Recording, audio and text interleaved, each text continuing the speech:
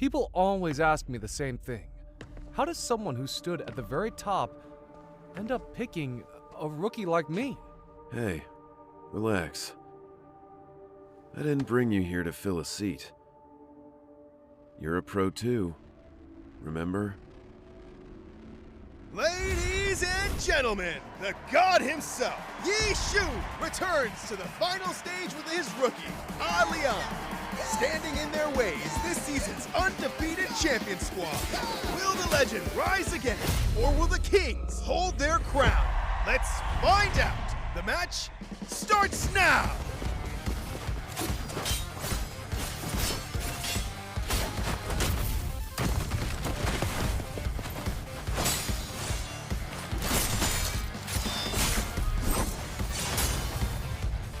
Buy me some time. Hold on. On it.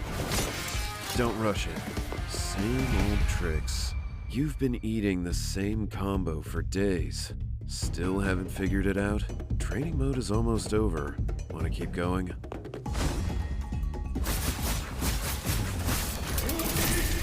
Good opener. Don't just memorize combos. Your opponent is not a training dummy. Oh, hold on. Let me reply to this message. Can't even stay retired, huh? What? You want to go through all that again? Just keeping the kid company. Taking it easy. Out of everyone you picked, N? Yeah, liked what I saw. Yoshi, come on. This kid has more holes in his game than I can count. You really want to run with him? What's the rush? This game is not as simple as you think. Leon is down. Yishu is on his own. Hey, can you hold? Yeah. Nice break. Yishu squad looks like they're in real trouble here. Luck is not on their side tonight. What if I make that mistake in the finals? What if my bad call costs us the championship? Would you regret picking me? This was never a one-man game. Regret won't undo what already happened. Instead of getting stuck on a mistake, figure out what you'll do next time. Chances don't wait. So stay in the moment. Focus on right now. Right now. There's an opening! Lord Grimm with the kaleidoscope parasol! And Alion fires back with metal fusion! Akos is down! Wait, Viper Ning! The final blow connects! Alion's HP hits I'm sorry. so We almost had a perfect ending. Whether our ending is perfect or not, that's for us to decide. Can I really? Don't worry. This was never a one-man game.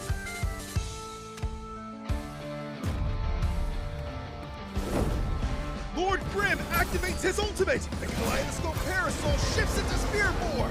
Dragon soars the heavens! He dodged it! Every dash spent, and he dodged it! That angle was impossible! There was nowhere to go! And Lord Grimm's ultimate missed! No, wait! It's the Rising Dragon! It's over! Your champions, NRK! The retired legend suits up one more time and proves he never lost it! I could play this game for another 10 years and never get tired of it. Never count out the old dog, and never underestimate the fire in a young heart. Maybe someday, the sound of my fingers on the keyboard will echo loud enough.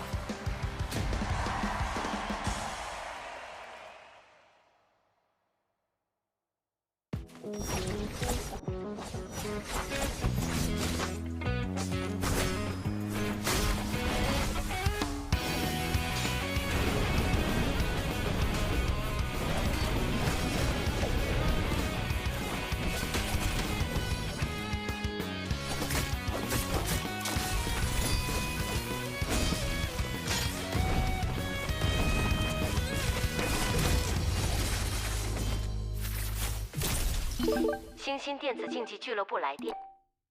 喂，我叶修啊，休息一年，该回来了吧？最近联盟搞联动，我来千机伞去永劫无间玩玩。看你玩这游戏挺有天赋的，要不要跟我学操作，一起打职业？打职业？我吗？想打职业，光有操作可不够。职业教科书第一课，知己知彼。角色和武器的机制都得先摸懂。先来新手刀房体验一下千机伞。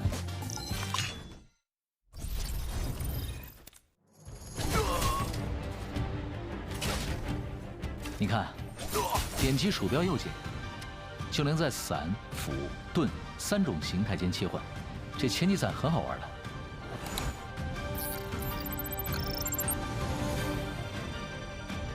伞是默认形态。轻灵迅捷，适合近身搏斗。刚上手的话，可以先从它开始练起。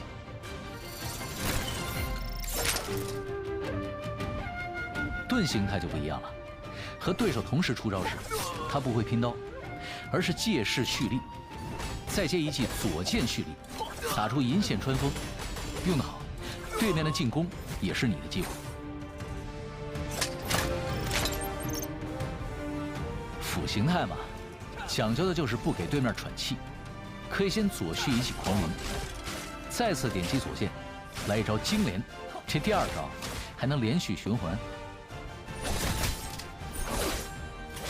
装上千机伞回御，最后还能补上一枪。这压枪可有点难。至于千机伞魂御神技，就是伞形态的压箱底了，蓄力到2段，招式会产生变化。怎么样，都学会了吧？开场指导赛看看实力。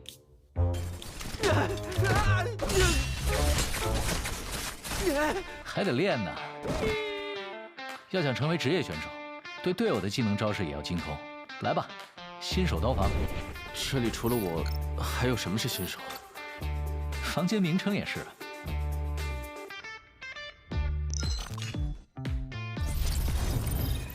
这次抖动，连续位移，方向还随你调整。用这方法狙怪，轻松开火车呀！当然，位移过程中可以随时停下，上调反击，走准位的话，机会这不就来了？影分身，位移后会留下分身，对面判断错一次，你就多一次反打机会。对手要是直接撞上来，还会和分身拼刀，陷入僵直。至于这点时间够你做什么，不用我教了吧？小技能看完了，接下来才是伞人真正的打法。千机伞嘛，玩的就是千变万化。伞人快打期间，点右键，战矛、战连、枪炮依次切换，各有各的打法。简单说，3种新形态都会积攒尾连式，攒满了就能放出对应的打制技能。打制技能一旦命中，尾连式就会清空。普通蓄力招式的派生攻击命中，则能直接把它充满。实战中要把握好节奏，这样伞人的变化才能真正的让对手防不胜防。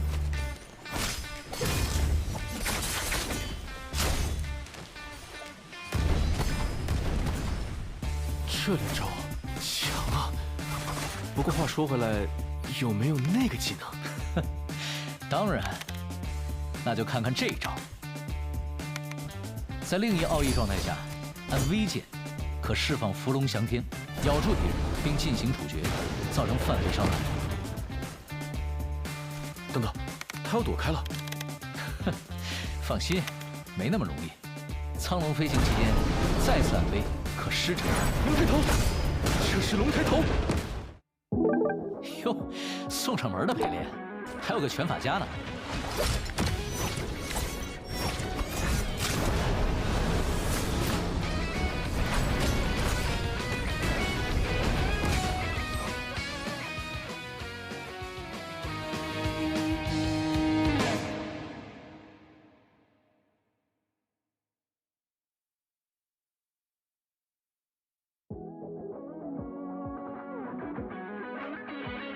永劫里的交手，说复杂也复杂，不过基础其实就3样：普通攻击、蓄力攻击和震刀相互克制。先把这层关系弄明白，才算是入门。既然会蓄力，也会走路，那蓄力滑步就不难，移动、拉扯、骗阵都能用得上。这算是老玩家的基本功，刚开始不熟没关系，多练几次，手自然就跟得上了。看到对手的动作，判断该用长闪还是短闪，躲开伤害只是第一步，能抓住空隙反打，才算是真正学会。注意留些精力，别机会来了自己先跑不动了。飞索也是很重要的道具，追击、赶路、抢高点，进可攻，退可守，用法很多，不用急着一次学全。每个英雄的奥义都能改变战局，但一个人开得再漂亮，也不如队友一起配合。多听信息，多报位置，时机合适就别犹豫。优势这种东西，落到手里才算数。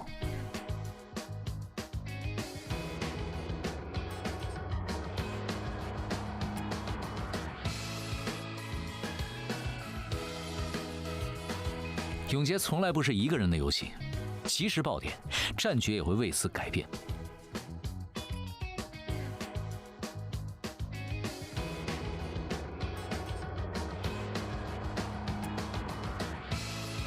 一时失利也没有什么，在这里，你不只有一次机会能回到战场。上一回哪里做错了，下一回改掉就是。只要人还在，比赛就还没有结束。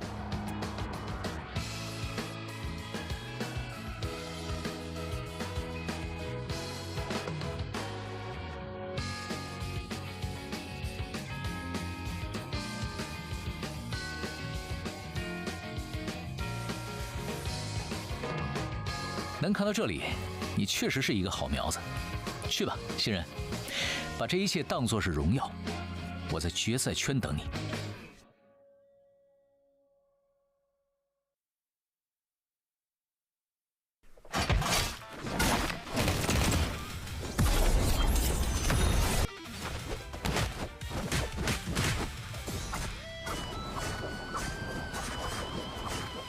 接下来就交给我了。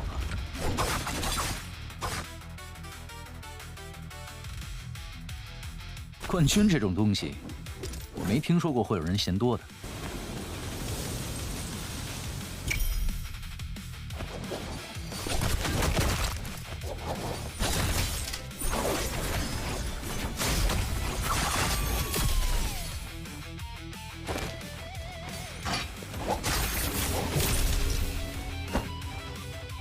你们是不是差人啊？我一个。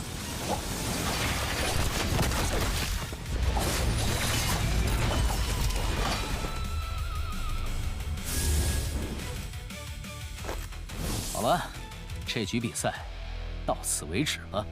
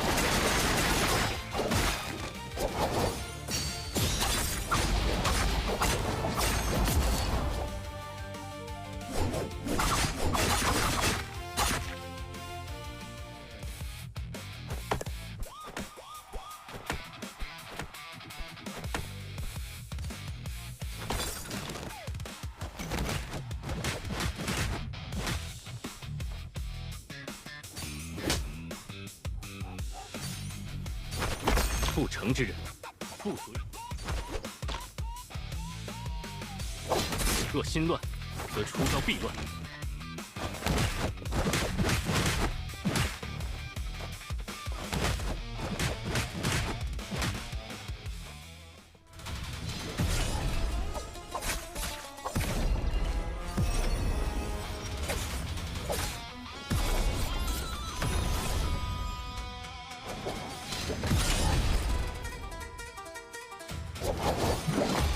你被我看穿，阴阳二界春野。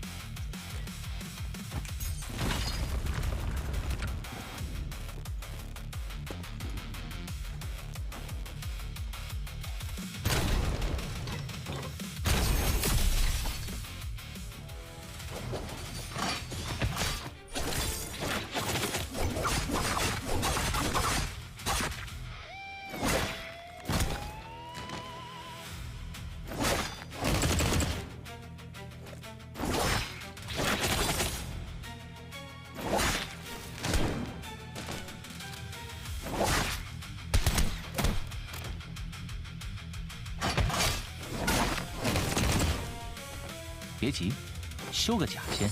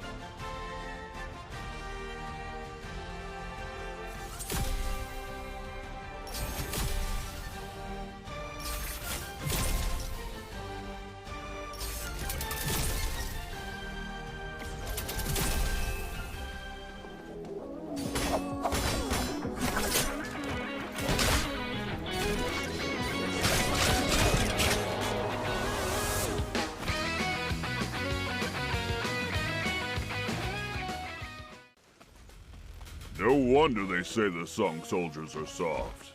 Hurry. There must be trouble at the city deity pavilion. Get over here!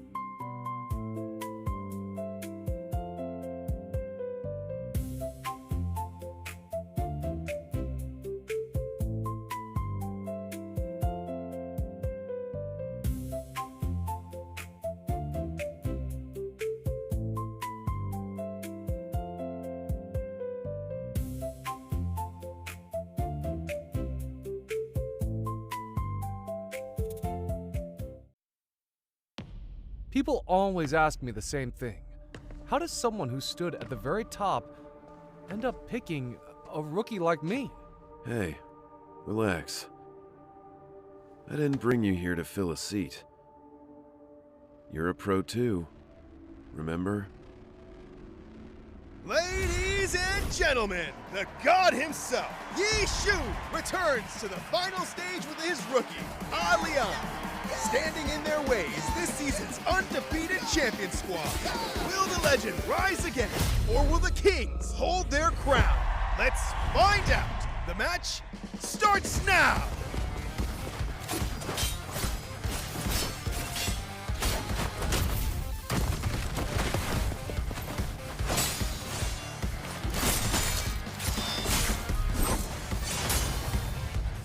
Buy me some time. Hold on. On it. Don't rush it. Same old tricks. You've been eating the same combo for days. Still haven't figured it out?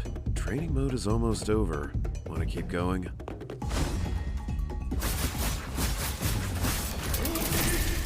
Good opener. Don't just memorize combos. Your opponent is not a training dummy. Oh, hold on. Let me reply to this message. Can't even stay retired, huh?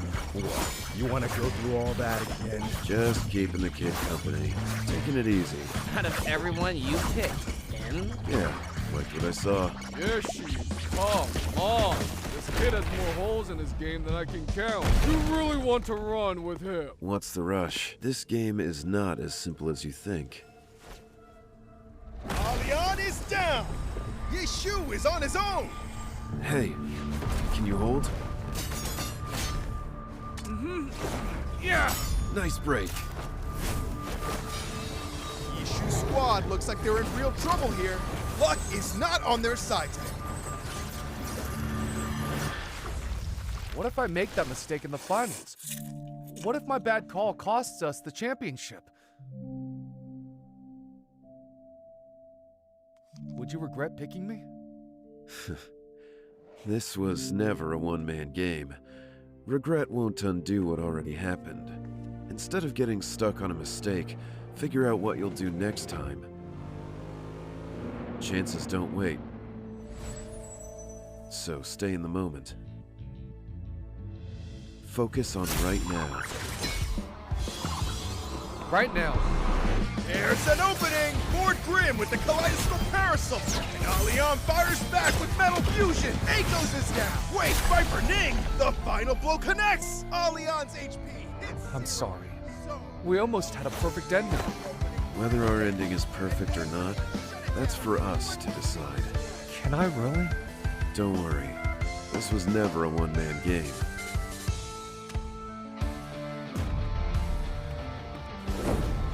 Lord Grimm activates his ultimate! The Kaleidoscope Parasol shifts into Spear form! Dragon soars the heavens! He dodged it! Every dash spent, and he dodged it! That angle was impossible! There was nowhere to go! And Lord Grimm's ultimate missed! No, wait! It's the Rising Dragon! It's over! Your champions, NRK! The retired legend suits up one more time and proves he never lost it! I could play this game for another 10 years and never get tired of it. Never count out the old dog, and never underestimate the fire in a young heart. Maybe someday, the sound of my fingers on the keyboard will echo loud enough.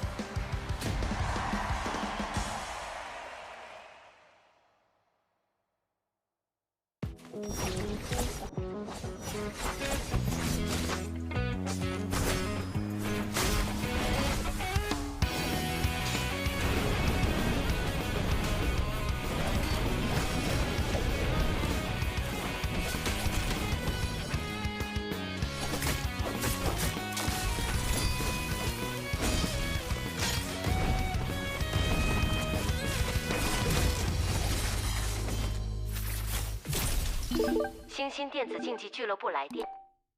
喂，我叶修，休息1年，该回来了吧？最近联盟搞联动，我来千机伞去永劫无间玩玩。看你玩这游戏挺有天赋的，要不要跟我学操作，一起打职业？打职业？我吗？想打职业，光有操作可不够。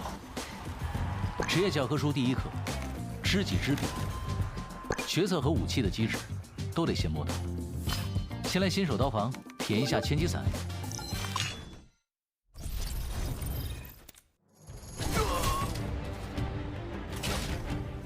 你看，点击鼠标右键，就能在伞、斧、盾3种形态间切换。这千机伞很好玩的。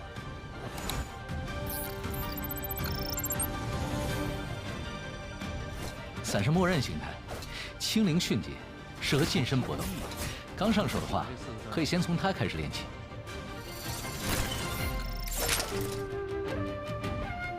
盾形态就不一样了，和对手同时出招时，它不会拼刀，而是借势蓄力，再接一记左剑蓄力，打出银线穿锋。用得好，对面的进攻也是你的机会。斧形态嘛，讲究的就是不给对面喘气，可以先左蓄一记狂龙，再次点击左键，来一招金连，这第2招还能连续循环。装上千机伞魂玉，最后还能补上一枪。这压枪可有点难。至于千机伞魂玉神技，就是伞形态的压箱底了，蓄力到2段，招式会产生变化。怎么样，都学会了吧？开场指导赛看看实力。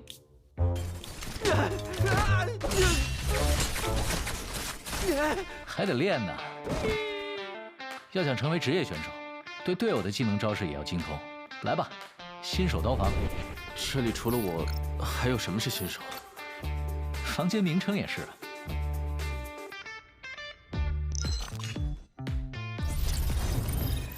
这次抖动，连续位移，方向还随你调整。用这方法狙怪，轻松开火车呀！当然，位移过程中可以随时停下，上调反击，走准位的话，机会这不就来了？影分身，位移后会留下分身，对面判断错一次，你就多一次反打机会。对手要是直接撞上来，还会和分身拼刀，陷入僵直。至于这点时间够你做什么，不用我教了吧？小技能看完了，接下来才是伞人真正的打法。千机伞嘛，玩的就是千变万化。伞人快打期间，点右键，战矛、战连、枪炮依次切换，各有各的打法。简单说啊，3种新形态都会积攒伪连式，攒满了就能放出对应的打制技能。打制技能一旦命中，伪连式就会清空。普通蓄力招式的派生攻击命中，则能直接把它充满。实战中要把握好节奏，这样伞人的变化才能真正的让对手防不胜防。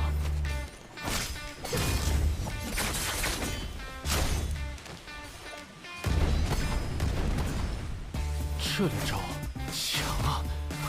不过话说回来，有没有那个技能？当然，那就看看这一招。在另一奥义状态下，按 V 键可释放伏龙翔天，咬住敌人并进行处决，造成范围伤害。等等，他要躲开了。哼，放心，没那么容易。苍龙飞行期间再次按 V可施展龙抬头，这是龙抬头。哟，送上门的陪练，还有个拳法家呢。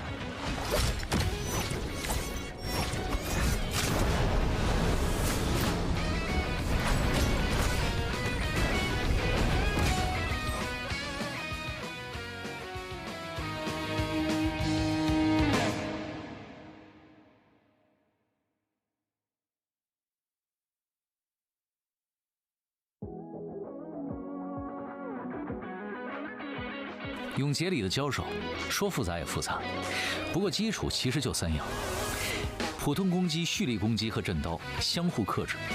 先把这层关系弄明白，才算是入门。既然会蓄力，也会走路，那蓄力滑步就不难，移动、拉扯、骗阵都能用得上。这算是老玩家的基本功，刚开始不熟没关系，多练几次，手自然就跟得上了。看到对手的动作，判断该用长闪还是短闪，躲开伤害只是第一步，能抓住空隙反打，才算是真正学会。注意留些精力，别机会来了自己先跑不动了。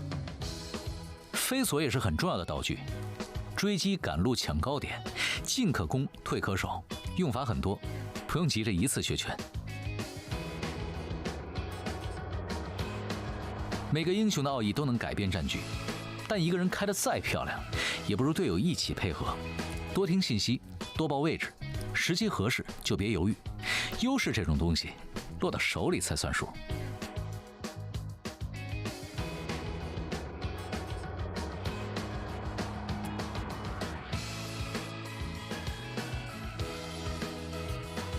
永劫从来不是一个人的游戏，及时爆点，战局也会为此改变。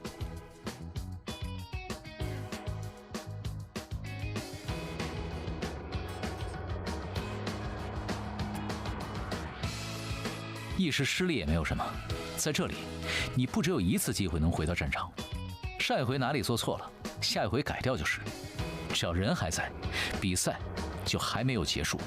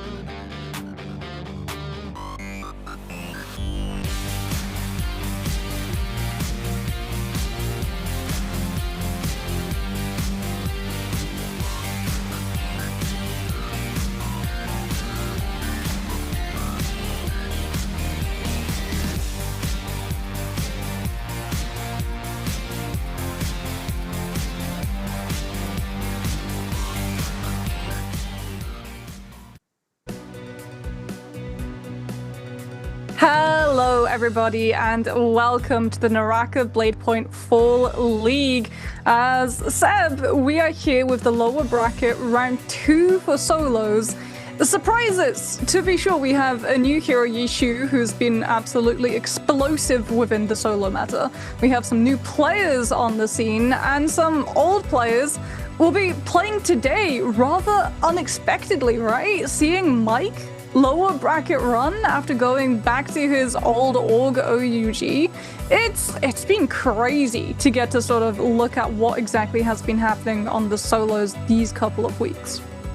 Yeah, it's definitely interesting to see how the league has shifted. You know, we have Mike coming back to his roots, going to OUG, expecting him to have a really good phase 1 or stage 1 in our fall split. But, you know, not really doing the most that he's been able to do in the past. We're seeing him sort of falter. Now he's going to be on that lower bracket. I do believe that we are going to see him qualify. There's no way we're not seeing Mike in a final. If that would be, you know, extra, start the press. You have to let someone know. But, ladies and gentlemen, we have some Twitch drops for you guys. We've got our Stage 1 drops finals this weekend. you're going to be able to get the Ember Flare and a Champion Bubble Choice gift for the Stage 2 finals. But you've got your Tank, your Silk, and your XP bonuses. And make sure you guys are getting ready for those Answer for Treasures as well. You'll be getting some nice and cool stuff as well. And always make sure you're linked your Twitch account to your NARAKA account, otherwise you will not be able to claim these drops. And you got to keep them, because once these events happen, they're gone. You can't claim them again. I have tried to get the ones that I've missed, and they still tell me no. So you guys, good luck. Good luck if you miss it out. Yeah, I think there's like one opportunity that you have, and it's when they do those specific events where you have like the pool of every cosmetic that they've released. You have a chance of being able to pull from those. You can pick your hands up on some very nice goodies from those things, like the player exclusive participation weapon skins as well. But speaking about player participation, all of our 8 players today will be fighting it out to remain within the top 4 to be able to make it to those finals of this stage that Seb talked about. Solos will be happening on Saturday. Trios, as always, will be occurring on Sunday. So it will be a dogfight when it comes to staying up in that upper half of the bracket, especially as we've said, Solos has been changing. We're seeing a lot of different tempo. This is the whole new rule set that we've been using at the start of 2026, which a lot of these players are still being accustomed to. And already we have, I think, the most explosive thing that has occurred for this season stage 1. Yagami, straight through into the upper bracket, newcomer on the block, touted as the next Mike, and he's been living up to that expectation. Yeah, you know, being too young to compete in previous years, finally getting that eligibility, and really just showing what raw and pure strength that we have been seeing from some of these new prospects that are going to be coming onto the scene in the next couple of years, and really just showing that the future of NARAKA is bright, ladies and gentlemen. But today we've got our competitors Shen Yuan, Mike, Wang Liang, Wu Fang, Frost, Arano, Chen, and Polaris fighting it out in our lower bracket round 2. We've already seen 4 people completely eliminated in our lower bracket round number 1. And now we have got, ladies and gentlemen, our today's schedule. It's going to be our game 1, as always, going to be our versus. Then we're headed to Morris, Holoroth, and so on and so forth. Our versus is going to be stacked up just like this. Arano versus Wang Liang, Chen versus Polaris, Frost and Mike facing off in the first round, Wu Fang and Shen Yuan. I have to say, the WFG new logo looking amazing. The GG logo. This is my first time casting this fall split. We've been undergoing some surgeries, so I have been away, but GG's Chen, the new GG logo, I love it. I love it. The new colors, everything is looking amazing. Moxie, are you thinking that we're gonna see the Mike qualification? Because I feel like it's standard. Mike, there's no way Mike doesn't make the finals, but in a world that Mike doesn't qualify, who are gonna be your other top 4 for this? Oh, that's a tricky one. Okay, so XY has to be up there. We have Chen's been doing really good too in solos as well, so Chen's there for sure. Then Arano, dueling potential. He's always been a very strong dueler. He'll likely do very well on the martial arts matchup, which is why I think it's very interesting that he has such a rough matchup at the very start. So 2 players that we're expecting to see qualify pitted against each other right away. The team, or the player that loses, they'll walk away with 0 points on the martial arts aspect, and that will put them behind the pack when it comes to trying to make it within that top 4.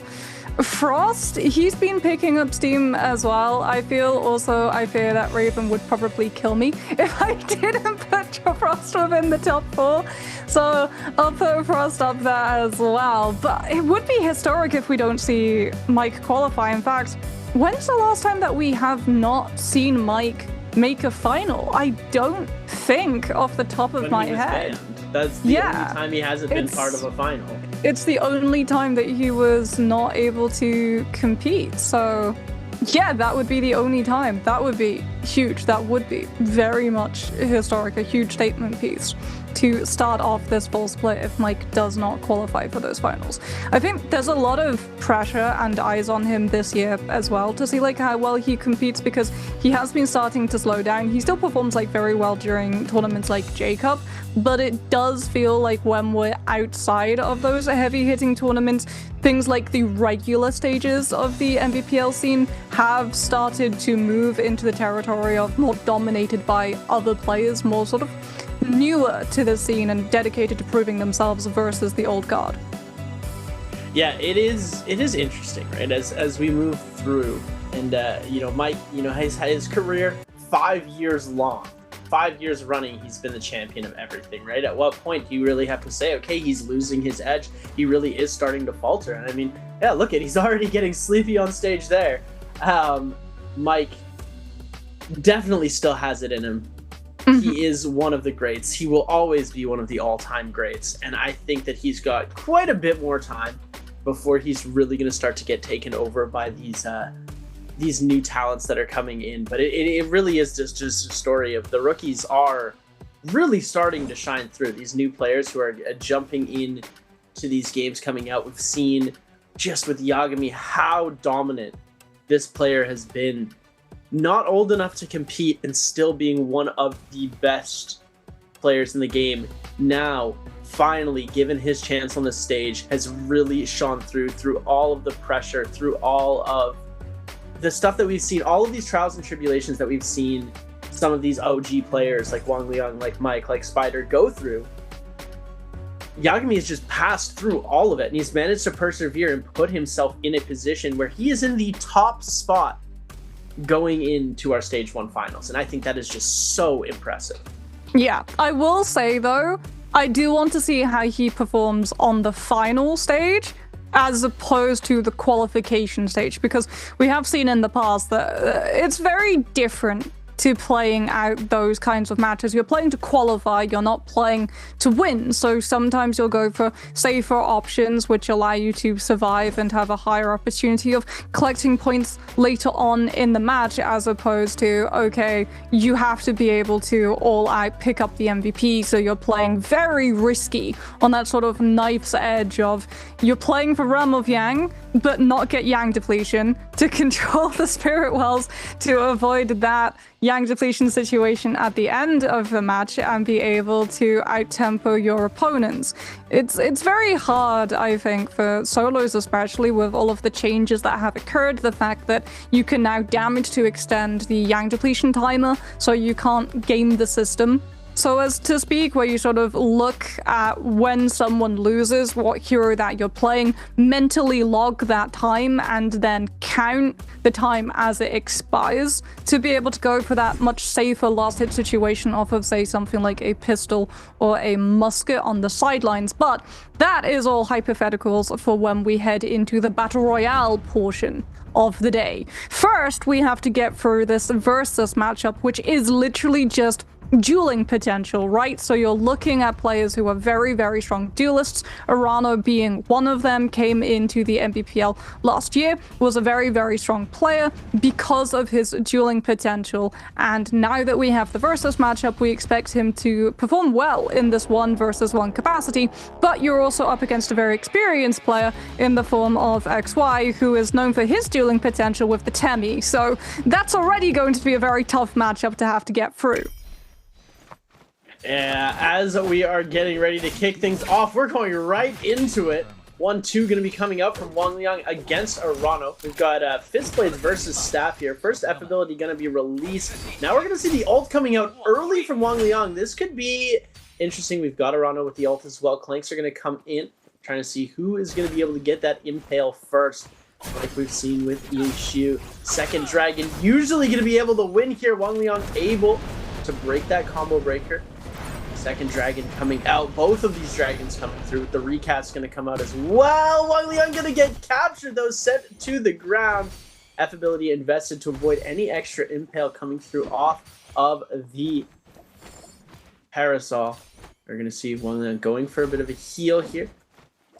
Just the neutral hold situation right now. None of these players are really looking to get too overcommitted Focus sent out. Scale Rush going to come through, but it's not going to connect. Big parry going to come out from Wang Liang into the jump LMBs with the F ability going to come through. He gets the catch off of the F, and Wang Liang taking the first round. Yeah, Wang Liang faking out that heal opportunity, not allowing his opponent Arano the opportunity to punish being stuck in that animation. As we will move away from the mirror match, we've got Zenda versus Feria this time around. As Wang Liang starting off with the Parasol, going for a very much guard composition here, gets the shield block, waits out the LMB from this fist blade, eating a lot of that damage, drops the pillar mech, isn't able to find the flop state onto Arano though. Now he has to play around hopping into that pillar himself, but the fist blade is being used to try to guard as Wang Liang's about to lose all of that purple armor. Likely will have to go defensively into that pillar pretty quickly, as it will still just be guarding around Arano, not giving Wang Liang the opportunity to chase him down. Goes for the first stage of that RMB as Wang Liang now trying to get through. He's got his F available, can be a little bit more aggressive. Out comes the Zenda ultimate though, and he does get caught out, has to burn the F1 on that animation cancel as he now hops into that pillar mech, trying to live out the damage capacity of this Zenda V1. Firewall is in play, blocking a lot of those cannon shots from the Feria mech, but now Arano is out of arrows until this last one is invested. Wang Liang still not able to actually connect any of these cannon shots directly onto his opponent. A lot of time has passed as well as he drops out of that mech, looking for the shield into focus attack, has to eat some of the damage from that fist blades, sends out the focus, still hasn't been parried as Arano just keeps being very aggressive with those fist blades, not really giving a parry opportunity for Wang Liang to look for. He's out of his combo breaker, but he does get dropped on the combo extension by Arano, which means that Wang Liang gets the opportunity to recover, goes for the shield into the drop R&B, still though eats all of that damage from the fist blades, looking to finish up with the jump LMBs, and this should be the match. Arano just has to chip one more bit of damage past that Parasol, and there we go. The Parasol, really annoying to fight into, as you can see, as Wang Liang just playing defense most of the time with that shield block ability. I mean, it's a good strategy, it's just, it is taking up quite a bit of time. He's not able to get that much damage output through. Let's see if Arano's going to be able to make that happen. This is really just a hold your own, play as much defense as possible strategy here. We're seeing actually Arano getting a little bit more aggressive with it, going through the form changes very quickly with that R&B. Charged LMB coming out as well. From our main attack side, another R&B going to come through, and that's going to be a lot of damage. Arano tries to jump in to get that parry, but the spacing is not going to be there. No focus follow-up for Wang Liang. See the catch come through, but the ult comes out from the Xiao. 1-2 is going to come around. Big charge going to come through, and that's just going to allow Arano get himself into that form, prevent as many heals as possible is what we're going to be looking for here. Manages to do so again. Wang Liang just, oh my goodness, what a beautiful heal deny from Arano right now. Wang Liang really on the back foot here. Full ult has been used up. You can see them trying to go for the dodges. The flicks come out. He's going to be able to find one. Oh my goodness, Arano really playing with his food at the moment. One catch through. F ability is going to come out. Manages to lose the parry to the overhold here. Big, oh my goodness, what a shift parry for Arano to finish it off. And there you have it, Wang Liang losing in that first one, and Arano moving forward. Yeah, I think for solos, I prefer being more forward with the Parasol as opposed to trying to just tank it with the shield block, because it just allows your opponent so much control of the tempo of the fight, right? So if you don't have all of that damage burst through on your ult window, you very quickly start losing steam, as it will be Feria versus Feria matchup here. Polaris versus Chen. Polaris able to catch the 1-2. Pillar has been dropped on top of him as he now returns the focus fire, utilizing that dagger, the LMB, to deny Chen's chase down, as Chen stands on the focus bomb for a while, not allowing him to find that stagger window Both of these fairies playing very careful guard around those pillar mechs, but he does find the pitter-patter of the charger LMB. Polaris now with the 1-2 cancels the overhold. Chen starting to guard Polaris away from hopping into his mech, but the LMB allows him to bypass. Now he gets to guard, finds the parry into the jump RMB, and will be able to clean up the kill. Both Farriers denied any chance of utilizing their mech to break away from the fight and have a heal opportunity. That was picture-perfect dagger gameplay from Polaris there, just canceling those focus attacks, going in for those 1-2s, just chipping down as fast as possible. We're going to see Polaris again with another single-handed wheel weapon. We're going to be using the fan, the congeneric of the dagger, playing this into the parasol. Might not be best idea. Those chips are going to come a little bit less easy, and those focus attacks are going to be released from that stone form block of the parasol, making it a little bit more difficult for him to break through, but he still managed to get quite a bit of chip in. You're going to see the grapple cancel of that blue animation there. He throws the one into the focus follow-up. CLMB is going to come through as well with a little bit of extra chip damage in. Now we've got the Zenda all full swing. 1-2 is going to connect. GG Chen taking quite a bit of damage here. You're going to see the dragon getting released. Polaris going to be able to block out of that. We're going to see the recast coming through from both sides. It's going to be the firewall up. The dragon catch is going to come through in the impale for Chen. What a crazy play, as Polaris is going to be sent back on his Yeshu game now against GG Chen's legendary Takeda Flying Knives. Let's see the Takeda Flying Knives back in action versus this Yeshu. How is Chen going to be able to chip past the fist blades? Already utilizing the range of the weapon's advantage. Waiting to see if Polaris goes for the distance close with the Skull Rush. Doesn't bite, so goes aggressive himself. Happy to play at range, though, just finding a lot of this chip. Combo Break has already been invested on the side of Yeshu, so Chen does not have to concern himself with that potential block stun setup, as we now have the investment of the Takeda ultimate. No Fury and Shove connections just yet.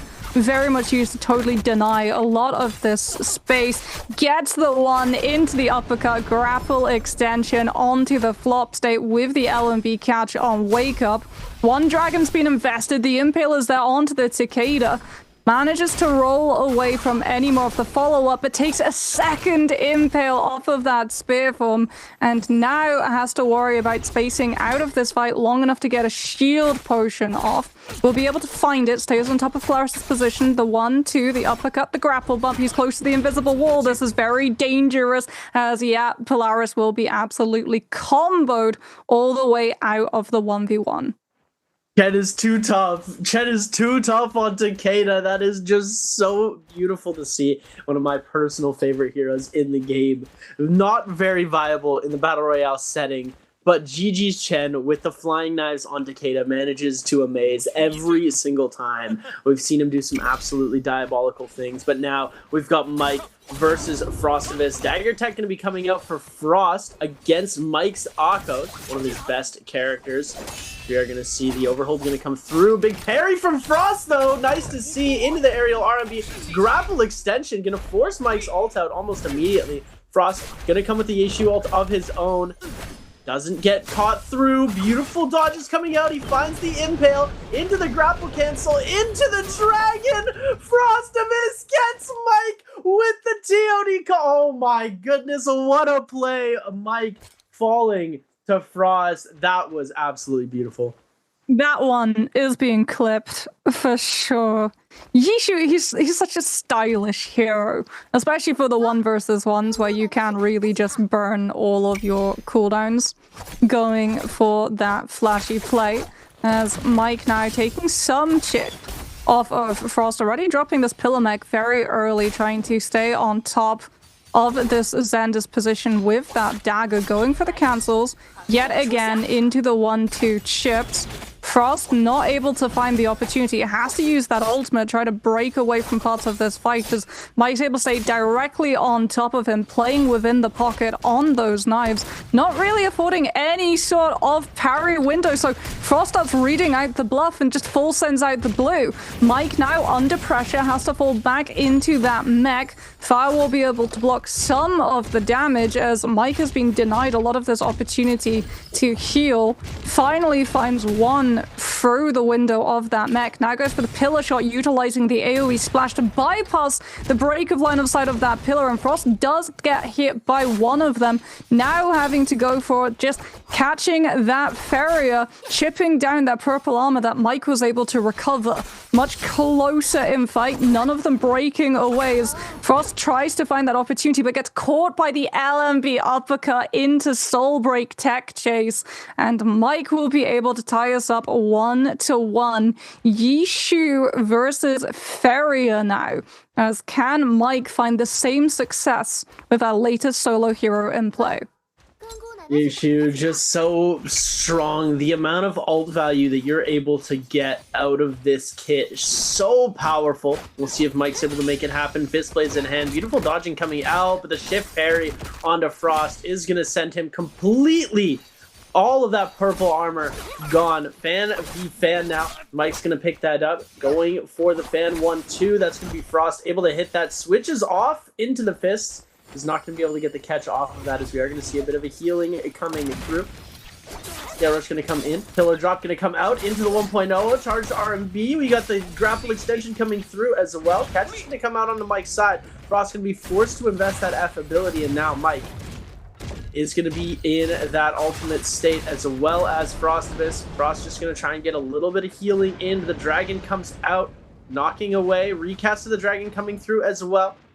Frost taking to the skies. Gonna drop down, see if he can get a bit of damage off onto Mike. He's gonna be able to find one shot. Two is gonna come out. Frost is gonna have to come out of this mech incredibly low in HP though. Not as big of a reset that Mike got, and the catch is gonna come through. F ability is invested though. Parry comes out.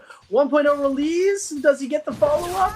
Very, very low in HP for both of them. And Frost with the ultimate gambit. The release comes out and he manages to take Mike down in the first round. Oh my goodness, it was one focus attack away for both of them. Yeah. Frost does manage to come out on top. What a beautiful finish. Look, if that Scale Rush connects, Frost dies. If that focus attack connects, Mike dies. It is the ultimate gambit. And Frost is able to roll the dice to hit the jackpot.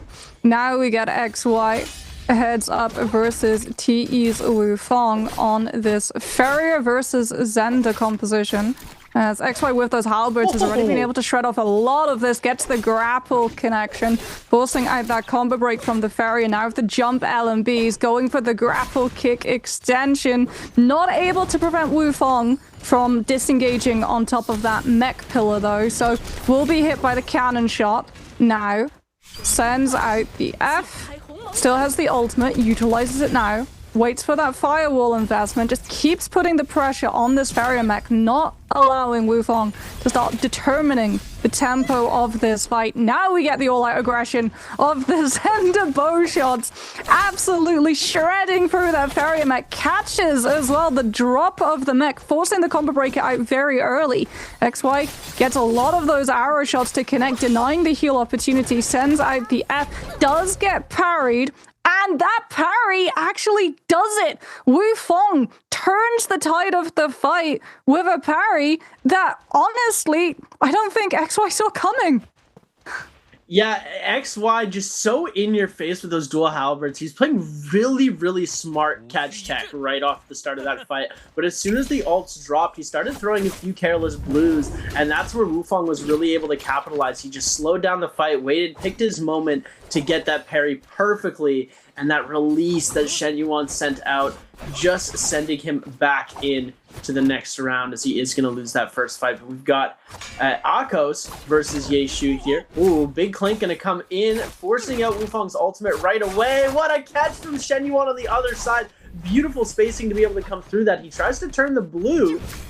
It's actually not going to connect. Wufeng doing a really good job of keeping that chase on, able to get the uppercut into the Tiger Slam, into the jump LMB. Jump LMB spam going to come through. He gets another catch, but the ultimate comes out again. Tiger Pounce is going to get dodged. Impale's going to come through. Shen Yuan now does have the upper hand. Oh my goodness, he misses the grapple. Dragon is still going to connect though. Impale's going to come out a second time. 1, 2, 3, jump LMB, and there we go. Shen Yuan with the equalizer.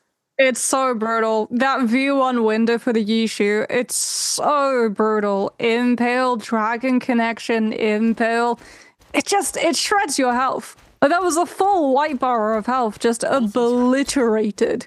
As now Wufeng gets the opportunity to do the same. We'll see if he's able to find the level of success, as XY's already been able to find the connection with that ACOS F2, leading up to a lot of that damage. Catches the disengage as well, forcing out the F1. So Wufeng losing that defensive capability. XY gets a lot more aggressive, punishing the lack of it, forcing out that V1 ultimate, as Wufeng has to play it much more defensively as opposed to setting up to catch XY, who, yeah, finds him with the Tiger Pounce into the jump slashes. And that will be the ACOS this time, walking away with the win. Shen Yuan, just such an in-your-face player. He's been like this for quite a long time, but this season, he really seems to have perfected it. Very few errors in his gameplay is coming out here. Beautiful dodges, really nice catches, super in-your-face attitude when it comes in. He's not giving you a second to breathe in these fights, just fully in your face coming through, reading all of your attacks. Tap's going to come out though from Arano here. You're going to see, look at this, trying to go for the catch. He has eaten 2 focus attacks here now though. Shen Yuan trying to see if he can go for the overhold here. 1.0 release is going to come through. We see Arano try and go for the parry, but it doesn't connect. Big parry from Shen Yuan. We're now going to see uppercut into the grapple bump. 1.0 release is going to be good. Focus follow-up doesn't come out here. Now we're going to see Yeshu. F ability invested now. Oh, he almost gets the catch, but the Dragon recast is going to come through. Arano able to get the impale off of the Dragon. 1-2 into that grapple restand. It's not going to connect on the grapple, though. So we're going to get to see Shen Yuan bringing out that ultimate. He's going to find the catch, but the F ability comes through from Arano. Regaining just a little bit of extra play in that neutral. Scale Rush is going to come in. He's got one last cast. Going to come through, uses the stun, and he's able to get the catch off of the Zenda arrow. What a play from Shen Yuan to be able to come through and get himself that just a little bit of extra damage. He could have gone for the damage arrow, but he went for the stun. He gets it through and manages to put himself up around. Faked out the heal as well. Arano thought the heal was clear to be able to go for that heal behind the pillar, as now we'll have the Shishu versus Zenda matchup yet again. XY, though, very much aggressive right off of the rip, does not wait to go low to be forced into proccing a lot of those resources. Has already procced out that Zenda ultimate as well. Dragon catch into Impale, finds both of the stuns, doesn't pick up the grapple extension. Just utilizes that grapple to be able to clear the distance away from himself and that Zenda. Gets hit now though without the combo breaker up. Has to take a lot of that damage on the extension. Without the ultimate now to be able to set him up with those impale windows. Flying knives yet again. Fakes out looking for a heal opportunity. Denies the reset. Just stays right on top of that Zenda. The parry off of the knives, having already forced out the F1, and XY continues to pick up momentum in the 1v1. What a play from XY at the end there. The double dodge parry. So quick on that reaction as well. Really nice to see. Now we've got Frostivus versus GG's Chen. And we out here, pillar drop going to be coming through early. Frostivus dodging that with ease. You're going to see the LMB uppercut coming through. It is going to connect, but the soul break doesn't come through. We get another LMB uppercut off here. Chen not respecting the parry. That's a third one into the soul break. Can we go for 4? Frost gonna hit 4! Oh No my way. goodness! 1-2 into the jump LMB! Frostivus! Look at him. Oh my goodness. 4 times? 4 LMB focus uppercuts onto Gigi's Chen. and Chen just not respecting the parry. I mean, if you see a weakness in your opponent's defense, be sure to press on it. Frostivus doing exactly that. That's wild that Frost was allowed to do that. As Frost finds a parry onto Chen, who tried to send out the focus attacks, and Frost this time respects that focus opportunity. All of that purple armor absolutely shredded, goes for the 1-2-3 with the knives. Chen having to just play keep away with the F1, looking for that heal opportunity, but Frost closes up the distance, denies it. Out comes that Zender now, finding a parry onto Chen, and he just lets him walk back up the grapple kick extension without that F1 to be able to break the lineup. And I think off of that match, Frost just broke Chen.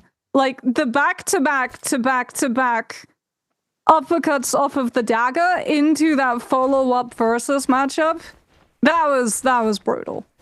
Yeah, he baited him into playing blue into that second round, and then Frostivus was just reaction parry ready the entire time. And now we've got Shen Yuan versus Frostivus kicking things off. We've got Yeshu Dagger. That's going to be one.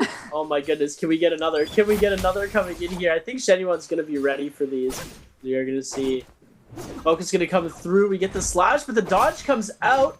We go for another LMB. No parry's going to come through here. Charged RMB going to be ready. Clink's going to be coming through.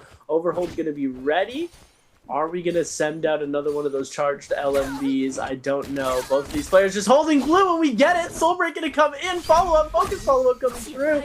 Tries to go for the parry, but he's not going to be able to connect. Shen Yuan. Oh my goodness, what a parry from Frost into the jump RMB. Frostivus really just a shark in the water right now, coming out to play, absolutely decimating Shen Yuan in the first round. Is this just the dueling meta? Just hold dagger blue and bait your opponent into having to 50-50 gamble on if you release the LMP. And if they release a blue to Clank, you find the parry instead. Frost taking a little bit of chip with the blue flying knives there from XY on the LMB release. Still holds the F though for the extension to avoid out of the grapple kick here. That's the Yishu ultimate. Frost still holding on to the Zendicast to be able to try to avoid some of these Dragon Spear connections. Puts up the pressure, forces much more of a defensive, passive way of playing the tempo of this ultimate. Now turns up the heat, closing up the distance. Arrow shot invested, dodges the first cast of the dragon, still has to worry about the recast. There's the recast, this should connect onto the Impale, but no, it leads up onto the LMB instead off of those flying knives. The ult window running out when XY needed it, which allows Frostivus to be able to chip him down at range with the knives and walk away with the overall win. Oh my goodness, Frostivus.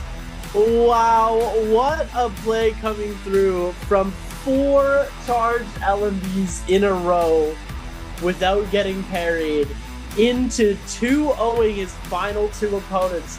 Both GG's Chen and Shen Yuan not standing a chance. The only 2-1 matchup he had was against Mike, who did go out in the first round, and Frostivus too cold with it, able to come through with the win in our game number 1, our versus. Frost doing absolute insanities. Shen Yuan really just too stunned. He doesn't. That was just a masterclass put on. He's baiting out the blues. He's showing that he's throwing so much blue.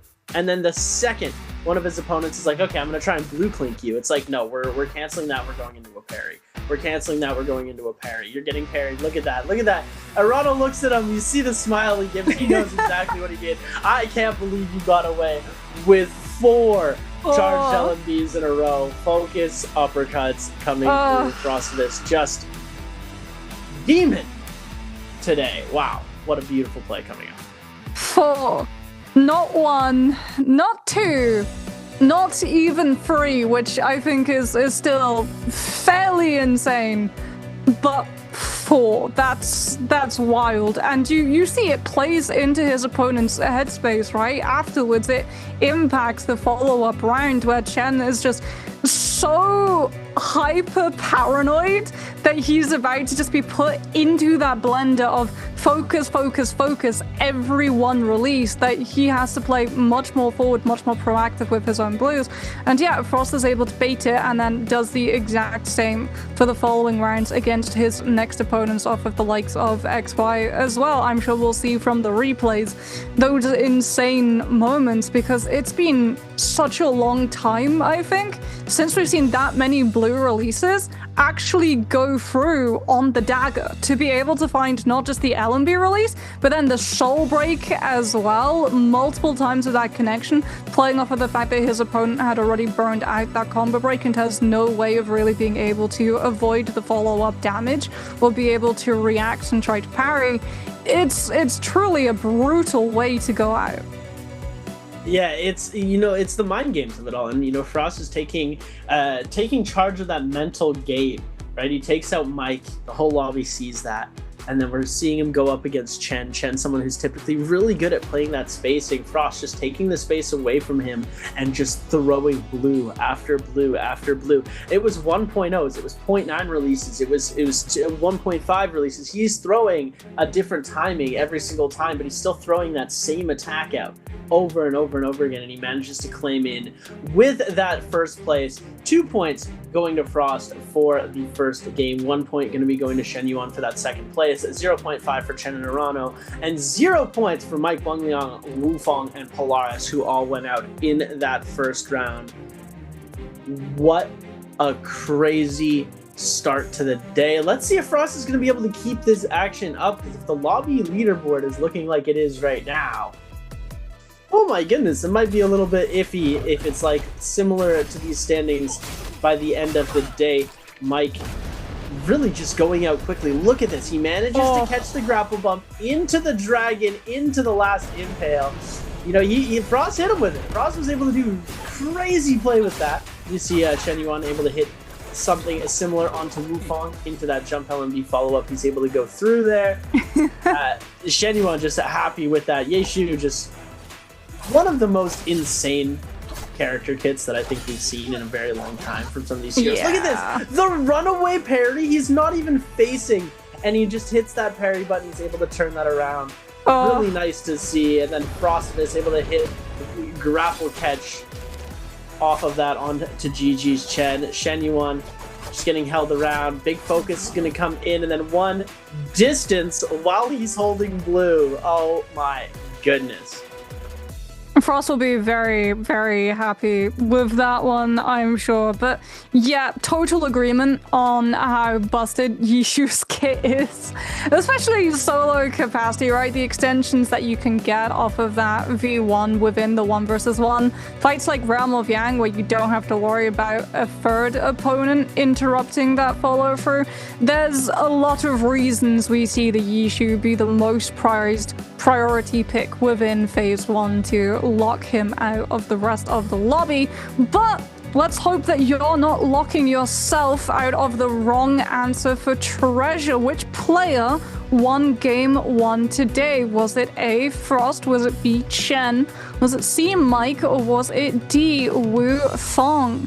Put your answer into the Twitch chat and make sure that you keep your eye on that whisper box, so that if you are picked, you don't miss the request of the official NARAKA BLADEPOINT Twitch account asking to have your UID to be able to send those prizes over. But Seb, at the start of this broadcast, you asked me who my top 4 players were. Now I'm turning the shoe onto your foot. Or I guess the Yi shoe onto your foot. Who do you think? I've been waiting so long to use that pun, you have no idea. Who do you think will make it through for our upper bracket? Are we saying like how I asked you with no Mike? If Mike doesn't qualify my top 4, or am I allowed to put Mike in my top 4? You're allowed to put Mike if you want to. Because I'm still seeing Mike in my top 4. I'm seeing Frostness is gonna go number 1 today. I just have a feeling he looks calm, cool, and collected and ready to go. I'd say number 2, we've got Mike. Number 3, I'm gonna have a Shen Yuan, and then number 4, I want to see Wang Liang qualify. as well. That's my prediction for the order of qualifying, and it's going to be a really close one. 4 and 5 are going to be really close. Wang Liang and Gigi's Chen. Chen, okay. See, I want to see how a lot of those players, Chen especially, bounce back when we head into our first Battle Royale match, because what we saw from Chen by losing to the Dagger in that fashion of LMB releases, it impacted his second round of martial arts. It potentially impacts his first round of Battle Royale when we head into Game 2. And there's risk attached to that, right? Because you didn't score that high on the versus matchup. It was not 0 at least, but he did not score that high. So if it does lead to an impact on Game 2, he does not have that same level of cushion as Frost now has by already picking up 2 points. If he gets sent out of one of these lobbies early, like say he has a bad hero matchup off of his phase selection, he won't be breaking that much of a sweat. When you look at players who picked up 0 points, though, now there's a lot more pressure on them to perform for the rest of the day to catch up.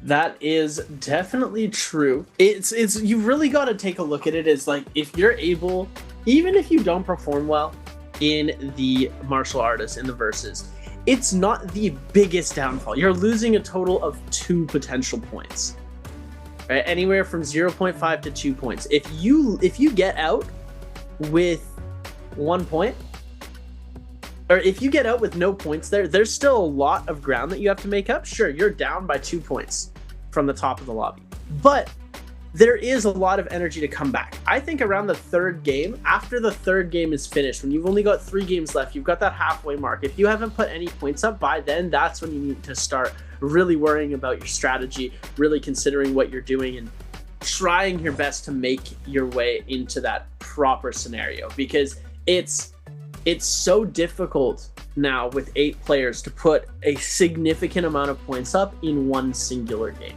We've seen the 10.5 points. We've seen, I think 12 has been our maximum amount of points in one singular game of solos, but we're not seeing 20-point solo games anymore. We're not seeing those crazy high games. The kill multiplier's gone. The placement points aren't as much. Your value on how many eliminations you get is going to be the craziest amount of value that you're able to get out of points. So it's really putting emphasis on that fighting ability, putting emphasis on being able to get eliminations over anything. Placement still does matter to some degree, but you can go out very early, still getting a lot of kills and still be in the contention. But getting 0 kills, getting 0 eliminations, placing very low in the standings, that is where you're really going to need to lock in, because you're just going to be falling so far behind, because it is so much harder now to catch up. Yeah, I think that's why things like the Ram of Yang are so important, not just for the buffs that it provides, right? Getting your hands on Vermilion Bird's Might's huge. It's a literal lifesaver, because it allows you to play that time of the buff, that duration, aggressive, looking for kills, looking for points. If you start losing a fight, it's okay, you're still going to remain within the lobby, but it also allows you that opportunity to get 1 extra kill on the board without additional pressure of third party punishing you when you invest your ultimate. It's no surprise that it will be the Yi Shu taken off of the board first for phase 1. As we've said, he does not just have strengths on the versus matchup, he really is a strong all-round hero, as the Zender will be removed next before Chen takes away the ACOS option. We still have a lot of very popular solo heroes up for grabs. The Shiol still in play, the Justina as well, and the Kylan, which Polaris thinks about, but instead defers to the Shiol afterwards. Kylan early? I don't know. I don't understand the Kylan pick. Now, I do enjoy Kylan as a character, but I think in this meta, Kylan just not having insanity amounts of value. I think that a 5th pick, a 4th pick Kylan, just a little bit too up there. I mean, you know, these pros definitely got the tech. Frostivus, you know, has performed in the past incredibly well with the Kylan. I think, personally, I think the Yodo's a stronger option than the Kylan, but I guess given the Yeshu, I think Kylan, really able to balance out that hero's strengths. Lonnie going to be 6th pick. Shenyuan. No Temi in the top 4 either, which is interesting. Shenyuan going to be able to have his Temi in 7th position, and Wufang with the last pick is going to select. What will he be selecting here? We're going to see Justina. We've got Justina available. Yeah, I guess Justina. Wufang is also a very big Justina enjoyer. Like, we've seen a lot of Justina coming up from him in previous tournaments, even when the meta hasn't been pointing towards Justina's way. And I think that's that 8th pick is kind of the personality pick for everyone. When they get to pick what they truly and comfortably like out of the non-meta heroes. And I'm really hoping we get to see a Chen Takeda battle royale. That'd be really fun. I would love that. I'm hoping we get XY Taka. I know some Dunk will be hoping for that one as well, as he was able to MVP with it on an NBPL round. Something which Dunk was very happy about. But yeah, I feel like Justina, she's always just a strong option, right? Defensive combo break, ult can be used to set up extensions for damage or to escape opportunities that start turning against you, those dashes, being able to very quickly remove yourself from the main parts of the fight occurring, especially when we head into the sort of later stages of the game when people are roaming the map with Yang Depletion looking for easy to pin down targets. Trying to kill a Justina when she still has that ult available to dash out can be a lot trickier than locking down some of our less mobile heroes, as we will be starting off on Morris Isle Dawn. So no fun parts of the map to really be able to drop onto. Things like Salvation Podium or Arcadia that we have on Padoria, to give yourself that one-sided advantage of having extra life, Mortal Defiance within the first realm of Yang fight, or a yellow weapon off of a hot drop if you're able to solve. It is just good old-fashioned fighting and beating your opponent by just outskilling them, which plays to, I think, some of our players' strengths. Mike, in particular, known for being very good at just playing off of his own skill, which was the reason why, for the longest time, he was such a dominant, in fact, the dominant performer within the solos meta. Yeah, it's interesting to see how the meta has shifted, though, right? It's like when you've given a hero so much credit, when you're able to play with a hero and create so much different like meta defining tactics into a game, and you're able to abuse that for so long, and then a new thing comes out to shake up the game, it's really taking a hit to how the person who originally defined the meta is playing the game. They're forced to adapt, they're forced to change their entire playstyle and strategy, and now it's really taking a hit, obviously, to Mike's mental, where he's in the losers bracket now. He wasn't able to place top 4 in our stage 1. He wasn't able to make it to the finals right away. He's got to play through losers 2. And hopefully he's going to be able to make his way through this, and I think he's fully capable of it. But there's a long road yet to go. We've got 5 games coming to you guys, ladies and gentlemen. So grab your snacks, grab your popcorn, get your drinks ready, ladies and gentlemen. Our first Battle Royale is upon us. Game number 2, kicking things off. It's sort of... It reminds me of an interview that he did, I think, 2 years back, where he was saying that he preferred weapon identity meta over hero kit meta. And I think it says something that when Mike's not performing, Yishu is at the top of solos meta, a hero who literally can just all-out kill you with his abilities alone. No weapon actually required, as Wang Liang has already been able to get his hands on purple dual blades. He'll be very happy about that one, vying for control on Money Spot, as we'll be following the first fight, but not proper fight, just a slight dust-up No one really wanting to commit to a proper 1 versus 1 just yet, as there are players close enough to look for those third parties. Polaris has already been able to get the pressure onto Mike with those blue flying knives, forcing the combo breaker out from the Lani. So Mike will be playing much more passive, waiting for that cooldown to cycle back. And Polaris has denied the opportunity off of the amount of buildings that there are to keep yourself mobile and just scamper up onto the rooftops and away from close positions with scale rushes. As Frost plays up off from cliffs, takes us away from the pretty rough terrain to try to follow up on some of that Kylan damage. He's very close to the ultimate. A few more stray hits of those knives and a little bit of absorbed damage onto Arano. Should be able to build that one right up, as he's been able to catch Arano onto the verticality, trying to find the follow-up with the bow swap. Terrain making it difficult for Frost to stay on top of his opponent, allowing Arano to break away onto one of the stashes. Hasn't been able to find an armor reset. Oh, no, he was able to pick up a great armor reset. As Frost now sees that he was denied that opportunity to go for the kill, has to use the ultimate, gets one dash through, gets hit up by the first of those dragons, investing the F to try to dodge the follow through. Now looking for the drop down RMBs with that Kylan ultimate, finds the dash, keeping up the pressure onto Arano, not allowing him to fully disengage, and will be able to follow up for the kill.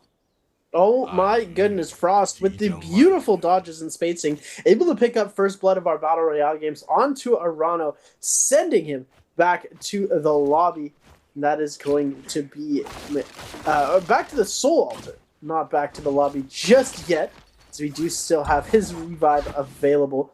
OUG Mike be hanging around. This is Zest Winery, ladies and gentlemen. There is almost everybody located in this on the map, all in the same position right now. Mike getting aggressed on by Polaris. Polaris and Mike going at it. These fist blades are just going to allow Mike to take a little bit of a dip out of there. He manages to find a blue armor swap. Overhold's going to come through. He's forced to panic F there. That's going to be putting Mike in a precarious situation. They see he's no F. All of the capture's going to come through. Lani Ultimate going to be coming out. Ooh, nice new customization of the Lani Ultimate as well, by the way. That is looking super nice. It's, Mike going to be building up on Mike's looking super vulnerable the moment that his ult is done. Everyone knows Lani was forced into burning it, so yeah, he has to cancel the ult early and just book it. It's a smart decision to take it out there. It's a, cancel ult, get 40% back, just get out of there as fast as possible. Full reset going to be allowed onto Mike, and they're going to respect that. They're going to let him go for the rest of the game. Nobody wanting to overexert themselves too early, especially when there's so much third-party potential around. We're going to see now first Yang already about to spawn, and we've got only one elim, by the way. One kill. Yeah, wow. First elim. This might be one of the slowest lobbies we've seen of solos this year. Mike full committing to the LMVs, finds the parry here onto Wang Liang. Oh, the back-to-back parries, forcing out that panic Zender ultimate as Wang Liang tries to turn damage onto Mike, finds the 1-2 into the third focus attack. The follow-up, though, not there as XY senses blood in the water, finds the third-party kill opportunity off of the knives when Wang Liang is distracted. And Mike now is forced to have to invest his ultimate, booking it away from the Temi ult lockdown. No Wisp connection onto Mike just yet, as the trick ball will return. XY swaps onto the musket, keeping up the pressure onto Mike, trying to deny the Lani, getting those heals through, but Mike has been able to separate line of sight with the building between them. So now the attention will turn to who controls the portal pass for this realm of Yang. Both Temi and Lani ultimates currently missing as Wang Liang returns to the scene of the crime. He knows that they don't have ultimates, and Mike is forced to just full send through the portal to be able to avoid having to be locked into the 1v1. Yeah, when you've got 4 players at one portal, there's a guaranteed to be somebody without a pass. So we're going to see our first fight coming through. This is going to be Mike versus Frost. Frost with the chance to put up yet another point against Mike here, as we are going to see focus attacks going to come through. That's 2 focus attacks in a row. Goes for the parry, but the overhold's going to come out. Mike already going to be on the back foot here health-wise. We have the Kylan ultimate released into the Lonnie ultimate as well. Capture's not going to come through. Goalie stance recast has already come out as well. 1-2 is going to come out. Mike going to be trying to go for that overhold with the dual halberds, but it's not going to connect. F ability now invested. Very few Kylan flashes left available for Frostivus, as he did switch over to that cannon for that purple extra bit of damage on that ultimate. Mike, 1 HP in a dream right now. Big parry going to come out, and Frostivus coming through with the win against Mike in the realm of Yang as we're flipping over to Polaris versus Wufang. Yeah, Wufang catching Polaris there on top of that pillar with the LMB uppercut of that dagger. Shield ultimate still in play. Polaris holding on to it to have those free shield blocks available to him. Breaks away from the main of the fight. Will be able to find 1 shield off. Scale rushing, closing up the distance. Waiting to see if the LMB will be connected. It is cancelled out of, but now is the uppercut into the grapple kick. Polaris still holding onto this ultimate. Will cycle back into his combo break, as we're also still holding that Justina V1 too. There's the first of those dashes invested, and Polaris will be able to catch, but he's got that F1 invested to be able to break away off the frozen state. Now goes for the 1-2 grapple kick, trying to find the Justina versus that invisible wall. Shield still up and available as Wufang's plus to play a little bit more defensively, trying to find 1 armor back through from behind that pillar. LMB wish from Polaris. The dash finds the freeze into the spear swap RMB, but Polaris still has 1 head catch. Will be able to find the block onto that Justina, finding the follow-up damage. Swaps onto the musket, trying to punish the range that Justina has created, but eats the 1-2 into light attack stagger. 1 chip of damage and Polaris will be done, but Wufang's also pretty low. The F1 invest from that Justina, finding the stun up onto Wufang. Polaris scale rushing away to a different pillar for it. The LMB tries to turn the follow-up, but gets taken down by the flying knives, and Wufang playing defensive with the F. Oh my goodness. The F ability blocking just a little bit of damage, sending it back, and he was so low at HP, it manages to take him out. Oh my god, Mike got signed. Mike got hit by the sign. Okay, Shenyuan just going to use that to get away. Does not want the smoke right now from Mike. As Shenyuan, no Yang depletion. But he did manage to take out Wang Liang. It looks like that was Wang Liang's second life. 1 HP in a dream as Wang Liang running away. We're going to see Shenyuan trying to keep up the chase. F ability invested. Musket shots coming out. Shenyuan really just holding up on the top of the sky. And there we go. Wang Liang eliminated with 0 kills in this game. And that, a little bit worrisome there. He's going to be going out here. Big parry going to come through. GG's Chen on the other side, who manages to get his win in the Romo gang as well. Big parry onto Arano. Armor swap's going to come in. Very handy right there for Arano. We're going to see the big parry roar going to come through. Gets canceled out by the Dragon recast. Could be coming through, but Arano able to beat... Oh my goodness, beautiful grapple into the Impale. He's going to be able to find another Impale off onto GG's Chen. This is not looking too great for Chen right now. Tiger Pounce is going to come through, doesn't manage to connect. Ultimate should be going down any minute for Arano. Chen with a few seconds left. It looks like he is just going to go for the heal up. He's got 30 seconds left on this buff, and he intends to use every last second of it. Coming through with the terror, it's not going to connect. Arano down on the backside, going to get parried again. F ability coming out, but that fist blade damage coming through. He's not able to prevent any bit of that parry punish. Jump LMP spam going to come out, and Arano gets sent out in 7th place, and GG's Chen picks up another kill. Yeah, just stands there on the RMB state, eating the light attack damage.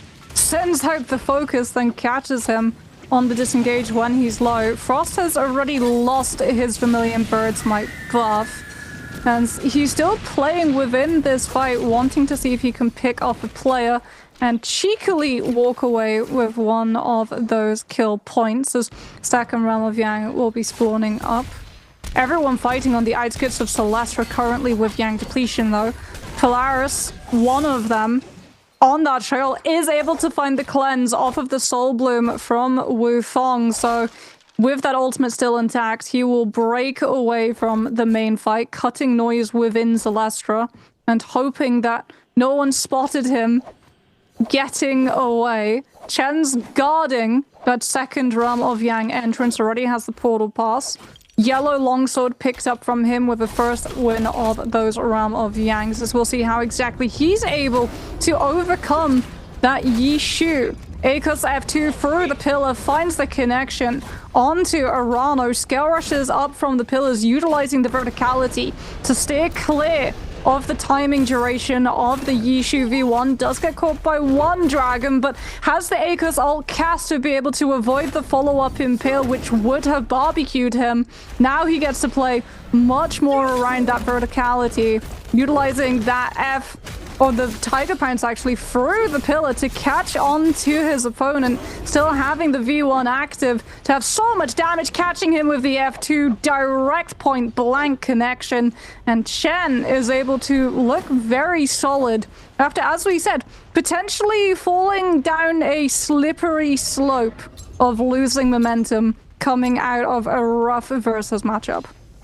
Chen also managed to do so on gray armor, which is, I think, is a very impressive feat. He defeats Arana, who was only on blue armor, but still that gray armor, not something you usually want to go through Yang with. He manages to come out on top and secure himself that win, as we are going to see him facing off against Frostivus on our other side of the Realm of Yang. Now we've got Shen Yuan versus Mike coming through here.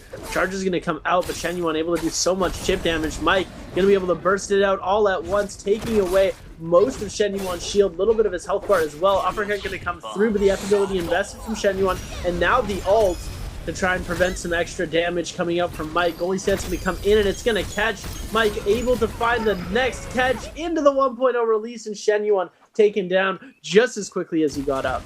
Now we're taking a look at Frost versus GG's Chen. Frost swapping to that cannon, finding the AoE splash damage to keep breaking the health bar, dodges the F2, has the nunnies, keeps charging up the threat of that RMB, gets chipped down by the scale rush, just light attack connection.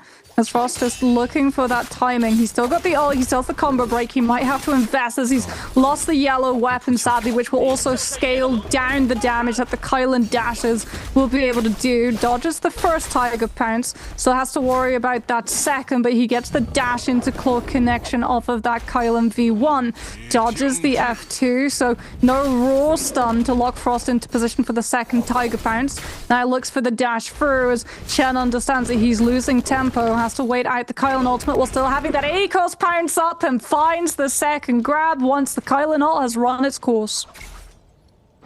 He is able to come through. So much damage output. Oh my goodness. Speaking of damage output, Shen Yuan finding Mike on the outside of the Realm of Yang and manages to catch him in a wisp, hitting a couple of musket shots, but Mike able to find his way out of here. That's going to be a pot coming through as well. Shen Yuan now forced to back up, headed into his own ult, trying to see if he can find any sort of momentum into this fight. But Mike now fresh on the hunt. He said, you made me burn ult. You're going to get all three of the ult balls coming through. The trick balls going to be sent through. Ult does get canceled here. Mike, oh my goodness, almost gets caught in the wisp. We've got a little bit of terrain griefage coming on here. Mike trying to find his way to break in. He goes for the catch. He isn't going to be able to connect off of that block. But now Shen Yuan is fighting an enemy who's gaining back passive health. That's so much damage off the 1.0. 1-2 catch is going to come through. Mike able to deal so much damage. Chip is coming in from that dagger as well. Another armor swap coming out. 1-2 coming in from Mike. Will he be able to get the 1.0 attack? The 1-2 into the catch. F ability comes out. Mike with a raw uppercut. And he manages to take down Shen Yuan by a sliver of HP. And the power of the White Tiger manages to come out on top. The story of Temmie, the F. Every time, use the F, be chased by your opponent by uppercut.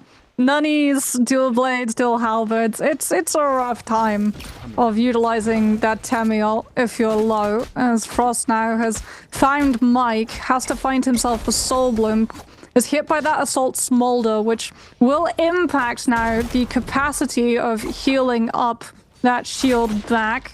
Already utilizes the F1 too, so Frost very vulnerable, has to play spacing perfectly with these knives, waits out the parry window before hitting on out with that LMB as Mike finds the catch into the uppercut, into the grapple bump, into, yeah, that full charged hit of the RMB, and Frost will be sent out of this lobby. Still 2 eliminations to his name, but Mike very much, it feels, back on top of his game, as that is his 4th kill so far of this match.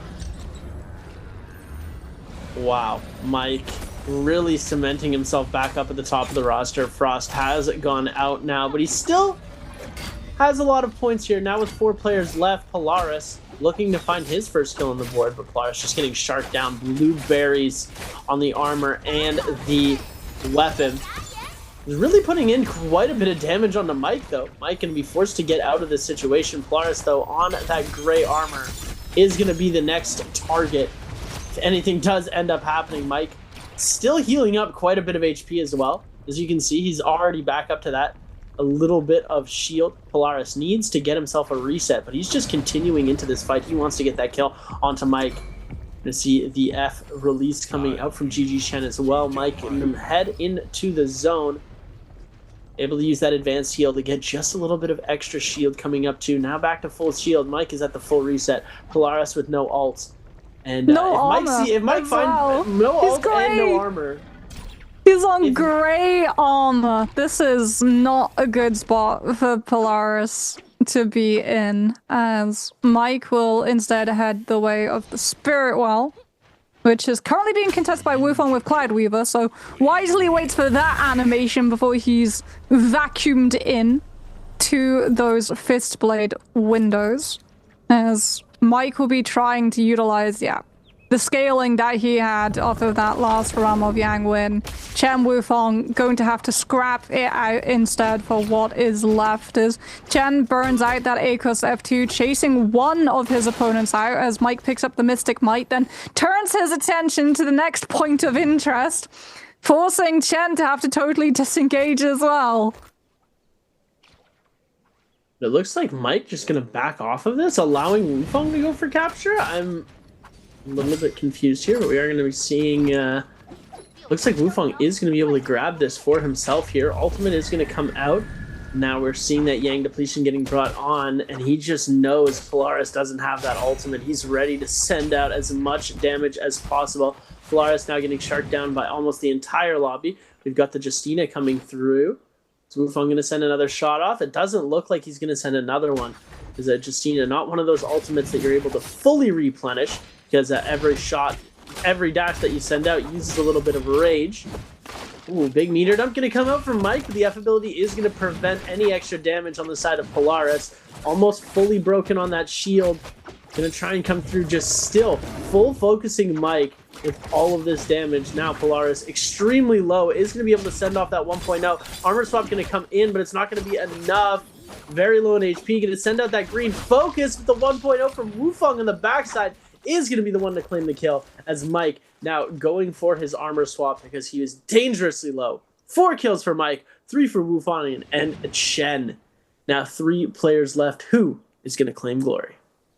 No one has Yang depletion as well, so no one forced to take a fight right now at that disadvantage. It will just be who takes the 1v1 and who is allied to third party on the sidelines. Chen falling low, already burned out of that F2, so has the ult available, forces the combo break now onto the side of Mike, trying to get this Justina to turn onto him instead. Reads the entrance of the Justina through the doorframe, catching him with the focus Soul Jade, as Chen finds the uppercut into grapple, into follow through focus catch, finds a slide through as well off of that shift, and keeps up the pressure enough that Mike has to go for the Lani ultimate, but Chen's caught by the trick ball, and now so too is Wufong! Wait, the meter dump from Mike, capitalizing on the 2 players stuck within that Lani ultimate. Chen's able to turn it back though with the Tiger Pounce, and no kill is picked up despite both of those two going extremely low. Wufong with the dash of that V will be able to find the freeze onto Chen, finds the follow-up damage, and takes us into a 1 versus 1 with no player able to have their ultimate just yet. Wufong, though, in terms of rage, ahead of Mike with that early cancel plus Soulblin pickup. Oh my goodness, Wufong able to capitalize on the amount of chaos caused in that last fight by just sending through that ult onto GG's Chen. But now we've got the 1v1 of the ages. Everybody in the top 3 with gold nunnies, by the way. As we're going to see F ability released here. Wufong on 1 HP, trying to find his gold armor swap. He manages to do so. Ultimate's going to come back out. Mike now in the position to be a little worse for wear. Dash is coming through, F ability invested. Do we have the 1.0 release into the shot? Is Mike going to make it to his armor in time? No, he won't. The armor swap doesn't come through. Wufong going to be taking our game number 2 with 5 kills on the board. Our J-Cup 2025 champion still proving that he still got it. Last pick as well. He was last phase. He had to settle for Justina after everyone else had had their pick. We said Justina's always a strong all-round option. Lets you survive outward aggression from your opponent, but also lets you capitalize on windows, staying on top of them with those dashes to follow up with that huge hit of damage off of those gold nunnies. As Wufong, he's feeling himself after that match. Smile on his face, pointing at the screen, saying, yeah, I got to do that. You let me do that. Since he was just capitalizing off of the fights happening around him, right? He did not really start any. For the most part, he tried to avoid, especially when contesting that Spirit Well. He did not want to be locked down on a 1 versus 1, something that Chen attempts to do.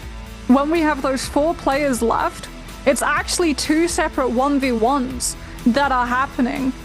And Wufong realizes that Mike is fighting someone else, splits away from the 1 versus 1 that the player is trying to force him into, knows that Justina handles the multi-way fighting so very well at that stage of the Battle Royale, and decides that, yeah, he'll join in. It does lead to that insane trick ball stun up catch from Mike with the follow-up full meter dump invested, where you think, okay, 2 birds, 1 stone, 1 nunchuck soul jade might just bag Mike here 2 eliminations and seal out the round for good.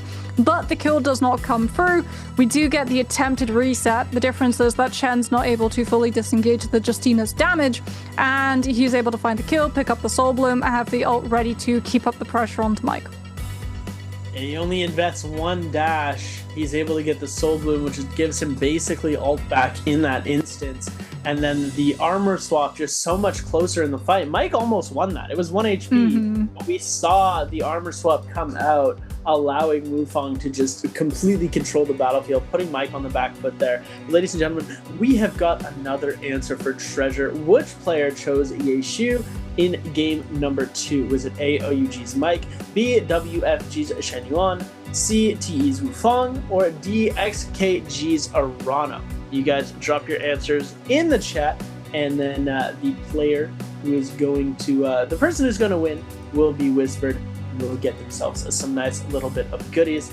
You guys all know who it was. It's a little bit of a skill testing question because we didn't actually get to see our Yeshu into the top 5 at all. I think so. I'm going up pretty late, or pretty early into this game. It's a very nice finish though from Wufong, our previous J-Cup winner, able to show so much skill and raw talent in there. Situationally as well, I mean, if Mike's armor would have been a bit closer, we might have seen a bit of a different story, but you know, it's looking very nice on the side of Wufong. Mike still able to pick up a total game score of 5, Wufong with the 7.5, GG Chen with the 3.5, Frost able to pick up another 2 points to add to his previous 2, Shen Yuan with 2 as well, Polaris with the 0.5 for placement, Arano and Wang Liang both with donuts on the games so far. Arano actually got the 0.5 in our verses, so he still has a 0.5, but Wang Liang double donut on the day so far, really needing to start locking it in.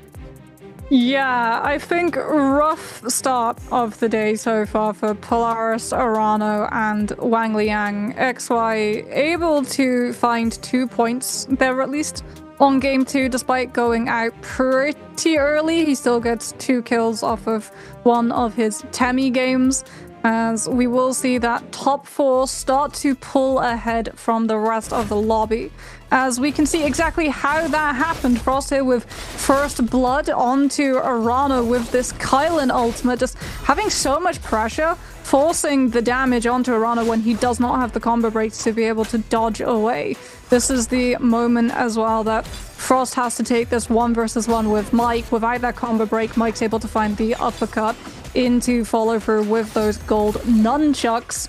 As this is Wufong sniping out one of the kills onto Polaris, seeing him go low. There's the 1 dash invested to find the freeze onto Chen before cancelling the ult and grabbing the Soul Bloom so that he'll have the V1 back to be able to finish out this 1 versus 1 here versus Mike. This is the moment that we talked about, right? He starts going very, very low. Mike tries to keep up the pressure, has to invest the combo break to have the opportunity to slide away, to grab that armor swap off, invest the ultimate for the knockback to find the window, and then uses the freeze to force Mike to have to play much more defensively, holding blue of those nunchucks to be able to dodge away from the freeze before catching him on the run around with that pistol swap. Yeah, it's a nice catch at the end there. Mike almost able to get away. He had a gold armor waiting for him on the top of that hill, and did not get to use it to its full effect, as we are going to see Wufong, our winner of our game number 2. First MVP of the stage 1. So 5 kills, 10,000 damage, 5,000 healing. We've got a Cloud Weaver on hand, but no Fist Blades available. Aerial Dash, Vargas Grip. You see the advanced heal, which did come quite in handy for both him and Mike. Quite a bit throughout the entire game. It was looking extremely nice for him there, as we've seen Wufong perform well, but that was, I have to say, that was a very impressive performance of Wufong. So lots of the time when we see him win, you know, it is definitely some very situational fights that have happened that he really knows how to take advantage of a situation where people aren't exactly sure what to do. He really capitalizes on confusion, and I think he manages to do the same thing again here. Is like there's a lot of confusion going on. All 3 players with golden nunchucks just sending out focus attack after focus attack on each other, and Wufong really able to capitalize. And it was a come from behind victory. He wasn't doing too well at the start of the game, and he managed to really pull it together by that second realm of gang and come through with just so much raw power and damage, especially from those gold nunchucks.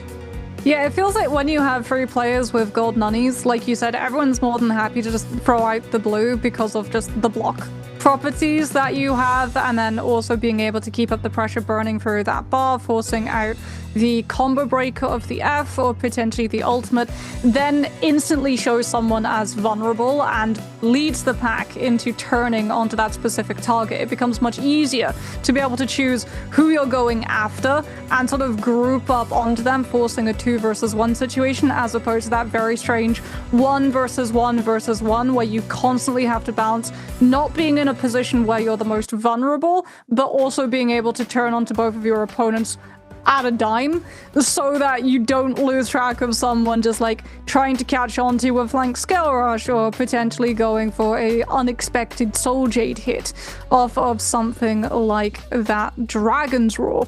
As we will see Wufong very happy after picking up that MVP, since there's a lot on the line for him. I think a lot of people sort of looked at his victory at J-Cup and expected to see him continue that performance headed into the Nbpl, and we did not really get to see that on our Spring Split. Yeah, it was definitely something that was a little bit disappointing coming into Spring Split, coming into MSC. There was there were certain expectations for Wufong after J-Cup, and he just did not manage to keep up the pace of the performance that he did. You know, The win at J-Cup, definitely the match point system working really well into his favor there.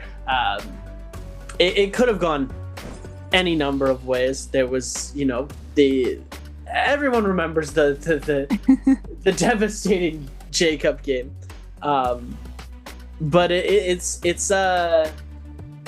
interesting to see how he's able to capitalize on the confusion and the chaos, and he really shines through when a lot of these other players are, you know, they're so tunnel vision on playing the game a specific way, and Wufang just breaks all the rules. And I mean, it works in his favor quite often at the time, and honestly, it's starting to work more often than not. You know, he's finding himself in these situations where he's consistently, you know, picking up a lot of eliminations. He's putting himself into good situations, and you know, he hasn't been winning a lot, but I think the comeback and the come up is starting to really shine through here. Yeah, it feels like he's also tempering his playstyle, right? When he first arrived onto the pro league scene, he would just fight. Like, he would go into situations and he would fight. If it was one play he was fighting, he was fine with taking it. If it was 3 players he was fighting, he was also perfectly fine with just full sending it. And I think, like, especially from how we see how he played that last fight on the second game, we do see that he's lost that sort of bullheadedness, I think, to just take on any fight with any amount of players, and he's become much more practical in terms of making sure he's taking fights that he has the best possible chance, not of winning per se, but of surviving and being able to force a player into having to option select defensively as opposed to proactively, which then gives him an opportunity to head off and punish. As Chen will be sliding into first phase selection and sliding out with that prize Yishu lockout. Yeah, the Yishu definitely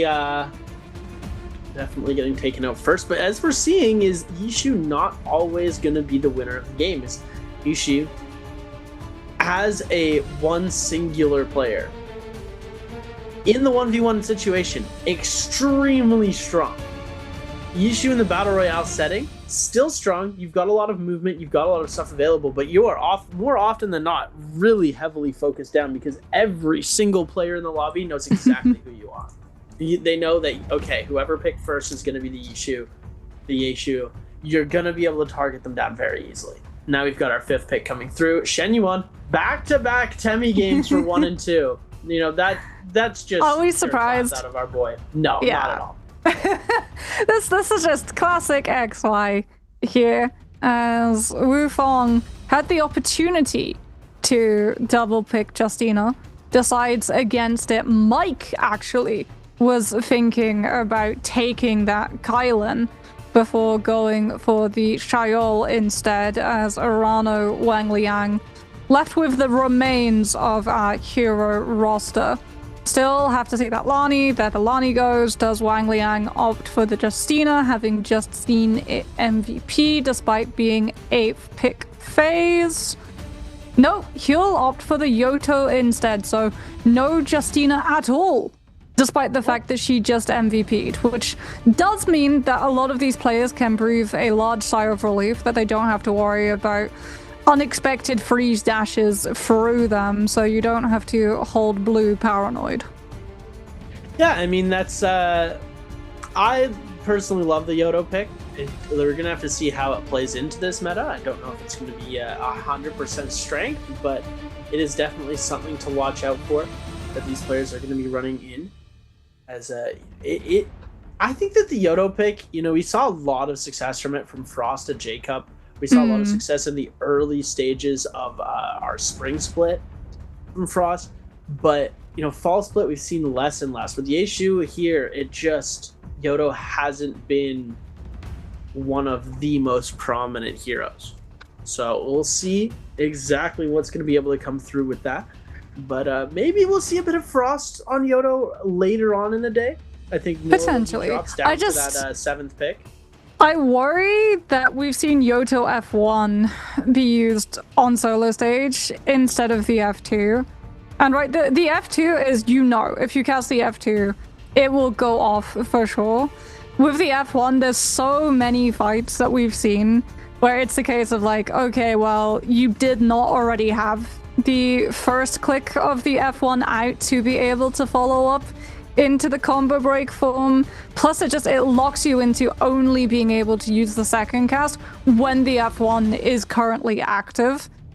There's a lot more conditions tied to successfully casting the F1. It's great to gap close. It's wonderful to be able to rapidly cover distance, and the Auto ultimate has always been strong within the realm of Yang for the fact that it purely denies defensive pillar play, right? The same way that we see things like the Kylan ultimate being invested, just constantly staying on top of your opponent, not allowing them to breathe. As okay, if you Wang Liang opts for the F2 instead of, oh, no, there it goes. F1 Yoto fully in play, which he's done before so far this split, but like I said, a lot of conditions tied to successfully using the F1. It is not the ease of access as some of the rest of these combo breaks. The thing that I respect about the F1 is with the addition of green focus in our game, it is pretty useful, I would say. Like I would say that you have green focus, so you're not getting. It's not like in previous seasons of Nbpl where you see, oh, you get caught once, all of a sudden you're almost 100% guaranteed you're not touching the floor again. You're getting sent back to the Soul Ultra lobby. You have that green focus barrier to be able to save you after taking, even though it does take quite a bit of damage. You still have that barrier to save you. Now, do I think that the F2 a lot more versatile? It allows you to get that healing off. You're going to be able to, really defend. Sure, it is more of that defensive option, but the F1 just has that extra movement. You're able to throw it out and then teleport to it. You're able to get a free focus attack off from it. There's a lot of extra things that F1 does value-wise that the F2 doesn't offer. So it does offer it in versatility, but you are losing that security of a guaranteed combo break. Yes. We'll see how it pays off for Wang Liang, as we'll be starting off with Mike versus Polaris. Mike at an armor deficit, having to already invest that combo break. Actually goes for the fake out. Not scale rushing away, but back on top of Polaris to shred off all of that blue into the grapple bump, followed up with that focus connection. As Polaris now having to play to a different tempo, Mike pulling out that Hong Sword with the LMB to try to catch the disengagement from this Zender. 1-2, yet again, now utilizing the LMB, this time to clear away from Polaris, gap closing with the scale rushes. He has been able to pick up an armor swap, and Mike now has to go for an armor heal. Gets the combo breaker, stunning up his opponent, trying to catch the wake up as Mike just continues to play very fluid around all of these different tents, creating enough space to be able to go open a stash and try to pick up some of those extra resources. Polaris not finding the parry window will be punished for it. And Mike's able to find 2 blue focus attacks to absolutely chunk the Zender down before that V1 can come into play. And there you go, a perfect use of that F1 really not being as good as the F2 in certain situations. Is Wang Liang gonna get comboed right off the rip, taking quite a bit of damage, forced to take to the skies. He was able to use the F1. A little bit of combo defense there after the fact, but he's already low in HP. We're going to see Wang Liang. Oh, the trap clip! Gonna catch Chen with the trap. Now this could be interesting. Oh, but now we've got the uppercut coming through. Doesn't manage to find the full carousel. Chen forcing that F out. Gonna go for that jump LMB, but the focus is gonna come through. 1-2 connects from Wang Liang. Now Chen on the back foot. Catch is going to come through, but he doesn't get it in time. The ult spam was able to come through quick enough. But there we go. Look at that F1 teleport, and Wang Liang's out of there. And this is that versatility we're talking about. You're not just putting yourself in one singular spot. You're able to create that movement that the F2 doesn't offer. As we are going to see, will it stand the test of time? The cooldown as well, I do believe, is a little bit less. So he's already almost got that F back available. No ult. Well, he has ult as well, which is why Chen has to go to Forbidden Seal. Catches the F1 now. He still has the recast available for the extension if he so desires it. Uses it there to catch Chen's disengagement, looking for the slap extension. Chen very low, trying to scale rush outside of that fight, but Wang Liang's able to stay on top of him and cover with that longsword clanking before Chen can build up into the charge and allowing him to find that kill. So a tricky situation. He took a lot of damage off of lacking the F1, but like you said, utilizing the F2, or rather the F1, to be able to break away from the main part of the fight and keep up the pressure, taking it to open space and kiting out the impacts of the V1 from the Yishu does allow him to come out on top. As poor Polaris, not a great game of Holoroth for him right now. Lost the hot drop fight to Mike and likely goes out here unless he's able to utilize these walls to scale rush away from his two opponents, dead set on trying to take him down. Polaris not in the best situation, forced to cancel the second last bow shot. He's just going to be trying to scale rush away as fast as possible. He has another ult shot available, isn't going to send it out. Parry attempt going to come out from Arano, but Polaris just going to use that focus from the staff to create a little bit of extra movement. He's got two of the most hungry players in the game right now chasing him down. As we see Polaris do a little bit of a juke movement, but Arano's still going to be hot on his tail. He needs to get out of the zone quickly, otherwise he's going to die to zone damage. Oh! Come through, and ladies and gentlemen, Polaris has just broken some ankles. Sending all of these players chasing him have not decided to go for a follow-up here. Polaris able to make it back into the zone. As these players are guarding the edge. Big Parry going to come out. Frostivus going to be taking out. No eliminations on the board, fully eliminated in 8th place as Mike just playing super aggressive in this game number 3, already managing to put 2 kills onto the board. XY already has his hands on gold weapons, so he's obviously been at Salvation Podium, forcing out that Kylan ult, utilizes the combo breaker of the Wisp, totally locks down the portal as well with the Temi ult, trying to deny a lot of the space of movement that Wufong can use with those dashes. If he does catch the Kylan with the amount of damage you can do, such short frame with that gold Hongsword, XY should be able to find the follow-up kill, but the Temi Wind Wall has been removed. XY will instead just head through the portal to refresh his ult and now take a fresh 1 versus 1 with the person who steps up to the plate to challenge. We can see exactly what he has. Pistol for the hot swap if he does find someone caught within that wisp, as Mike will be rolling at the moment this Parasol, just choosing between it and the spear that we've seen him use for those parries to guarantee the gold frame focus follow-up. Arano will match up on the Lani versus XY here on the Temi, trying to stay on top of where exactly this Lani's movement can take him, as XY will not go to the skies, instead plays upon that pillar, trying to find the LMB catch, but Arano frames through it with the blue focus hold. XY now utilizing that combo break, trying to find the opportunity, hasn't thrown the Wisp just yet, utilizes the ultimate directly on top of Arano, finds the parry too. That should be able to send him directly into that wind wall, so Arano having to play very defensively on the back foot with both the combo break and the ultimate casters. XY finds the wind grasp into the pistol, swap into the Hong Sword uppercut, and that will be that. XY remains on absolute fire with his Temi pick. Yeah, and that's why he's the Temi GOAT, ladies and gentlemen. As we are going to see Wufong versus Wang Liang. Wang Liang, she's getting absolutely swept away, and the dodge is going to come through. Wang Liang really not able to regain any of that HP back. You're going to see a focus attack coming through. That's the LMB with the focus follow-up. F1 going to come through, but he doesn't manage to connect. No healing is going to be possible for him. The parry attempt is going to come out from Wufong on the other side, scale rushing away, but he's got a minute. He's going to try and find an unsuspecting catch. It's not going to connect. The 1.0 is going to come through with the F ability into the pistol shot.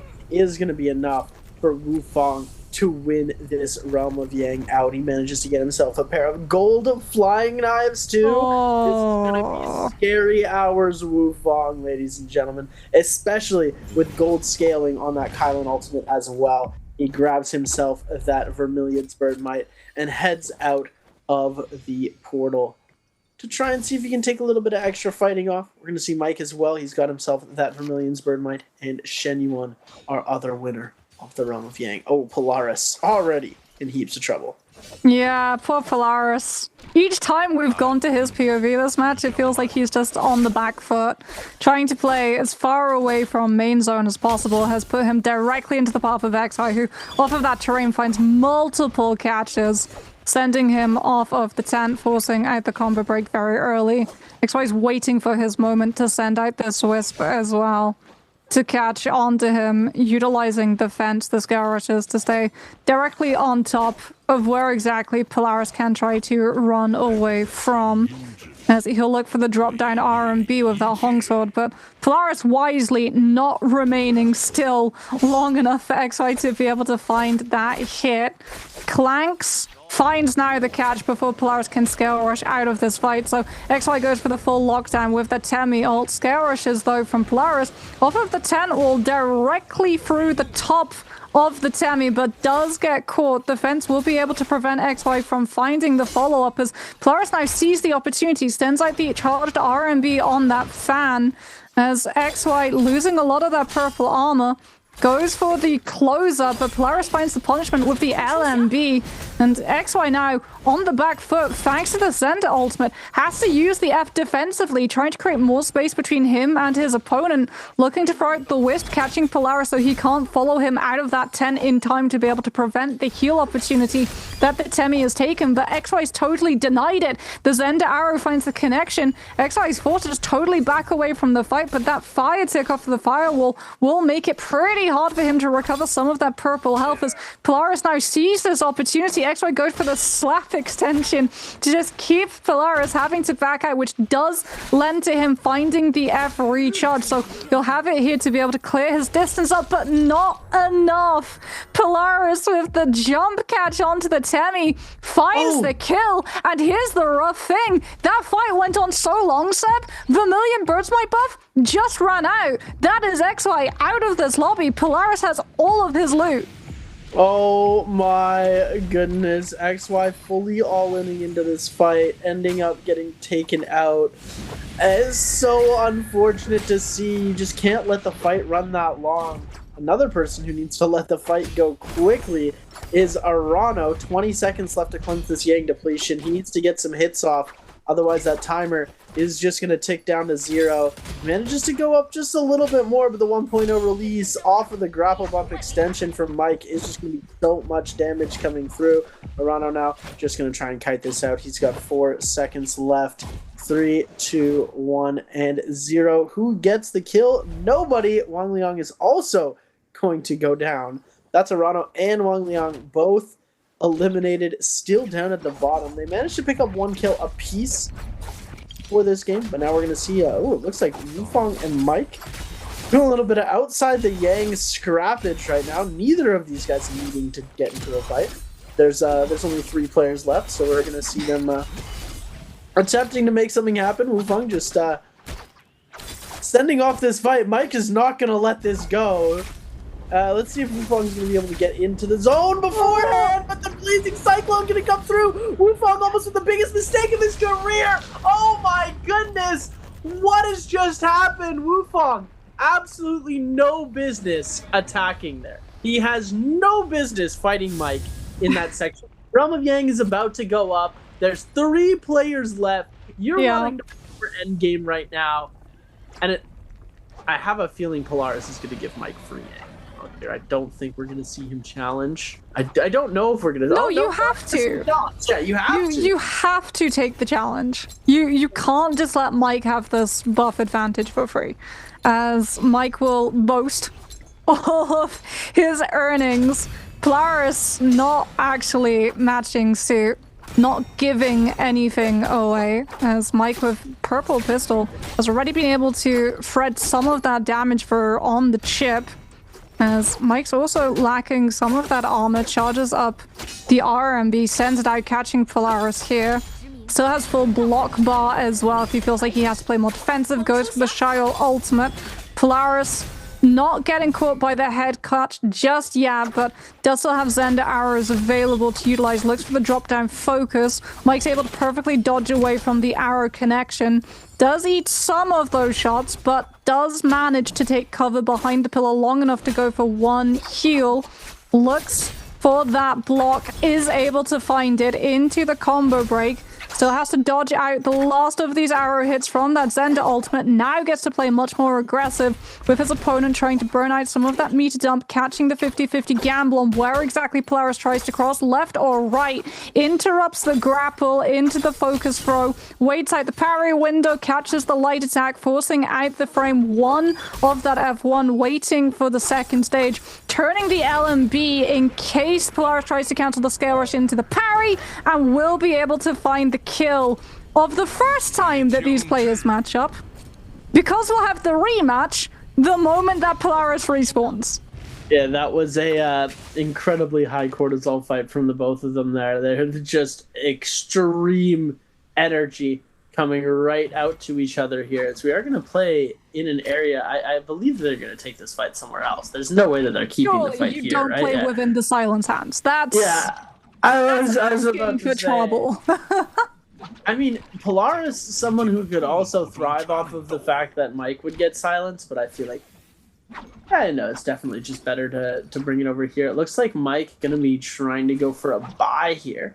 Let's see, he's got 104,000, so he's going to be doing some shopping. There we go. There's Mortal Defiance pickup coming through there. All purple jades.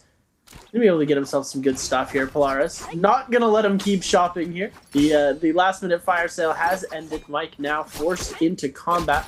1.0 release is gonna be dodged. Doesn't get dodged the second time as Mike sends out two identical releases. Meter block gonna come in. Will Mike be able to make something happen? Block's gonna come through a second time. Tries to go for the parry. The LMB is gonna be true. Another one coming out. We're seeing a little bit of Frost of his action with that dagger. Can we get a third one? No, I don't think we will, because we're seeing the grapple extension. The 1.0 doesn't connect. We get a third one. Oh my goodness. Get a fourth. Let's get a fourth. If we see another 4 dagger LMB releases, as Mike extremely low in HP, but he does have that Mortal Defiance available. We're going to try and prevent as much healing as possible. 1 HP. We're going to get it, but the shield throw is going to be good. Mike going to be able to heal off of this, as well as that White Tiger's healing. Going to be able to do quite a bit. What a beautiful shield catch. Mike really turning this fight on its head.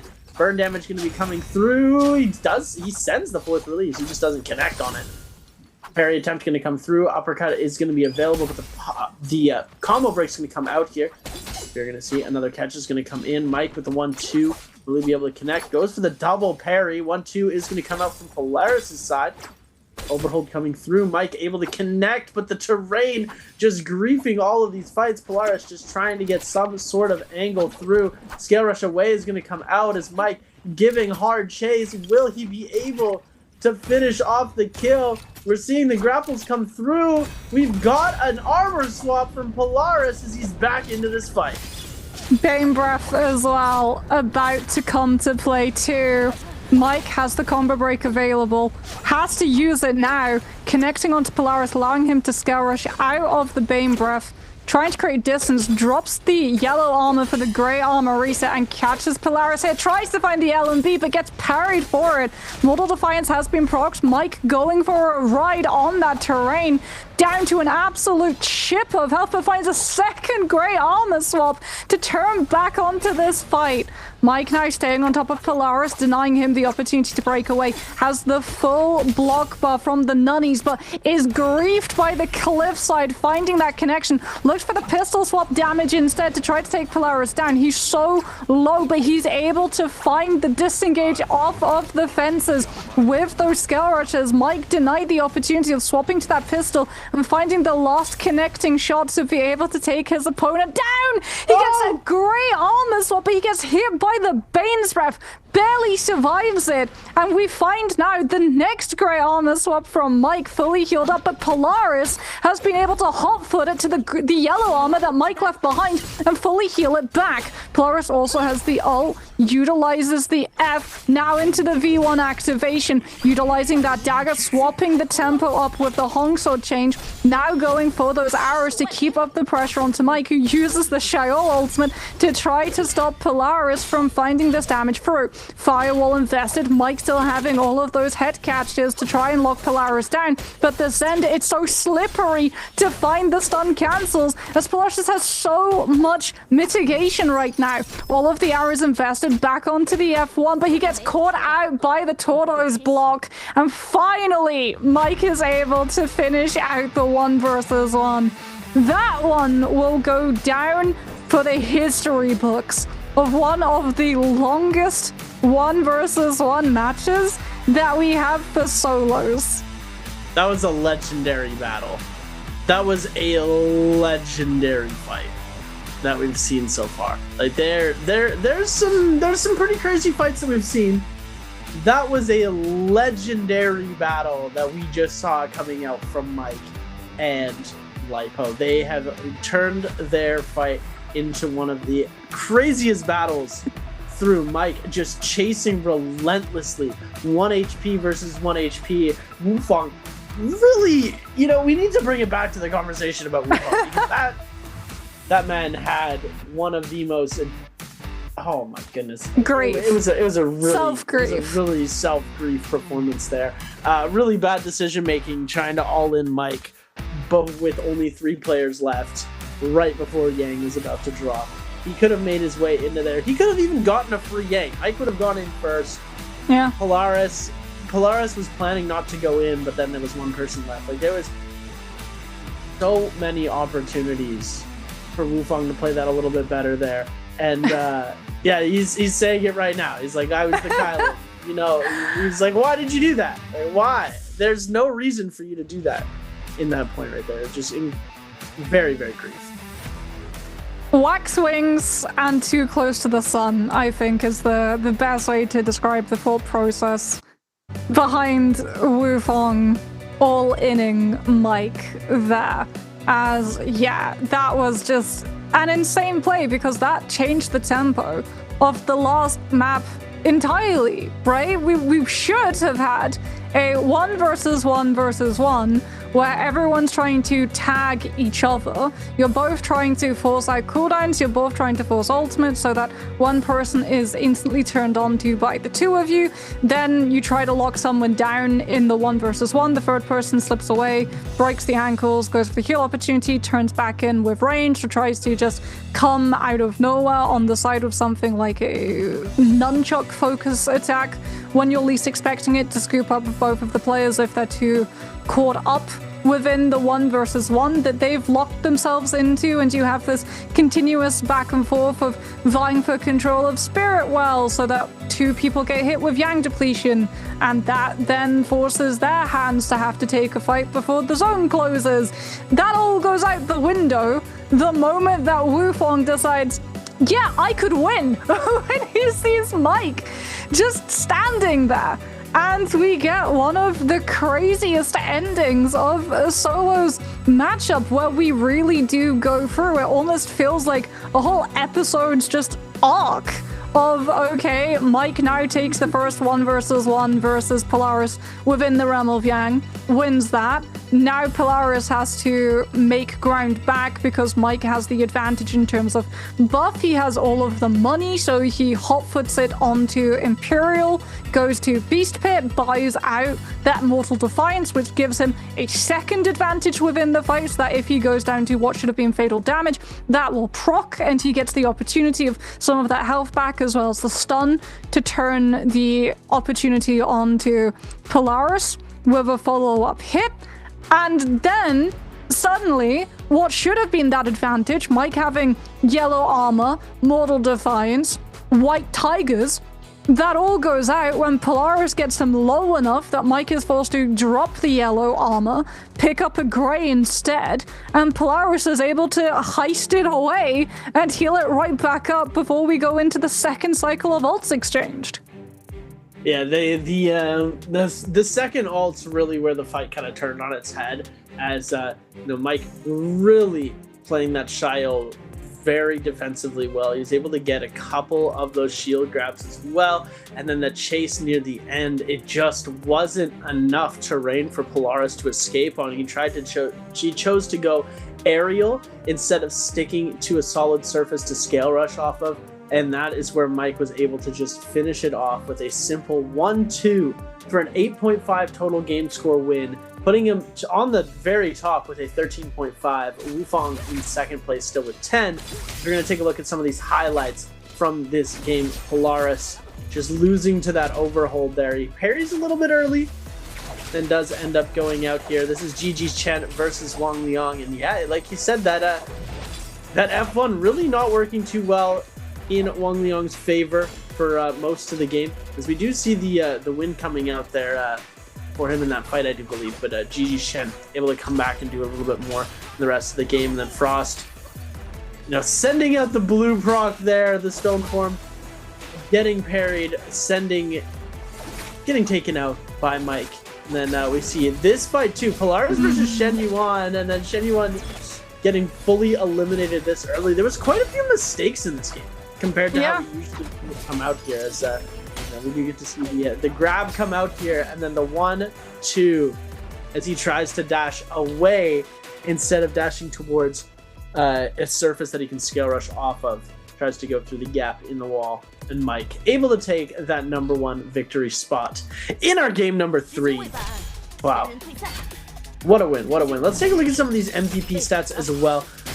How many times has Mike been MVP this season? I am curious about this. This has to be at least number 5, right? Only 2? What? Oh my goodness. Oh my goodness. Look at the amount of damage that he did though, off of how many resets. Do you know what I really wish we could see? The amount of damage that he had done before that last 1 versus 1 versus Polaris, and the amount of final damage that we have here. How much of the 27,000 damage was done off of that last 1v1 alone? Surely at least 3,000 of it, right? Off of the amount of resets and armor swaps and alt cycles that we saw, plus the fact that he had to fight him twice, with the first time being within that realm of Yang as well. A lot of those fights, actually, when we were following Mike's POV, they weren't clean 100 to 0s. They were long drawn engages, pure marathons of a match. But we'll be going on a slight water break. We'll be back with more matches after this interview.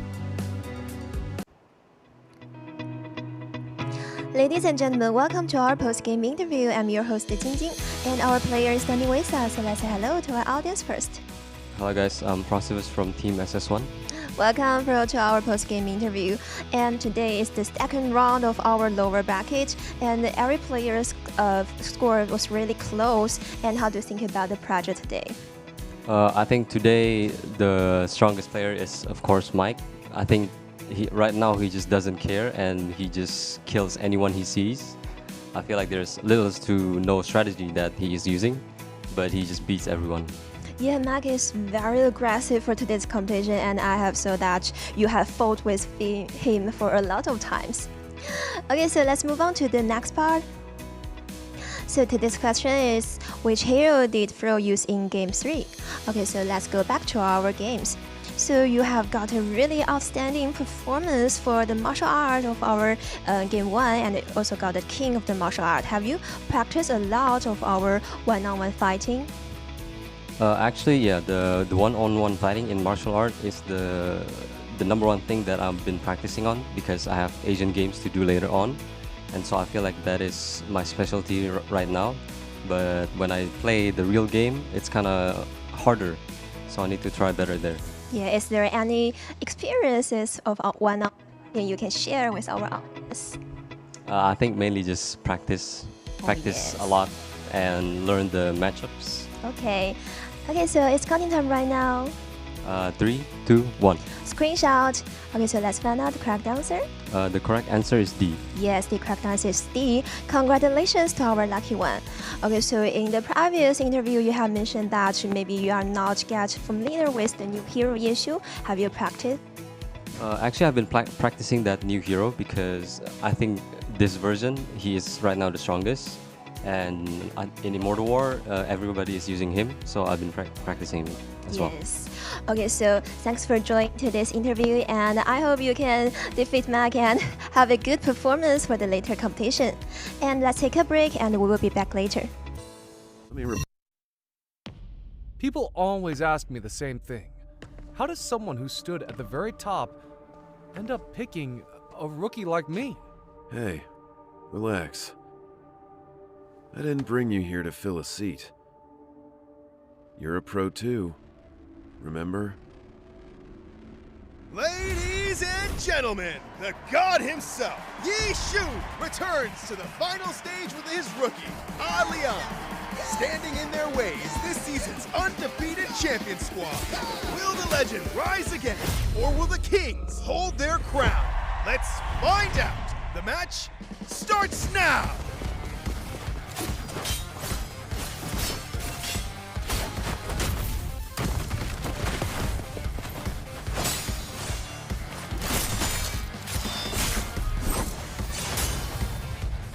Buy me some time.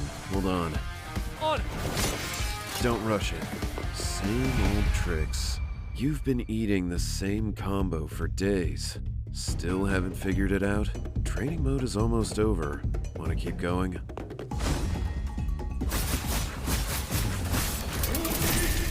Good opener. Don't just memorize combos. Your opponent is not a training dummy. Oh, hold on. Let me reply to this message. Can't even stay retired, huh?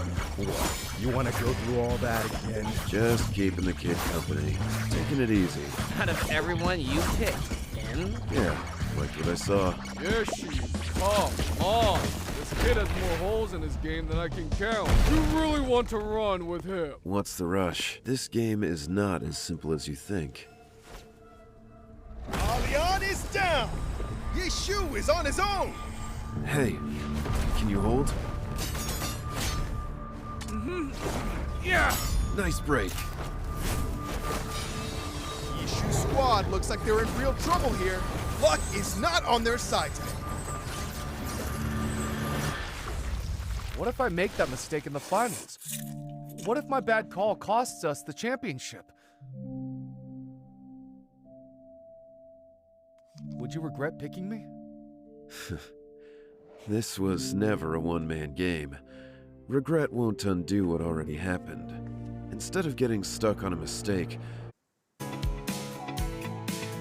Ladies and gentlemen, welcome back to the NARAKA BLADEPOINT Pro League. My name is Seb. I'm joined alongside Moxie. We are your casters for today, and our event, the name of the game, is our Lower Bracket 2. This is our final chance for some of these players to make it to our Stage 1 finals. 4 players will be moving on. 4 players will be sent home at the end of these games. We finished 3 of our 6 games so far, and it has been nothing but pure excitement and raw talent from these players coming out on the stage so far. We've got 3 games left for these players to lay it all on the line and finish and clinch their spot into the finals. Will we see the trend continue? Are Wang Liang and Arano going to be able to get out of the 7th and 8th place and bring themselves into that top 4?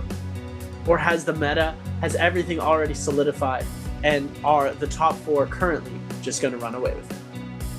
It's interesting when you compare how Game 2 and Game 3 paced out, right? Because think back to Game 2, how long it was. We got 1 elimination from Frost early on in Shipwreck. That was the only kill that we had. Everyone was playing super safe, everyone was playing very slow before that first realm of Yang spawned up. Then Game 3, suddenly everyone's so hungry for eliminations that we're taking fights when we should not, just before the second realm of Yang spawns up, so we lose the opportunity to get through the portal and die to Mike. Looking at you, Wufong. Then we also have the likes of XY taking a fight outside Imperial for so long that Vermilion Bird's Might runs out entirely and he loses the 1 versus 1 with Polaris too. So we can start to see how important all of these players are placing the priority, the stress on finding these kills, so they just keep finding points to be able to remain in the top 4 or break into the top 4. Wang Liang being one of those players, Arano, Polaris, and Frost, all starting to feel that pressure heat up just more. Game 4, you're still a little bit iffy, but it's not quite okay. You're totally out for the count. If we start seeing you fall out of top 4, Game 5, Game 6, though, that is a different story. That will be a lot of pressure and probably some very fast lobbies where people just have to take every chance they can to fight to find those kills. Yeah, it's really interesting to see like what section of the map these players are like typically fighting in. It's crazy to see like how fast some of these players are losing. They're getting into these spots where they're just getting super aggressive. We saw Shen Yuan do it. We saw Wu Fong do it. They're playing super aggressive. They're not focusing on the main goal at hand, and they're just focusing so hard on finishing that 1 kill. They're fully tunnel visioned into it. It is a pretty crazy thing to see here, because a lot of these players are really just so hard into getting themselves into that top 4, and it's falling away from quite a few of these players. We saw it happen trios as well, actually multiple times.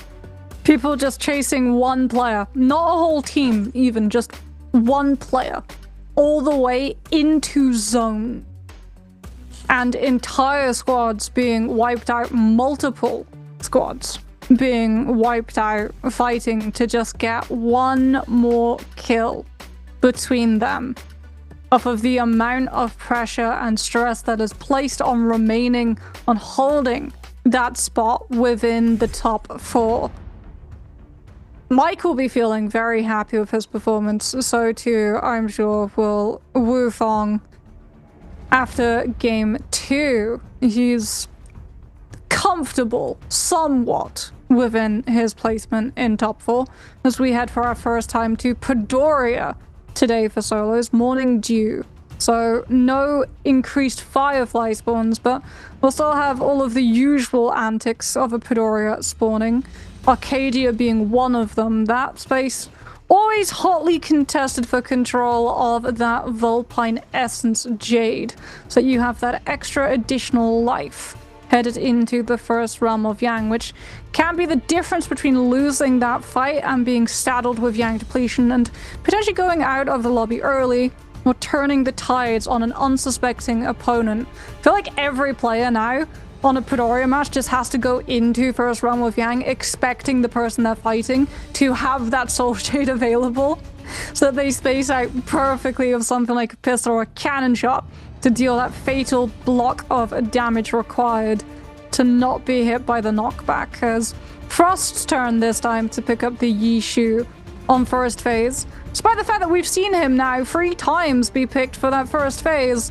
So far today, no MVP with our latest hero. Yeah, maybe this will be the game where we get to see the MVP come out. It's not 100% certain just yet, but we've got Shen Yuan picking that Akos. We've got coming through on the second side as well. This is going to be Zenda on the top, and then Arano picking that Kylan. Wang Liang's 6th selection is going to go for that Temi pick. Now 7th and 8th, our last 2 to select this round. What are we going to see coming out from them? We've got that last spot available for the Lonnie. I do believe that Chen is going to be going for that. This is a chance for him to play Takeda, though! I was about to say he could lock Takeda here. No, he's not going to do it. He needs to qualify, and he's not being fun. Justina for Polaris, then? I do think so. Polaris has the option to go Yoto here as well. Yeah. I'd say that his coaches are going to tell him to go Yodo, I do believe. We'll see. He's got 4 seconds left. Oh, my goodness. Yes. Lee? I like it. I like it. I love it. I would love to see it.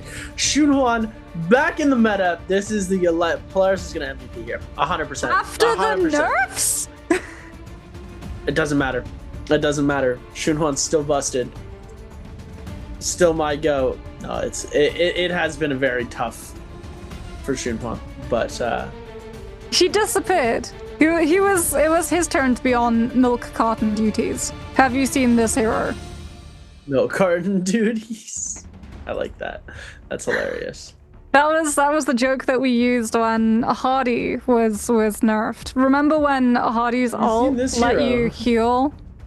Yeah, that was amazing. In trios, so everyone ran like a Hardy in both trios and solos, and then they changed it where he could not fly and pop items at the same time. So suddenly Hardy disappeared until teams started playing Cube Tech. Yeah, that was the joke that we used back then. The milk carton. The milk carton. Oh, I miss Hadi. I miss Hadi in solos. I remember when we first saw Hadi in solos, we're like, what is this flying guy doing over here? And then, Frost made it work. A bunch of these other players were doing super well with Hadi. And then they're like, okay, now we're going to make it balanced. And it just never was the same again. But we've got Polaris on Shunhuan Lee. I love to see it. Even with the nerfs, still a strong hero, I do believe. Very steal your neutral heavy. Yes. Take away all of your neutral, which I think just perfect. Just done so well. But let's see, Frostivus now with the opportunity to play. I hope it's either going to be Polaris or Frostivus with the MVP here, the SEA region GOATs. The Frostivus, who is going to be competing and representing his home country at the Asian Games, as well as some of the others. If you guys are confused why Spider has not been competing in the NBPL recently, it's because he is getting ready and preparing for that. It's interesting to see that the level of competition when it comes from organizations is quite a bit different than when you're playing for your country. So it's gonna be very cool to see. And look at these spawns so close together, except for Mike, who is down at the very bottom. I mean, this is a very spicy opening zone, blocking off a lot of the usual drop spots that we see. Arcadia denied, Azov Peak denied, Skygaze also denied. The only main belt that will have those high value loots will for the most part be Imperium, which is why you're seeing such a cluster of all of these players dropping close by. This could be a recipe, Seb, where we get one of those rare Pedoria matches that we get the Extreme Longsword being spawned. It has happened within Nbpl where you get enough kills to be able to spawn it on the steps of Imperium. We'll see if this will be one of them, as, my goodness, Wang Liang's already been able to pick up a purple parasol. Loot disparity at its finest, as poor Polaris will be likely losing all of that blue armor the moment Wang Liang is able to push through some of those focus attacks. So far, just playing Parasol in base state, not going all out defensive with the shield form just yet, as he's waiting out all of the damage that Polaris can do with this Shunhuan Li. He uses the combo break, so has the Wisp Throw for the extension if he so chooses, as Polaris is throwing out these blues after blues with those dual blades, finds the uppercut into the grapple pick, and Wang Liang might have had the purple weapon disparity, but he was lacking the armor to be able to survive Polaris's all-out aggression, and he'll lose both the fight and the Parasol, as XY now shows up too late for a third-party opportunity, but in time to spook Polaris into repositioning. And as we're continuing on, Shen Yuan gonna get caught around. F ability gonna come through. Uppercut into the grapple. Gets the focus attack off. He's gonna be able to send that through. Now, Shen Yuan in quite a bit of trouble. The drop down gonna come through. Polaris able to snipe it out with the ult. Manages to grab the soul bloom. Dodge is gonna come through. Big parry gonna come out here. 1.0 release is going to come through as well from Wufang. We're going to see the catch into the grapple bump, into the 1.0. F ability is going to come out. F comes out from Polaris as well to get that extra catch, but he's not able to do so. He finds the recast, though. It's going to be quite a bit of damage. This is why Shunhuan's still a viable character. That show though. Polaris put on pause, having to wait it out as Wufang will break the ankles, breaking away from the fight, picking up a blue armor, and rehealing back all of that health as Shen does have a bounty on his head. Multiple players within the area. We did not get the main fight occurring within Imperium. Everyone instead kited to the multiple layers of walls that you can lose your opponent. Very much in the vein of Celestra is that aspect of Pedoria's XY finds the F2 into follow-up scoop of the purple focus from that staff. Wang Liang trying to disengage off of those cliffs, still taking some exit damage off of the pistol as XY's been able to close up the distance. Nbpl has to be invested. Wang Liang clearing away on the other side. Try dodging the Wisp throw before going for the heal opportunity with a pop of that Vitalia, having to make it through that wind wall as, yeah, Wang Liang has kited to that exact same building that Wufang disappeared into. And that should allow him to slip silently off onto the rest of the Pedoria map. Here we go. The kiting remains true. The only player with eliminations on the board right now is Polaris. 2 kills on the board for him. Nothing for anybody else right now. Frostivus could be running up onto Wufang pretty recently. We're going to see, will the scrap off happen? It looks like they're just going for that Yang portal here. Is Frost going to go into the fight? Wufang just backing off of this. No ult. Gonna stay pretty close, but yeah, no ults. Not wanting to take the fight. Polaris in very good shape right now. Purple weapon, purple armor, 2 kills on the board. 82% on that ultimate. He's gonna go for that Yang portal, and this is gonna be Polaris' scaling game. What did I say? Shunhuan Li, still a viable hero. Arano gonna be forced off of this Yang portal. Wufang now. Oh my goodness, he ran away from Frost, but he found the mic portal. And the 1, 2, 3 is going to be coming out. The overhold comes through, and there goes Wufang back to the Soul Altar.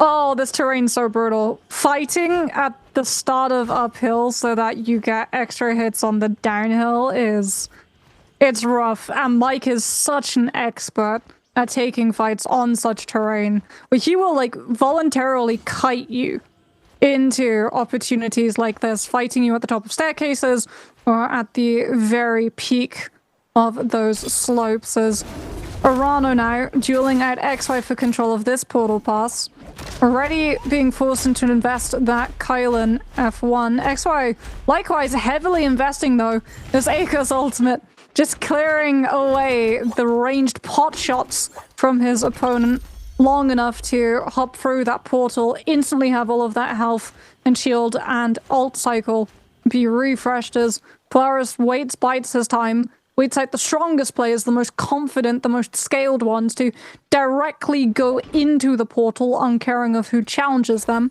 Polaris will bide his time and try to pick an opponent who's somewhat weaker, as Arano has been forced to settle for Spirit Well, but even that he might not have for free, as here we go.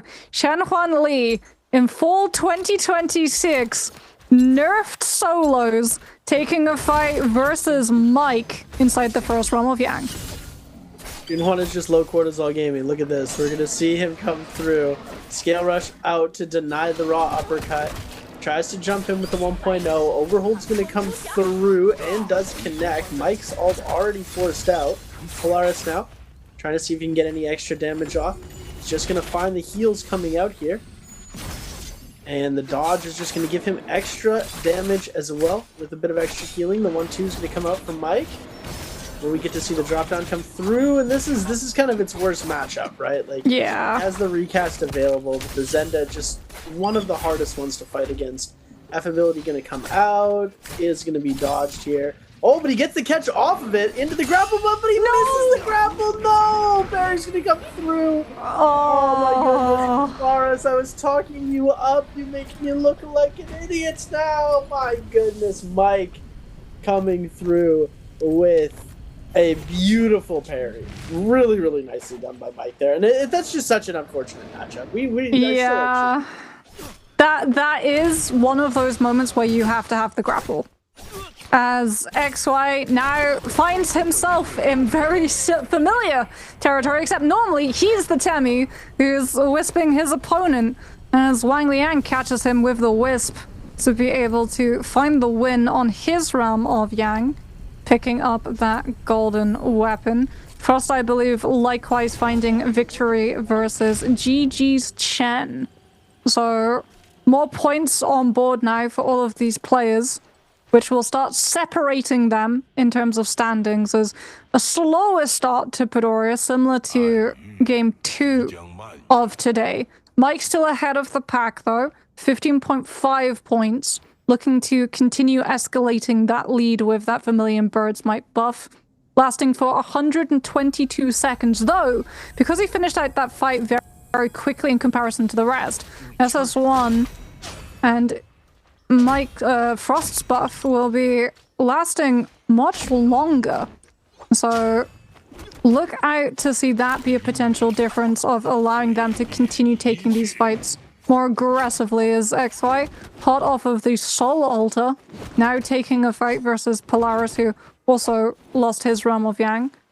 No one going for a fight just yet, wanting to kite out to more parts of the map that they're less likely to be intruded upon with that third party.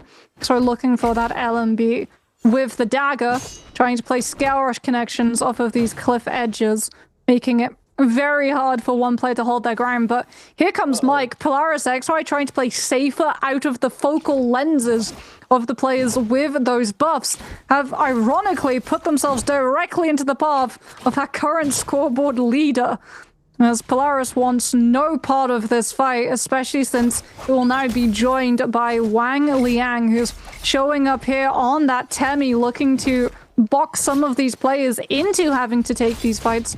With that Temmie ult not allowing them to cleanly disengage, Polaris has been the target of choice, has to go for the aerial parry, will be able to find it, but now back against the wall, locked into an outnumbered fight, has to go for the ultimate, but he's being chunked down by the Zenda ult, he's being locked into the zone damage by this Temmie ult as well. This will be match for Polaris, it is fair to say. And Seb, it started off so strong for the Shen Huanli before it all fell apart. Fine. He's not very viable at the top ranks. Oh my goodness, Chen Yuan though with the beauty weapon swap coming through here on the Wang Liang. Oh, ultimate's gonna come through. He does manage to get the grab. We just saw the coldest weapon swap I've seen in a long time.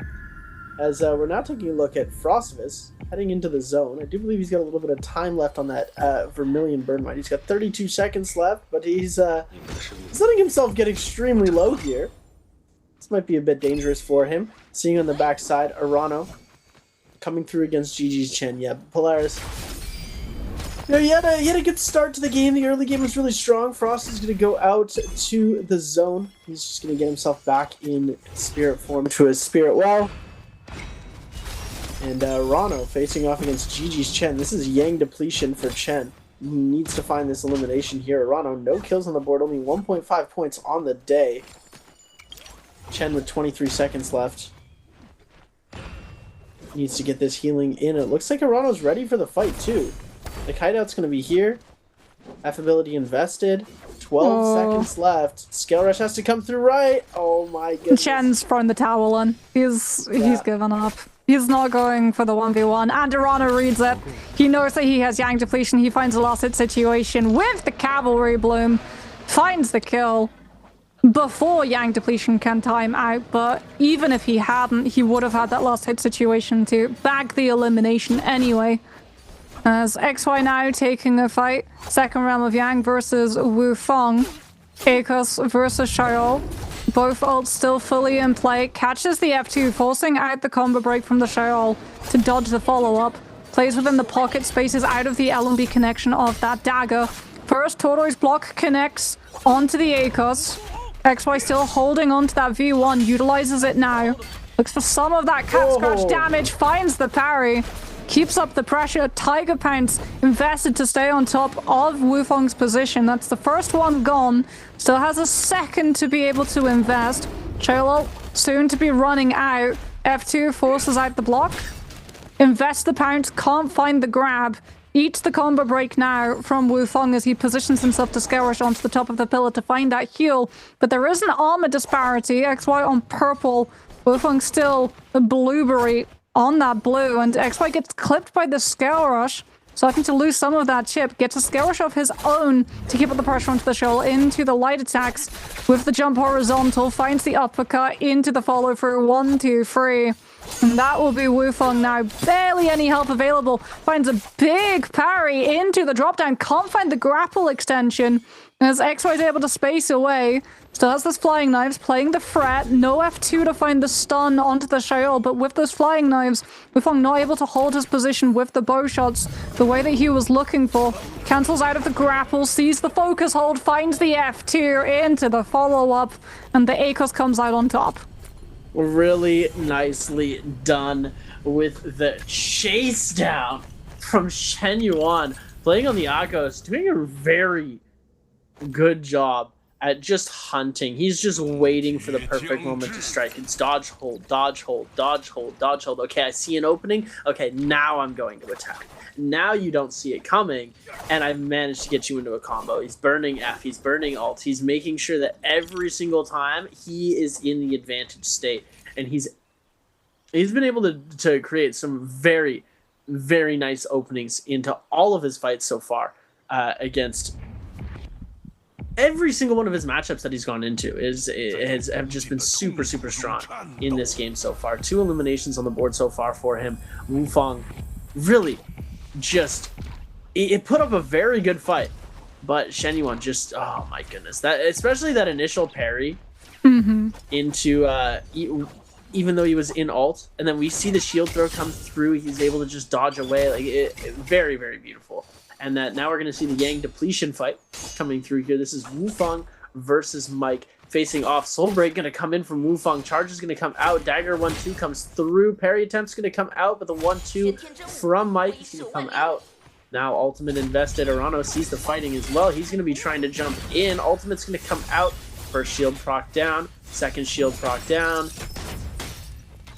Going to be able to catch Mike here, and now we're going to see the third-party potential coming through. I do believe he's got that Cavalry Bloom available. Catch is going to come in from the shield proc from that turtle, and now Arano going to be giving full chase onto Wu Feng. 1 HP and a dream. The focus attack's going to come through. Who's going to get the bloom? Mike does manage to find it. Arano versus Mike now. Looks like he is just going to let him back off. Mike manages to find the cleanse and gets himself up to 4 eliminations. Yeah, Mike finding that Soul Bloom. No reason to keep taking this fight versus Arano, especially without that ultimate. As we'll see what Frost is up to, stripped of all of that purple armor being turned onto her by both Wang Liang and Shen Huan. Still has the ult available. This is one of the rare times we've actually got to see the Yishu survive past the first realm of Yang. A lot of players want this hero targeted out so they don't have to worry about running into him, as Frost will invest that ultimate. No one really chasing down onto him. He's able to secure that position on the underside of Cave. Everyone taking to the cliffs. Very happy with the fact that they've been able to defensively force out that V1, as we'll see how exactly this first realm of Yang win was there for Wang Liang, who beats out Mike, especially since he's so very low health already. Invests the Temi ultimate. We'll be able to use that, I'm assuming, to reposition, have that stabilized. Waits out the Xander ult, utilizes the Wisp, tries to throw it from behind, can't find the grab onto that Zender, spaces away into the R&B of that whip sword. The light attack into jump LMB on wake up as Mike is forced to swap to the cannon, try to find some parting damage. Wang Liang now swapping up the tempo pacing of the fight with that parasol, gets clipped by the full focus attack, finds the parry onto Mike there with the follow through, forcing Mike to have to burn defensively out that F1 so it's not available to dodge away from the follow-up damage, and Wang Liang is able to turn the fight around. Tamiel can be used really well defensively on the realm of Yang too, just carving out a safe space for you to be able to, despite going low at the start of a fight, fully recover and find an opportunity to turn on your opponent later. It's so interesting how quickly Mike was just went from like front foot of that fight all the way to, okay, now Mike is the one that's losing the fight here. We see the parry completely switch out the flow and the pacing, and he just ends up faltering. But now at 4 kills, we're gonna see Mike still challenging Wang Liang, even though he's showing off Mortal Defiance on that spot. It looks like they are just gonna let him take it. Shen Yuan's gonna be able to get the other portal. Oh no, contest is gonna be here. 1-2. Charge is going to come in. 1-2. Into the Cyan Fang. Arano, third party. Oh, he thought about it. We just saw him appear. With that focus attack charged up. But no. No third party. Everyone splits off instead. XY was able to guard the lower well with Erudition. And Mike, we saw, able to see off his opponent of Wang Liang with that parasol instead. So Frost, Yang depletion, Wang Liang, Yang depletion, Arano, Yang depletion, 3 players. Forced to have to take fight. Mike, XY, the luxury position of waiting for someone to make the first move and capitalize on the aggression that ignites within the rest of the lobby within. Tricky position though, this final zone closing here. We already saw at the start of the match how easy it was for these players to disengage, disappearing off amongst all of the different levels of this territory. As the flag is out, so far no one has stepped up to the plate to try to take it, to cleanse, especially with Mike just sat here camping it, daring someone to come close and try. Which, speaking of, Wang Liang has picked up that gauntlet and books it with those grapples to the altar. Surely he does not get this for free. Like, surely we don't just let him hold this for 10 seconds to cleanse. Everyone does swap to range. We start to see 3 players setting up that crossfire, the interruption, trying to scale rush Wang Liang before he can disengage because he was able to find that cleanse, but he escapes with just the use of the F. He still has the ult available, and he's able to make it to the other side of the building, which now affords him all of these different levels to scale rush away from. This is dangerous too, because if people overextend directly into him, they'll get locked in by that Temi ultimate and potentially turned on to by everyone else instead when their stamina is totally sapped out. But Wang Liang was put into enough pressure to force the ultimate. No one was caged, no one else was turned on too. So instead they'll try to turn their attention to this Temi, but because he got that cleanse, Seb, and because he still has the F available, which he'll just be able to kite and cycle into, they have to kill him soon. Maybe That's not. the only way that they'll be able to cleanse it. As, yeah, there's the F invested. There's so many players chasing him. He has to just use the Wisp directly onto the doorframe. Frost has bled out. Time has run out for his Yang depletion, which should allow one of the other players to find the cleanse and put a stop to all of this fighting. But Wang Liang is so low that all of the piranhas are just gathered, sensing the blood in the water, and it's just an absolute buffet for who can get the last hit on this Temi. The turnaround has happened though. Arano and Shen Yuan starting to go at it. We're seeing the low player down on the bottom side though. Wang Liang really trying to escape out of here. It looks like Shen Yuan going to be able to steal the kill with, as Duncan likes to call it, the big meow. And Mike coming through here with the jump LMBs onto Arano now. Everyone turning around and in these infinite kite zones, just making it so difficult for these players to get around. F-ability invested. Arano using the 1-2s to try and gain some extra movement. The burn damage is going to come in. He hides in the corner. Mike can be able to take it. It's a 1v1 now. Shenyuan versus Mike. Mike on 5. Shenyuan on 3. Who's going to be able to take this? And it looks like Mike is just going to kite out. And without the confusion of all these other players, it's going to be a lot more difficult for Shenyuan to be able to catch up to his target. CF up and used for Mike now. He's going to make another daring escape. Shenyuan trying to use some intuition to catch him off guard. And he is able to find it. 1-2 going to come through into the Scale Rush. Scale Rush gets dodged. Big erudition into Spear Storm and jump LMB. Oh my goodness. Shenyuan on the Akos is going to finish off winning this game. That is going to be the MVP. Well, going to him. Beautiful finish coming out. I wondered if the erudition would come into play. We saw it very briefly when he's holding the space of the lower well. He utilizes that Soul Jade, basically just showing off that he has it to anyone daring them if they try to come close. Basically saying, you will be scooped up by the Soul Jade, you will not be able to parry it, I will hit the purple frame.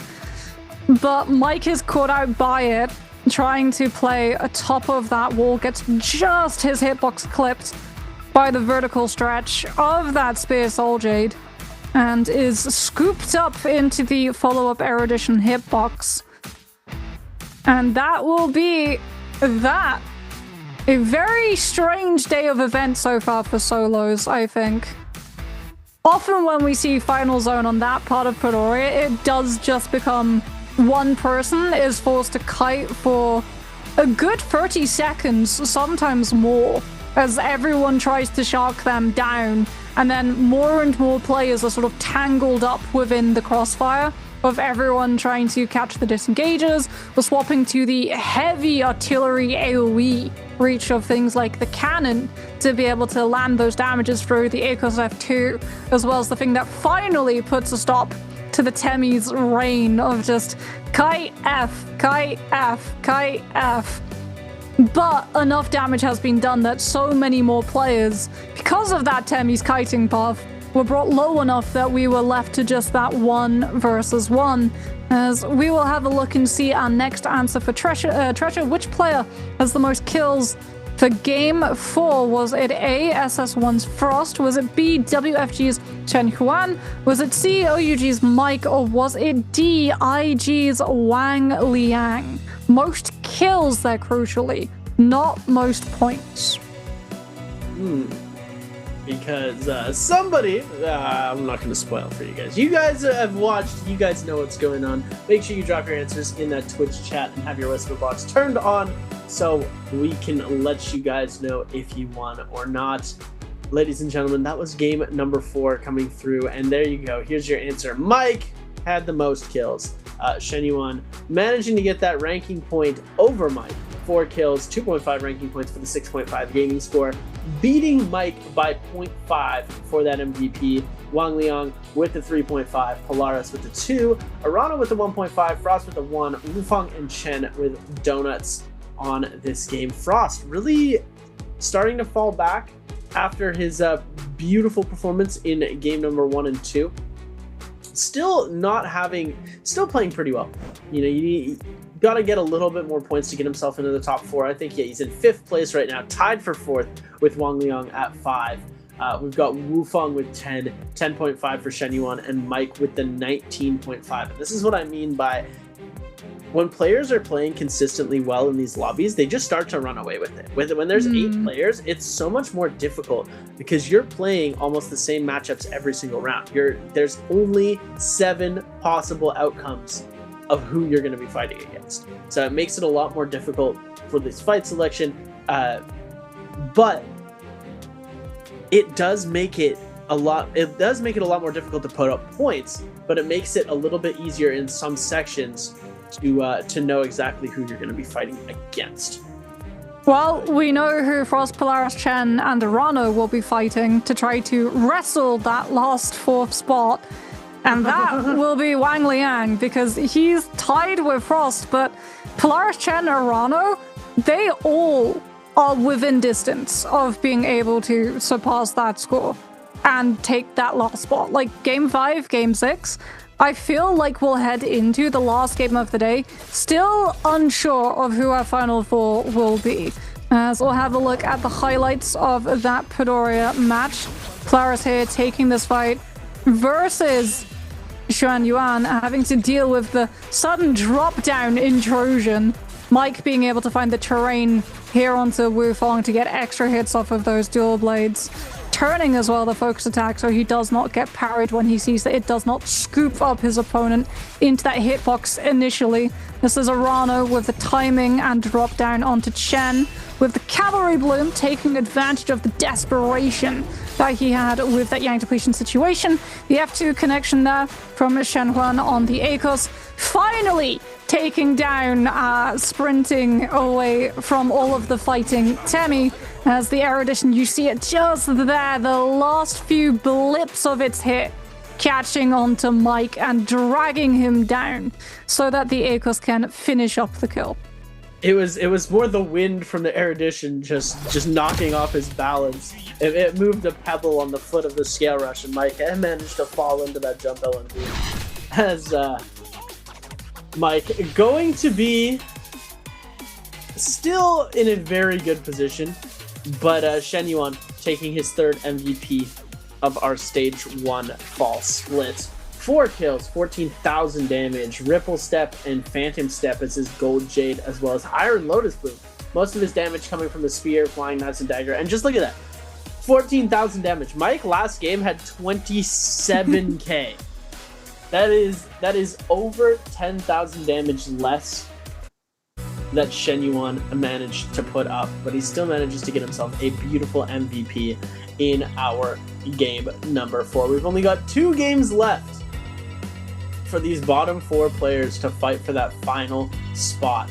It is between Wang Liang, Frostabus, Light, Polaris, and we've got Wang Liang and Arano as well. We've got Arano as well competing for that final spot alongside GG's Chen. We've got our top 3 almost completely solidified. Right? Mike, has managed to really run away with it, and we've got the 10.5s in 2nd and 3rd place. It still is anyone's game on that bottom side, right? 5 points are achievable. Anything under a 10-point gap is super achievable for one of these players to hit. It is just going to be tough. We're going to have to see a crazy pop-off game from one of these players that's in that bottom area right now. Otherwise, they're going to face elimination. Yeah, here's a crazy question too, right? If any of those players still have phase 1 selection, do you bulk away from the Yishu pick? Because we've seen so far today, Touch of Death has been picking that hero. Frost, I think, survived the longest with him, but even then, we did not really get to see it fully hit its stride. He has to use the V1 pretty far away from a lot of people in multi-way fighting, has no opportunity to find the dragon connection into the Impale, and the V1 sort of just peters out of existence, and we sort of move away and just see Frost go down at a different point in time. So it's a pretty high risk, I think, picking that Yishu, because it puts such a huge target on your back. Like, potentially some of those players on phase 1, they have to have a high game score, could just throw the ball to someone else and try to disguise themselves as a player on a different part of the standings. I think especially for Wang Liang, if he still has his phase 1 selection, because so many players will be after his spot, it could be the play that he picks something else and tries to disguise, basically paint someone else on like 2nd phase selection as playing him instead, so that everyone chases the Yishu and he gets a little bit more breathing room. Well, that's the thing with meta, right? You're picking the meta hero because he has the most versatile kit, and he is performing undisputably when it comes to raw ability skill, has one of the strongest abilities in the game right now. But situationally, people see the Yishu and they want it out of the game as fast as possible because of how strong it is, it then weakens its overall versatility in the game because everyone is focusing it down. You see a Yeshu on half HP and someone else is fighting, you're third partying that instantly. You're trying to get in, you're trying to get the Yeshu eliminated. Even if the Yeshu has more HP, you're still targeting the Yeshu, unless it's like a super crazy difference. But that target selection that these players have been employing, where they're just complete hard focusing whoever picks that hero, has really hindered its performance. I feel like we see that a lot within solos as well. Like, thinking back about Release Lani, how strong she was, we did see a lot of MVPs, but we also did see a lot of players turn to look specifically at the Lanis and make sure that they were dispatched out of the lobby as quickly as possible as we head to Game 5, second last game of the day. Wang Liang won't be first pick, it will be Shen Huan instead, so he potentially does opt for that Yishu himself. We'll see though, like I said, if someone does something crazy in terms of hero selection, I would assume it would be this game or the next. As if they don't try something, well, they'll lose the opportunity to. If they're in that bottom 4, they will not make it to the split finals on Saturday. Ooh, that is not something that these players want to think about right now. They are really trying hard to make sure that they can get themselves in there, because they want the glory. They want to win. It's very difficult for some of these players if that is going to be the case, that they're really going to have to start rethinking their strategies. They're going to have to start thinking about exactly what they want out of this game.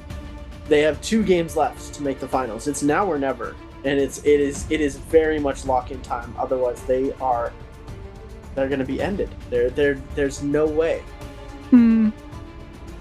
How familiar are you with Wang Liang's drop patterns is probably the question that the coaches will be asking themselves for the players within the bottom 4. As I said, it should be that Wang Liang essentially has the bounty scroll on him the entire duration of these last 2 matches. It's so important for those players that not only do they get a lot of kills, but they also shut down the potential of Wang Liang finding kills and lengthening the distance between that 4th and final position, as Chen, still no Takeda, opts for the Kylan ahead of the Lani. Polaris will grab that one. Justina, Temi, still options for these players to choose between. We'll see what exactly 7th and 8th decide the order to be in. Yoto as well. What does Mike decide to choose from? Or is this the match where Frost utilizes the Yoto that we talked about? I don't know. I don't know if we're gonna see Yoto. I don't think we will. Frost is gonna go Temi. Yep, so Justina or Yoto for Mike. Oh! Do it, please. Oh my goodness, come on. Oh. Yoto. Oh, Mike. Mike just made so many people so happy for half a second. we got the Yushan hover, we got the Tarka hover, we got the Syra and the Liam. Oh my goodness, and Liam. Hey look, rule of thumb is, until you see that portrait turn gold to symbolize the lock, you don't get hype. I got excited. What can I say? The premature excitingness was, I was ready. I was ready for it. I mean, that would be wild. That Mike would be so confident in his position at the top of those standings that he would opt for the Yushan off meta. Maybe he does game 6, depending on how he's feeling score-wise. We'll see how game 5 pans out for him. If he has a good game, or if he fails to pick up and carry that momentum that he had off of the windfall of kills that he fell into within game 2.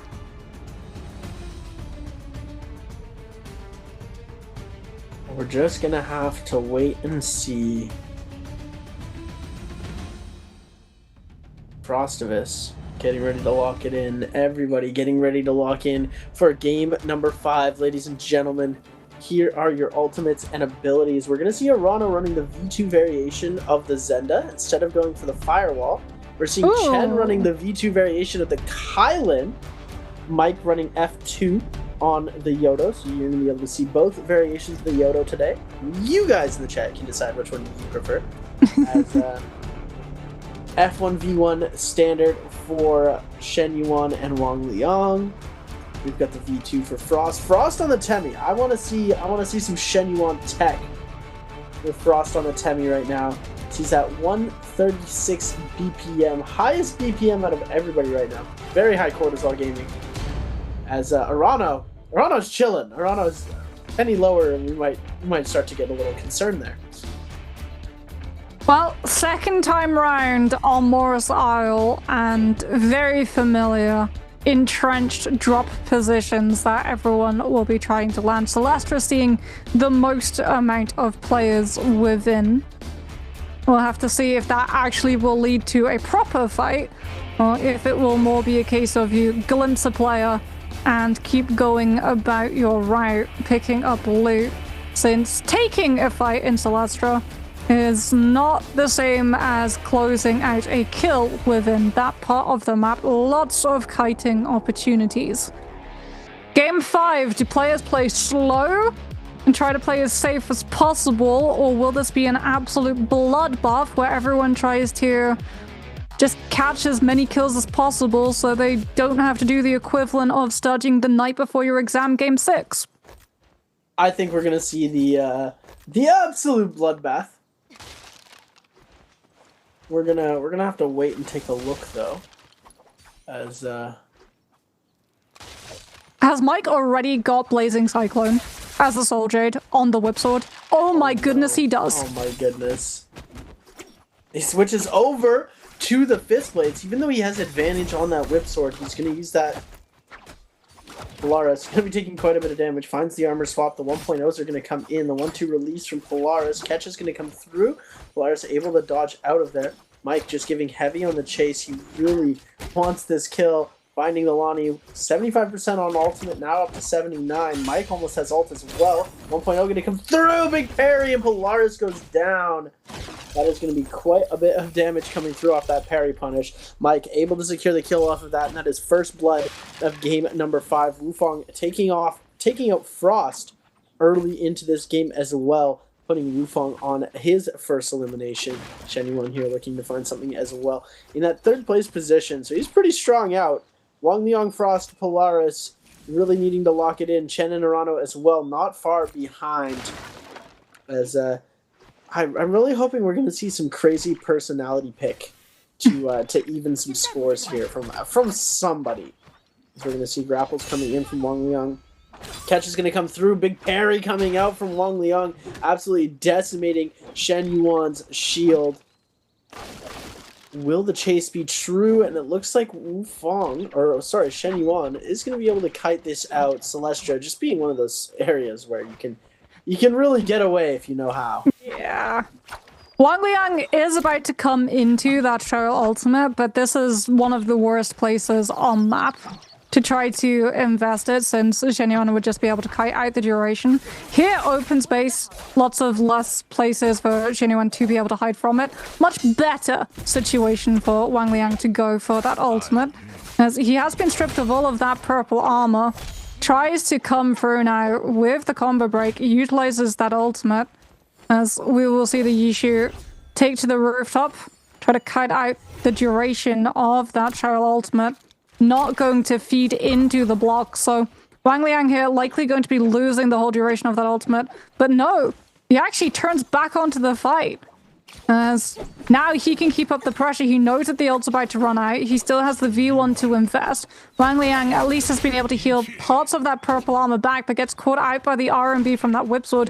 Has to invest the combo break, swaps to the staff to be able to start having that lunge capabilities of creating more space between him and his pursuer, as Shenhuan movement error, just getting through those coffin parkours, will afford more distance for the Sheol to be able to try to escape, as Mike playing all out aggressive, having to contest with this Yodo ultimate. The duration of that Zenda V2 has not been changed into position just yet.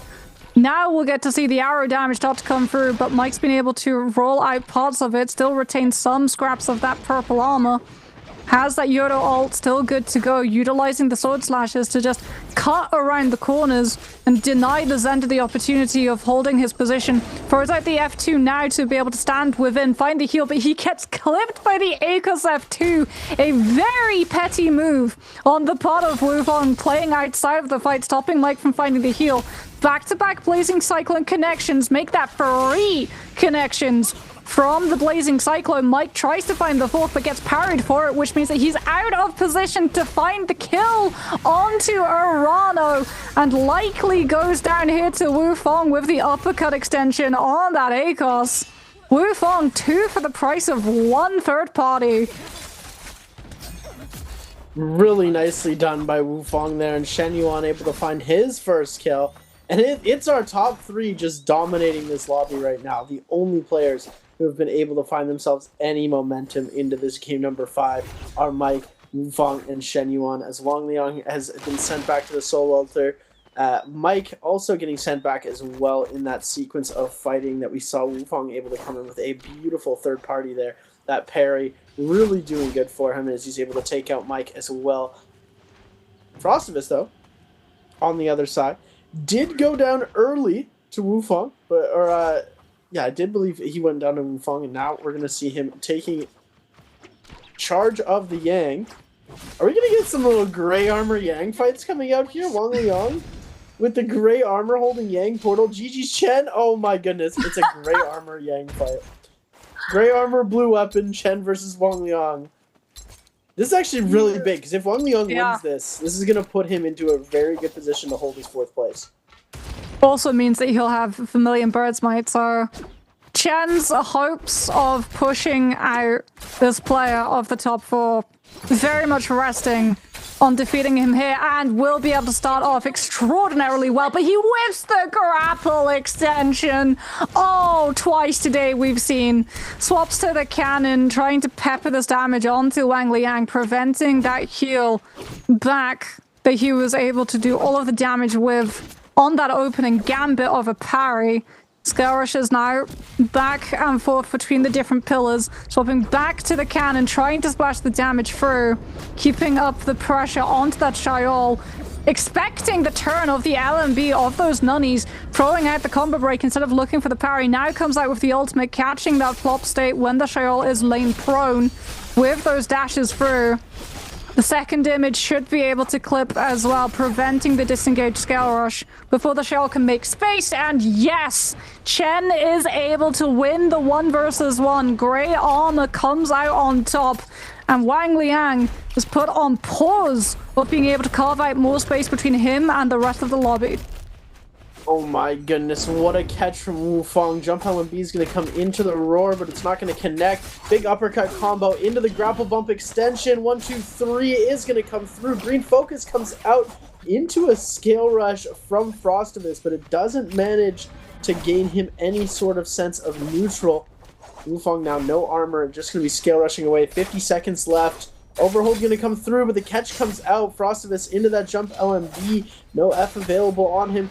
We're going to see another catch come through into the jump LMB. He's trying to bait out the F. Big shot going to come through. Shotgun burst into the parry. And Frostivus takes away the win from Wufong in that realm of Yang. Says we're going to see GG's Chen, Shen Yuan, and Frostivus with that win in those realm of Yang fights. It's going to be 2 players that are on the bottom 4 that really needed a boost, getting themselves that much needed point and win in the realm of Yang. This could allow them to spiral into a lot more kills as well. So we check out a little replay from Shen Yuan versus Lipo. Finally getting to see the Yishu take a realm of Yang fight. Within this now closed off 1 versus 1, how well can Shen Yuan pilot that V1 to take the damage onto this Lani. So far, no ults traded. Very much just playing spacing off of the pillars. Still holding that F1 as well. Finds the uppercut. Looking for the carousel into the invisible wall with the 1-2-3 follow through.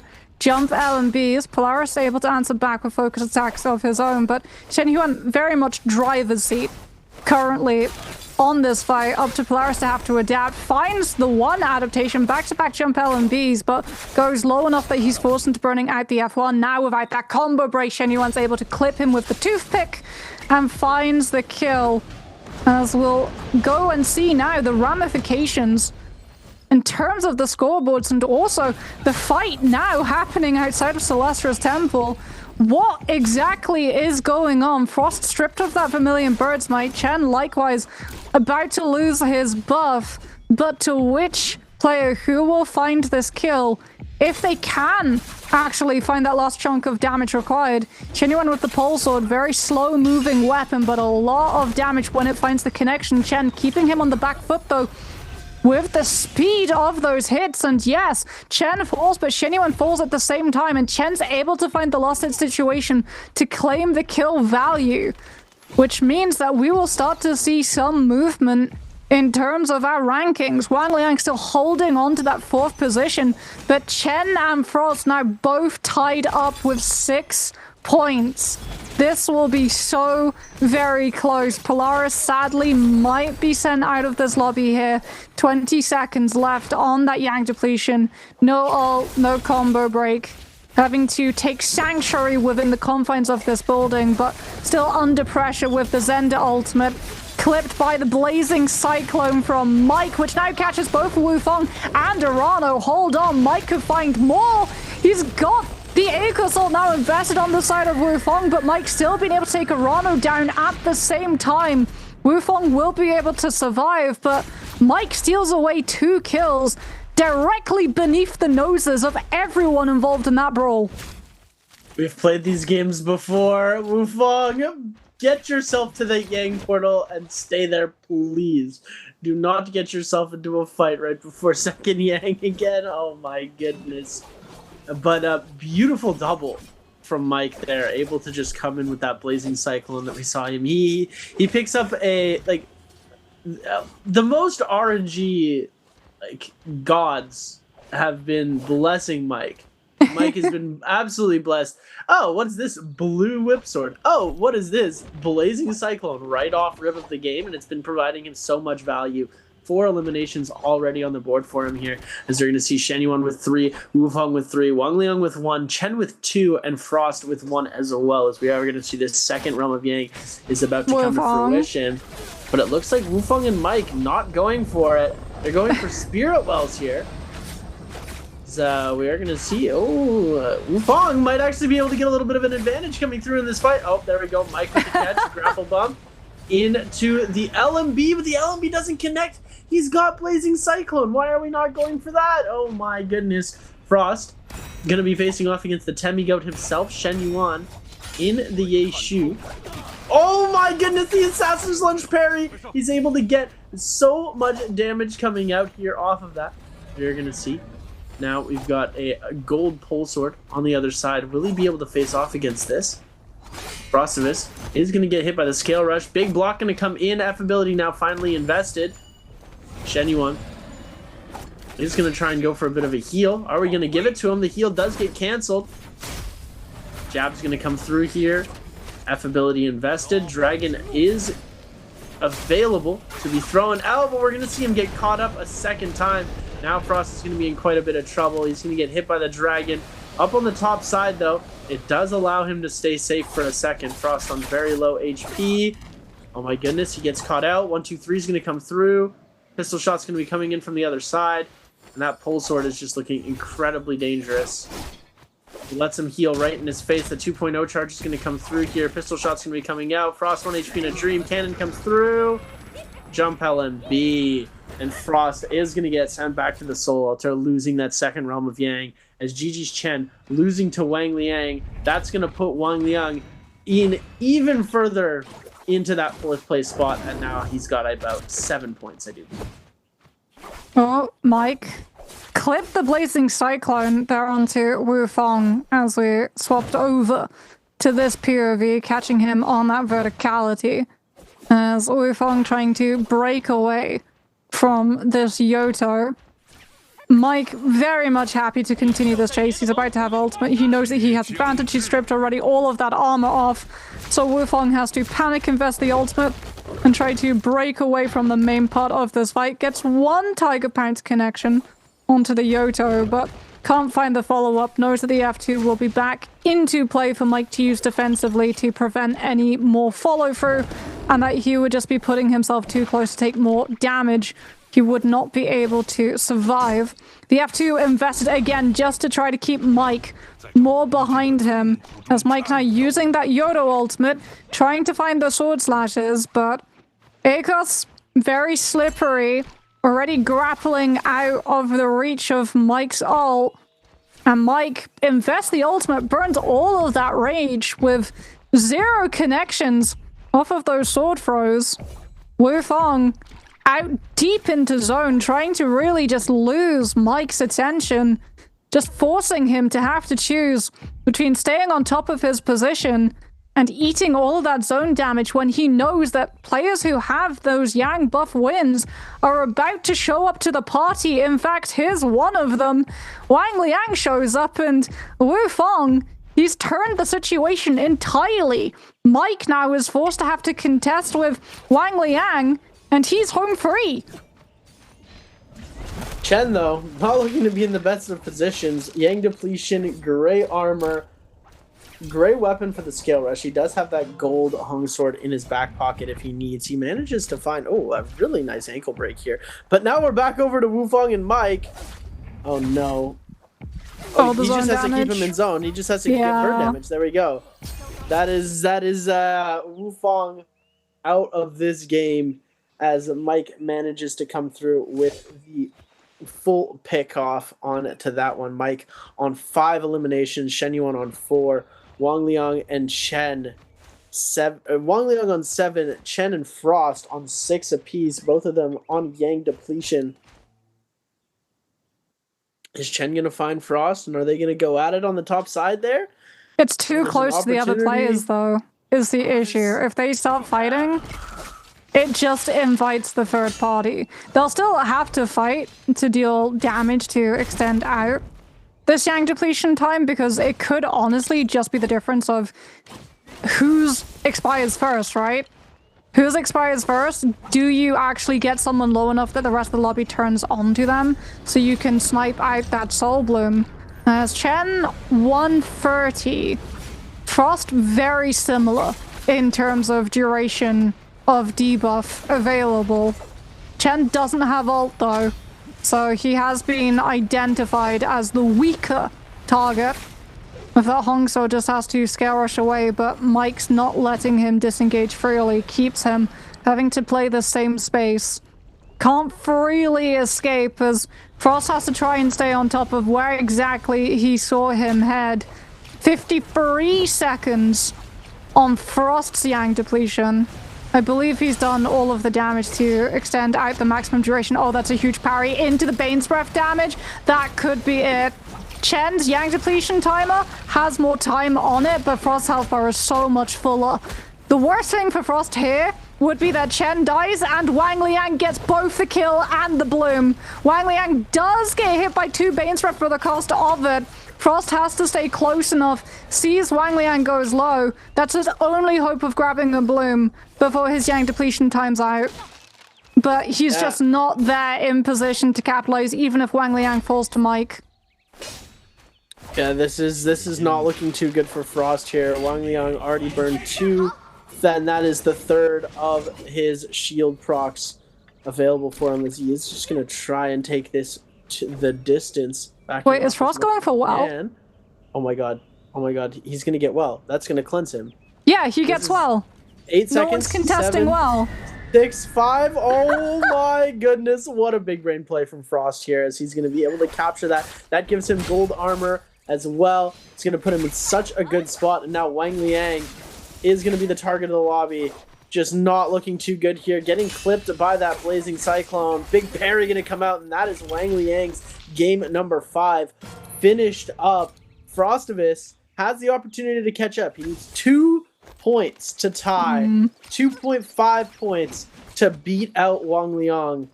Fully out of this placement is Frostivus. Looking to get a little active here. looks like he does back off of this pretty quickly though, as we are going to see. Holding over, that gold armor is going to be available for him. 3 players left in this game. He's still holding on to that purple armor, though, as he wants to find the swap. Shenyuan has... Shenyuan's got himself... Oh, there we go. No, he's got the gold armor and the swap available for him now. He has the tome, too. Greatsword tome. Old Greatsword tome would be perfect use right now. Especially since Mike and Shenyuan, they're just 1v1ing. Mike stripped of all of that gold armor. Shenyuan sees the opportunity. He's going for the V1. He's trying to take Mike out right here. Mike's having to just book it, utilizing those windows to break the ankles. Movement error, though, on the uppercut means that there's enough time for him to get pursued right by Frost and Shen Huan, who Frost Knight prime position, but the cut-off dragon connection onto Mike, followed by that assassin's lunge with the dagger before Frost can turn on to the opportunity. 1 versus 1 here. Can Frost find this kill to be able to close up the distance within that top 4? Back and forth we go. Frost still has all. He still has the tome. He sends out the LMB on those fist blades, finds the full connection onto Shen Huan, denies the disengagement. Still, though, the Yishu is able to break away. Frost clips him with the Wisp, holds him in that position, tries to shut him down with the jump LMBs, teleporting his position before Shen Huan can get past. There we go. Utilizes the Greatsword Tome, finds the connection onto the Yishu, into the jump LMB resets, but Shen Huan's still able to find the yellow armor reset off of the ground, so Frost has to deal all of that damage right back. Pins him up against the corner, has to be careful he doesn't get clipped by the LMB on the dagger, catches the grapple into the Wisp, holds him into position, finds the charge into the 1-2, and Frost walks away with the win. Oh my goodness, I don't think he's gonna get MVP just because he only had 2 eliminations total in that game. Mike finishing with 6, I think that's gonna give him a little bit more, and that's what I mean. Even if you have an amazing game like Frostivus just had and you're only able to get 2 eliminations on the board, placement does not matter nearly as much as a whole bunch of kills do. Kills are weighted incredibly high, and that is still going to give Mike our MVP for game number 5. But this does give Frostivus, I do believe, 2 kill points and 2.5 placement points. So that's going to be 4.5 total extra points of his 5 points, putting him at 9.5 and putting him in that 4th place spot, an entire point ahead of Wang Liang, who is now in a bit of a sticky situation because we've got 1 game left to see who is going to qualify. Oh my goodness, the dragon through the wall from Shenyuan was just insanity. It's brutal. Yeah, Mike's like, wow. I can't believe you did that to me. Oh, you rascal, you. Yishu. He's not fun to have to fight against. It's like all of the concern of being hit by a surprise Yodo ult, but it actually has the potential to just chunk you out of the lobby. But this will be it. As we said, we go into game 6 still fully unsure of who our full 4 will be. We know, it's fair to say, who 1st, 2nd, and 3rd will be. It's all about that 4th spot because Chen finds some headway, game 5. Wang Liang does still find some wins, some kills. So he was also able to keep adding to his tally.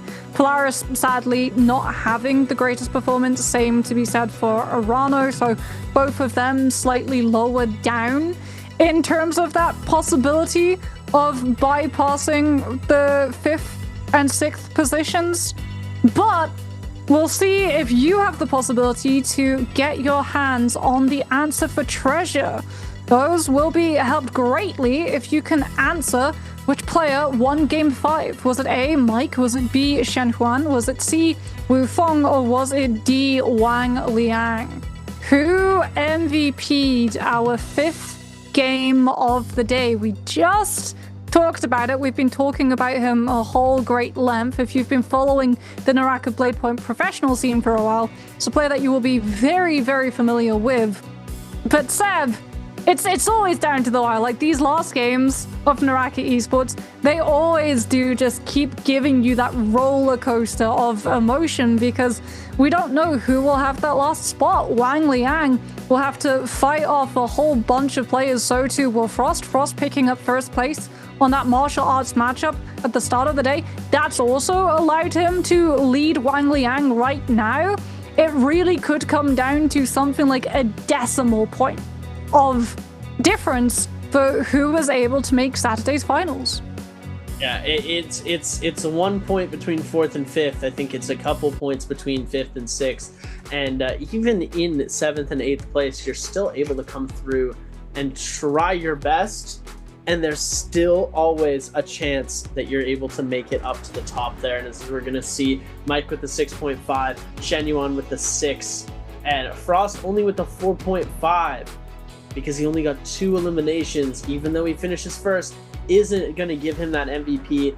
6.5 for Mike, absolute insanity with those 6 kills. And then Wang Liang down just a little bit more. If Wang Liang would have stayed alive just a little bit longer, he would have had enough to get through. But look at these overall standings. Look at 9.5 for Frost, 8.5 for Wang Liang, 6 for Chen. Polaris has the 4.5 and Arano has the 3. A 10-point game and a 10-point game from Arano and a donut from Wang Liang could be all that he needs to get himself into the top 4, right? Same thing with Polaris, same thing with Chen.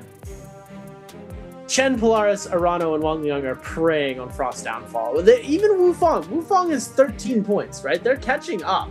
There is a world where Wu Feng donuts the last game, Frostiness does really well, and Wang Liang also does really well, and Wu Feng gets knocked out, right? There's a world where Chen and Frostiness do really well. There's a world where Arano and Polaris do really well, right? Anything could happen in this last game. It is getting incredibly antsy, but one thing for sure, Mike has secured his spot at the very top at 26 total points before our very last game.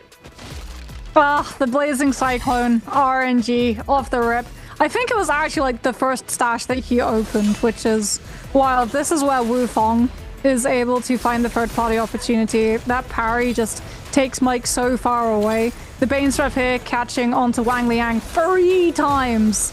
He's hit by almost a homing beacon of the Bane's Breath missiles. The tome setup, finding the connection onto Shenhuan, and then Frost having to do all of that extra work when Shenhuan's able to pick up the yellow armor swap, sitting there on the ground. Still has the opportunity to be able to close it out, gets the grapples done into the Wisp, sending out those Fist Blade light attacks right onto the spine to be able to find that elimination. But Mike is still walking away our overall winner of Game 5 with his 3rd MVP so far. There you see it. Back in the OUG Blues. Mr. Mike, our winner for game number 5 on the Yodohime. Yodohime MVP. We've had a different hero, I believe, almost every single game, taking that MVP. 6 kills, 15,000 damage, Dragon Roar, but no nunchucks. Blazing Cyclone with a lot of Whipsword damage. Assault Smolder as well. A lot of fire damage coming out here. He had the Switch Dazzle, which, you know, I know they don't break it out because it's like, it is very, very situational. It's not really that valuable of a Jade, but it is fun, and I think that they should send out a few Switch Dazzles here and there. That's going to be his 3rd MVP of this stage 1. Usually Mike has racked up about 6 or 7 MVPs by now, but you know, going into this finals, he's going to be getting close there. He's doing a pretty good job. Well, with how close the standings are, I don't think any of our players have room to play anything for fun, Seb. Strategies, soul jades, anything. This will not be fun. This will be stressful. Like, when we look at those heart rate monitors, I am expecting to see some very, very high heart rates from all of our players embroiled within contesting that 4th and 3rd prized position to make it to Saturday's grand finals, but history will remain intact. We are not within the parallel universe of failing to see a grand finals or a finals split where Mike does not qualify. As always, it does feel like those two just go hand in hand. Finals and Mike playing within them and having a shot at a title, even if he hasn't been performing to the best of his ability within the lead up. Here we go. This is why Yeshu still gets picked first, even though they focus him out, is because the mirror matchup needs to be on the most optimal hero, obviously. We're going to be seeing all 8 of these players. Yep. Sending out Dragon. This is going to be the most chaotic thing I think we've Yeah, well, we'll have 16 players sometimes within our lobby when the F1 is active. Hey, we're back to old school Nbpl lobby size. I get it. I was like, wait, 16 play? Oh. If everyone hits F at the exact same time, we will have 16 Yeshus. If everyone recasts at the same time, we'll have 16 dragons. Oh my goodness. Moxie. This is about to be an insane game, and I you know, we've seen it. I haven't gotten to cast the 8 Yeshu lobby yet, so I am super excited for this. Moxie, predictions. This is about to be so hectic. This is like about to be so very hectic. This has the same feeling as the multiple Kylan lobbies that we had back in the day. You just had so many players just like dash, dash, dash. Kylan guard, dash. Predictions? Oh, this is a tough one to call. Frost will be feeling a lot of momentum off of finding not the MVP, but the fight win. Also, I think he'll be riding high after not going out to Yang depletion. Like, I really truly thought that was him done when we had 2 players on Yang depletion and Frost was not close to the second person who was also being targeted to be able to snipe out the Soul Bloom. Him being able to pick up that WoW and cleanse for free, uncontested, is huge for him. And for sure sets up his confidence to continue taking the fight, especially when we saw him approach Mike the way that he did. That was very, very confident behavior and body language from Frost. But do I think that we see the 3rd position potentially rerouted? Hard to say. If Wufang really needs to lock in here, because, you know, famous watermelon boy is he does some things sometimes where he gets the 0-point games, like we see in game number 4. So yeah, little discretionary errors early on. It's gonna be if Wufang can lock it in, he'll be able to hold his own. But there is a small chance that if he donuts and Frost does really well and Wang Liang also does really well, we're gonna see Frost and Wang Liang qualifying over Wufang. So it's gonna be close. You're gonna have to watch, but it is really it's gonna come down to a sliver, or it's gonna come down to 0.5 points. I just know it. Or a Realm of Yang fight. That could be the difference. Winning Realm of Yang, especially if it's up against like those key players within those sought after positions. Saddling one of them with Yang depletion That's such a rough situation to have to come back from. Bring on the heart rate monitors. I want to see who's hitting 160. Who's hitting more than 160? I think the highest I've seen was 184. Yeah, we were getting close to 190. Some of the players at MSC were getting close to 190 in trios. I think it was like some of the 521 members, some of the YM members. Yeah, it's interesting. It's interesting to see the heart rates because it's showing who's able to, like, if you're able to control your heart rate and stay calm in these games, there's so much more that you're able to see that these other players who might be getting really nervous or have high heart rates are going to be missing out on. And well, we've seen the results of Panic, right? Panic ultimates invested when health bars get too low. Happened to a lot of our Yishu players actually early. When you see how they took fights within Realm of Yang, not a lot of players very okay with opening up with a full health bar and going for the V1.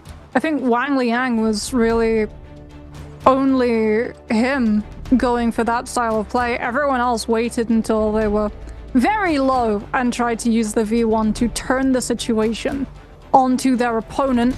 Slightly more downtime between 5 and 6 since we don't have to go through the duties of hero phase selection. Instead, we just look at ability loadouts, but everyone is on the same page when it comes to his usage on solos. A run of 75? Look at Arano. He's just low-core gaming out here. That's insane! Just relaxed, not a care in the world. He's just happy to be here. He's gonna do his very best, and at the end of the day, it's gonna be okay. As he's getting ready to lock in here. Looking at spawns, we're seeing Mike. Shen Yuan's gonna be going for flies, I believe, and then heading towards Salvation Podium to try and get the golden weapon there. Mike is going to try and solve puzzle earlier. We've got Frostivus and Shen facing off early. 521 going to be up on the top side, closer to where Frost and Shen are. We've got Arano there as well. This is going to be a pretty interesting one, as game number 6 is where these players need to lay it all on the line. Victory will be forged, and 4 players will be getting sent home. Ladies and gentlemen, one more time, I'm Seb. I'm joined alongside Moxie, and this is your Game 6 from your lower bracket 2. Here we go. Wang Liang already in a very good position. Shen Yuan with 97% on his ultimate. Mike, Wang Liang, and Shen Yuan now with the opportunity to meet up are going to be taking this fight. Mike already going to try and solve that puzzle. He's going to get the order of the puzzle, then go for a bit of loot. We're going to see Wang Liang with the bounty already. He is the one with the most to lose here. Wang Liang is the closest to that pony roller fight on the bubble. Oh my god. Come on, pony roller fight. Yeah, Mike's camping below, forcing players to have to come directly to him so that they know the order to solve that puzzle. As Shen Yuan's already lost all of that armor he spawned up on the third party opportunity. We just saw the third player be close enough to enter. There's the pony roller, and it finds Mike when he's trying to disengage Shen Yuan, having the ult advantage since Mike went directly for the puzzle, and Shen Yuan's able to pick up Fireflies ahead of him. Now he looks for the cutoff. First Dragon Throw finds its target, actually turned on to Wang Liang, just putting him out of the way of camping Mike's health bar, but Mike finds the parry and turns onto Shen Yuan instead. With the dagger, finds the kill off of the drop RMB. Picks up the Soul Bloom too, so he'll have the V1 available shortly, as Wang Liang still has his own ultimate, and the F1 has invested there to be able to book away from the consequences of that parry, as we get the fourth party now from Wufong dropping down with a very aggressive F1. Wang Liang utilizing that Dragon Throw to kite himself out of the way of danger, having to contest though with Wufong's ultimate at the same time, which will last later. So Wang Liang has to use the last few moments just trying to create distance between himself and that fourth party, trying to find an armor swap, but all of the stashes have already been picked clean. F1 invested, Wang Liang trying to make it to the box, but someone booked it away with all of the stuff that was held within. Shen Huan lets someone else solve puzzle and picks up the loot for himself instead. Oh my goodness. Wang Liang with 2 kill opportunities right off of the rip of this fight. Had so many chances to secure those 2 eliminations. Wasn't able to make anything happen. Wufong took 2 and Mike took 1. He had the... It's so unfortunate for him there, as he could have gotten the kill onto Shen Yuan. He could have gotten the kill onto Mike. He could have gotten the kill onto Wufong. He wasn't able to get the kill onto anybody. And he manages to get sent back to the Soul Altar right off rip here. Polaris going to get impaled up. Gigi's Chen not going to be able to finish off the kill. Polaris taking to the reins. Arano fighting as hard as he possibly can. But Chen going for the target switch here. This is a little bit of an interesting target selection coming through here. But the Scale Rush is going to come out. Arano is going to get caught up. And there we go. Chen picking up an elimination, putting himself on 7 points. Now Polaris fully healed back into the fight. Let's go the RMB, but it's not going to connect. Oh, big dodges coming out here, weaving and ducking. Overhold's going to come through. Polaris just going to be forced to Scale Rush out. He goes for the offensive Scale Rush, pulling out Chenzef. Scale Rush going to come in. Polaris going to try and go for the RMB. Doesn't connect. Goes down to the bottom side. We're just going to see Chen take the exit. Arano already going... A little bit of a salty res action coming out here from Arano. Interesting. He doesn't go for the aggression right away, but we did see Frost also get taken out right off the start of the game. Arano managed to pick up the kill into him. That also sort of stunts the momentum that Frost has to be able to have the loot to take this first Realm of Yang fight, so... he'll stay clear of those portals popping up. Wang Liang camping one of them just to see if anyone decides to try to challenge. He's looking for those kills. He knows he has to find eliminations. He can't play passive. He can't play slow. He has to go through that Realm of Yang. Try to find a kill. Try to find the buff, which allows him to keep that momentum moving. As Mike will be challenged by Shen Huan. Mike does not know that this person has a gold weapon until he starts taking hits from it. Now he'll see that blue health bar rapidly deteriorate. Instantly, no reservation, goes straight for the cast of that V1, reading that this is a kill that he absolutely wants to have. If he kills Shen Yuan, he gets that gold weapon. He wants to have it available. First cast of the V1 will be invested. Both of the Shen Yuans, and Mike finds the dragon contest into the Impale. Does he get the loot? No! Frost gets both the kill and the gold weapon that was held by the body. What a steal! Oh my goodness. Frost, like, the second dragon wins is always what's going to happen. Mike was able to hold on to his dragon just long enough for both the recast and his dragon to come out second.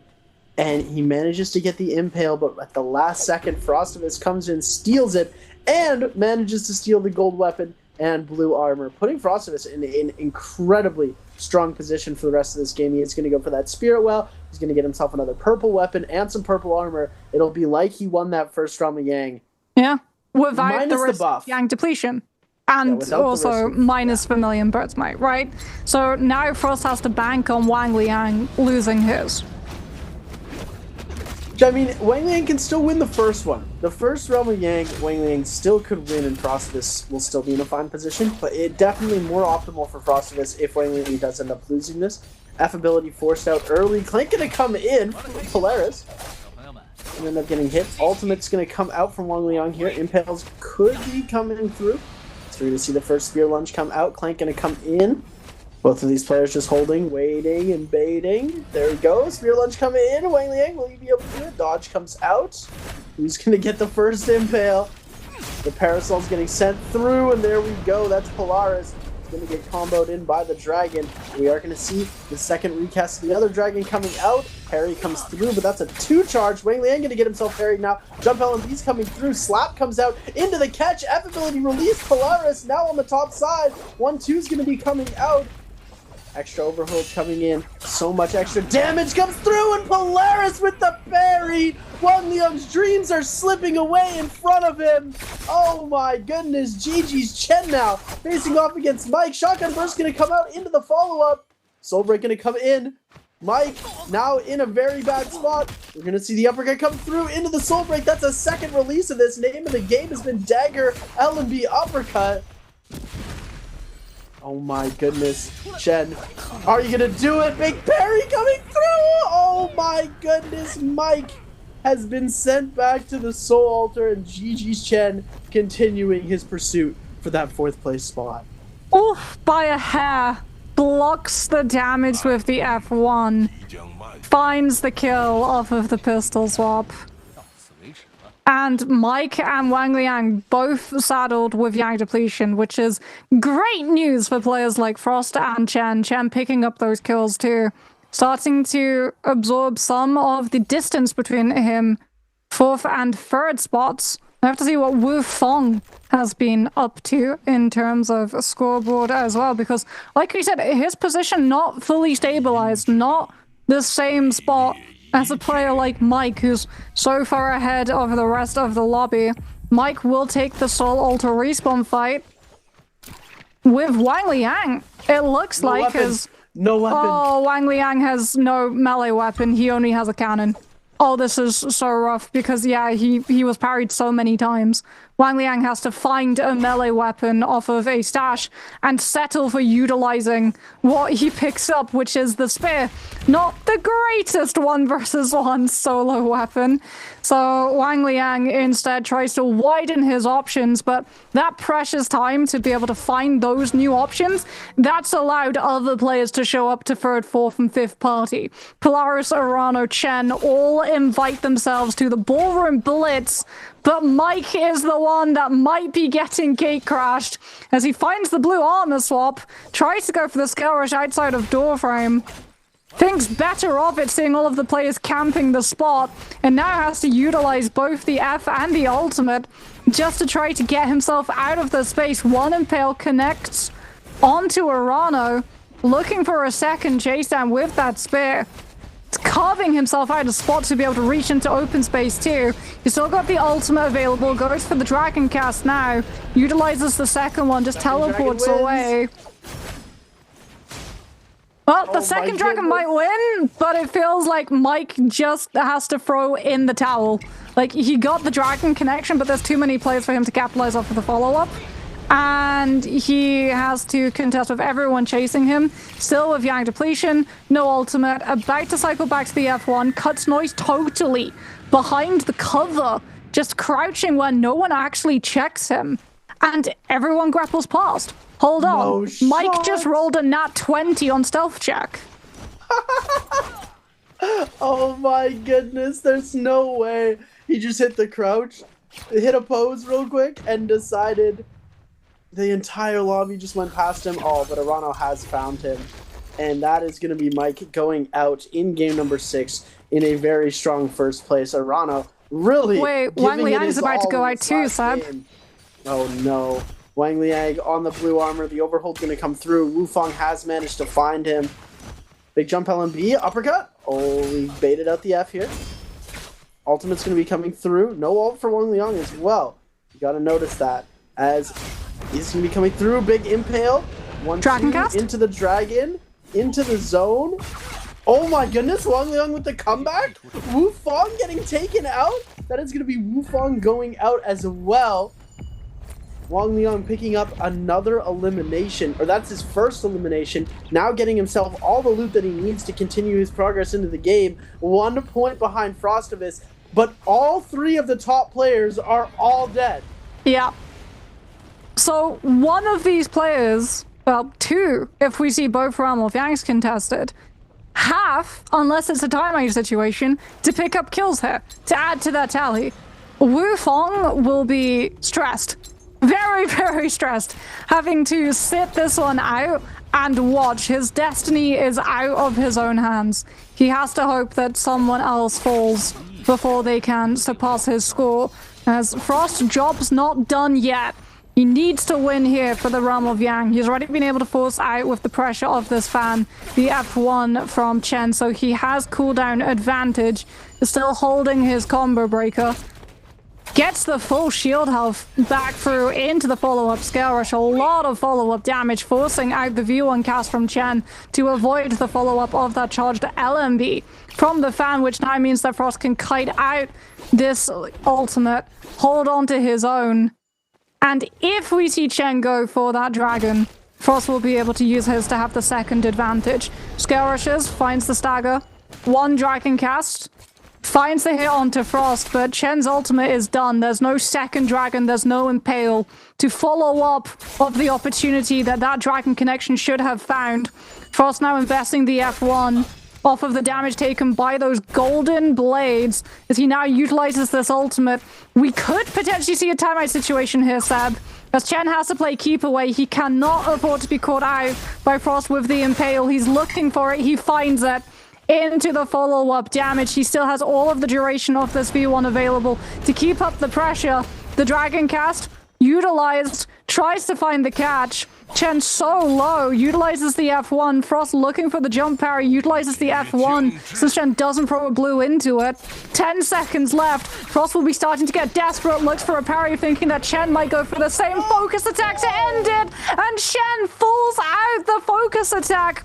Frost tried to parry the first one, was not ready for the second actual connection, and Chen turns the tide of the fight. Oh my goodness. Wow, Frostivus playing that so well. The last overhold coming through. GG's Chen really putting it all on the line right now. It looks like Polaris and Arano, the fighters of the other Realm of Yang fight. Arano managed to win that, putting Arano up onto 4 eliminations, really coming through as strong as possible for that last game. So we know that Polaris has that F ability available, so they're waiting to cast Dragon.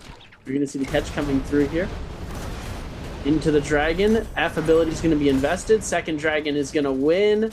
Polaris goes for the recast. He does manage to get away, avoiding both dragons. Gets the Impale.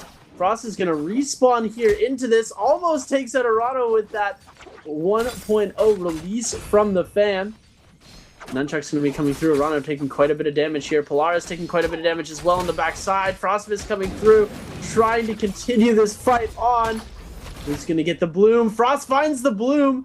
Will he be able to take out Arano is the question. We're going to see the Impale come in. He turns it around the other way. Manages to get the stab in. He burns the F. Now all he needs is one more Impale. And that's going to be a dragon into the final Impale slam. Oh my goodness. Mortal Defiance on Arano. Grapple bump, off, green focus goes down, Frost is still going for the chase, Arano 1 HP in a dream right now, catch comes through, 1-2, Frost with the cleanse, and another elimination, putting him onto 12 points, and stopping Arano's dominant run. Chen on 3 eliminations, Wang Liang on 1. I don't think that there's the opportunity, unless... If Frost dies next, and Wang Liang's able to get the kills, he can still surpass Frost. Yes. I was thinking that there's no way that Frost and Wang Liang can. No. Yes. No, because if Frost surpasses Wu Fong, he has to get 3 points. There's not enough players left for both of them. For Frost to be able to push down Wu Fong, but then Wu Fong would fall to 4th. So yeah, Wu Fong's safe. Wu Fong less. Yeah, it would be 14.5 if Frost were to go out first with no more eliminations. Yeah. So Wufeng is safe. Frostivus is just defending his spot. And that's the problem with the mirror match. Yeah. That's the solution, in my eyes, of the mirror match. They're not able to focus out. They have no clue which one's Frost. Wang Liang only knows who he is. Well, fighting style. Yes, Frost has Dragon's Roar. He'll be showing it off. As Chen's trying to position for Spirit Well Cap right now. Which should give both Wang Liang and Frost Yang depletion. And force them to have to fight, allowing Chen to third party. See, is there opportunity for Chen to be able to qualify if he gets 2 kills plus ranking points? If he gets the kill into both Wang Liang and Frost, there's a potential, but it looks like Frost will be able to pick up this well for free off of the threat of the Dragon's Roar that Wang Liang just does not want to contest. He knows as well he's disadvantaged when it comes to that loot disparity. He has to just try to make himself as scarce as possible and hope that Frost and Chen turn onto each other. As Wang Liang will not play Battle Royale, for now he's playing Hide and Seek. That does give Frost, though, an opportunity to go for Flag, with Chen being the only one who could contest it. See if he tries to make that play, as Chen decides not to fight the other player with buff, and instead starts playing a little bit of Hide and Seek, trying to work out where exactly Wang Liang has hidden himself. Oh, Wang Liang is going for Flag now, since Frost did not challenge it. Who picks up Flag first? Wang Liang starts taking it towards the altar. Is Frost going to let him go to the altar to paint a target for Chen to turn onto? Do they just set up a crossfire and try to shred him down? Surely we don't let this happen for free. I guess we do. What? We do let this happen for free. Confusion. Nobody wants to fight. Nobody wants to engage, because whoever gets the last 2 kills, whoever gets, if Wang Liang doesn't get a single kill but places first, that 2.5 placement points is going to put him 0.5 over Frost. If Chen needs to get Chen needs to get a kill to secure it, I don't know, because if he gets, if any of them get a kill and get first place, they win. There's the only guaranteed loss is going out third. Nobody wants to be the first person to engage in the fight. Every single one of them has a chance to. But Chen has to, because he has Yang depletion. He's the only player with Yang depletion. And he's watching his future disappear right in front of him right now in 24 seconds. Is he just the finals not will be no fighting? more. There's no way. Does he think with his 3 kills that he surpassed? I have no clue, but because he has no clue who's alive either. Yeah. I'm very confused. He's not fighting, he's not doing damage, he's not trying to extend this time. 5 seconds. There we go. Now he breaks in. Yeah, but Frost will get last hit situation. He'll get kill credit. Yeah, here comes the dragon. 2 seconds. 1, 0. There we go. Now Frost gets kill credit. How did what?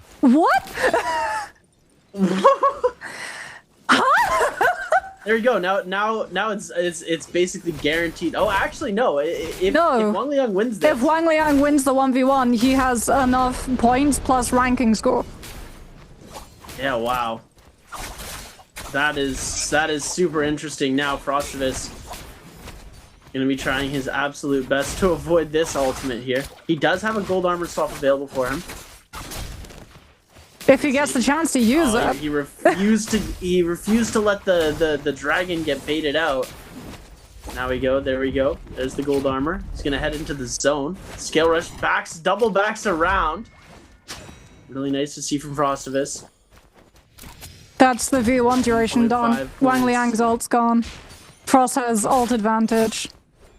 He just has to be able to survive to board it up or get the kill through. Fitting that he tries to end this with the LMB spam on the dagger, which started off his day. Back-to-back wins with that dagger weapon play. As Wang Liang taking a lot of damage off of the clank. having to try and space out of the fight. Heal opportunity denied by the pistol swap. Frost trying to find that LMB opportunity, but now he has right of way. One-sided V1 cast. Wang Liang having to play the slope and just slide away from the impalement, but can't find the distance. One impale finds the connection.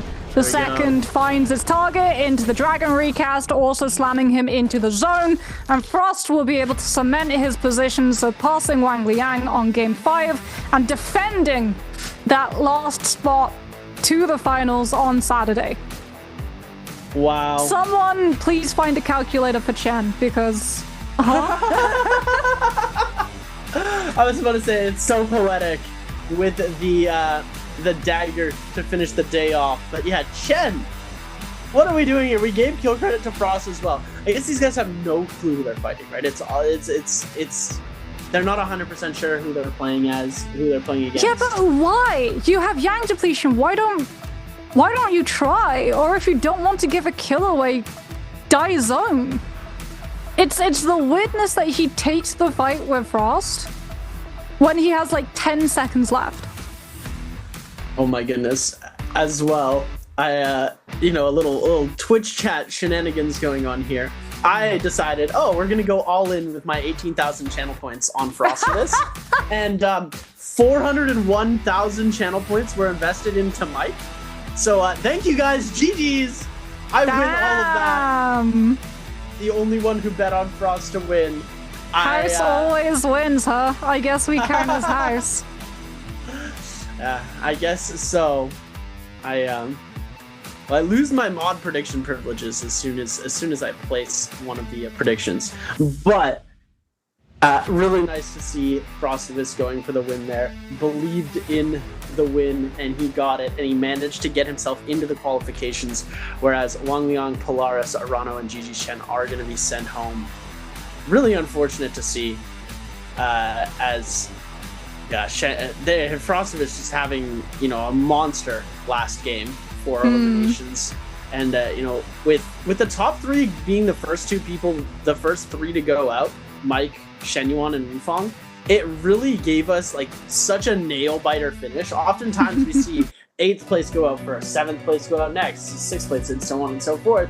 But we got to see the top 3 eliminated, and then it was a bloodbath between place number 4 all the way to 8. The last 5 players fighting it out.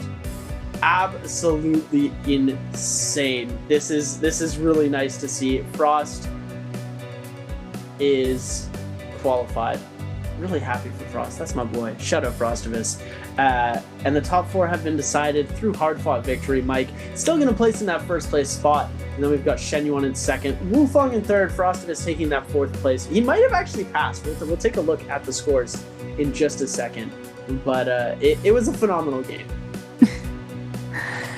Very weird end, I think. It started off the way that we would expect a Holoroth, complete with literal, kite to Salvation Podium, kite below Salvation Podium, have Thorny Roller also be within the mix, as we'll see. Yeah, Frost MVPs that last required game to be able to defend his position of those spots. Mike does go out with only the 1 point, but his performance throughout the rest of the day was enough to establish that first position from these lower splits. Not enough, though, to establish a first finishing position on the upper bracket, though. So Saturday will be very spicy as we do get to see the true test now. Old guard versus rookies of the league, trying to establish themselves as the talent to beat. Mike walks away, ending the day with 27 total points. A huge amount of points picked up for him. Very consistent high performances. Game 2, Game 3, Game 4, Game 5. Yeah, really, really good ramp up from Frost there, as you see, 2-2, and then 4, 5, and 6, able to come up with a lot of extra points to get himself over Wufang by 1 point. And then, we've got Wang Liang at the 10.5, 9.5 for Chen, 8.5 for Arano, who really came back in that last game, but it is just too little too late with so many 0s and 1s. He's looking like a line of code in his scoreline there. It's, really not doing too well for him. at Intel, like the last game. He had such a strong performance. Like, look at this parry on the mic, 1 HP in a dream. He comes through and he manages to get that final kill, taking Mike out.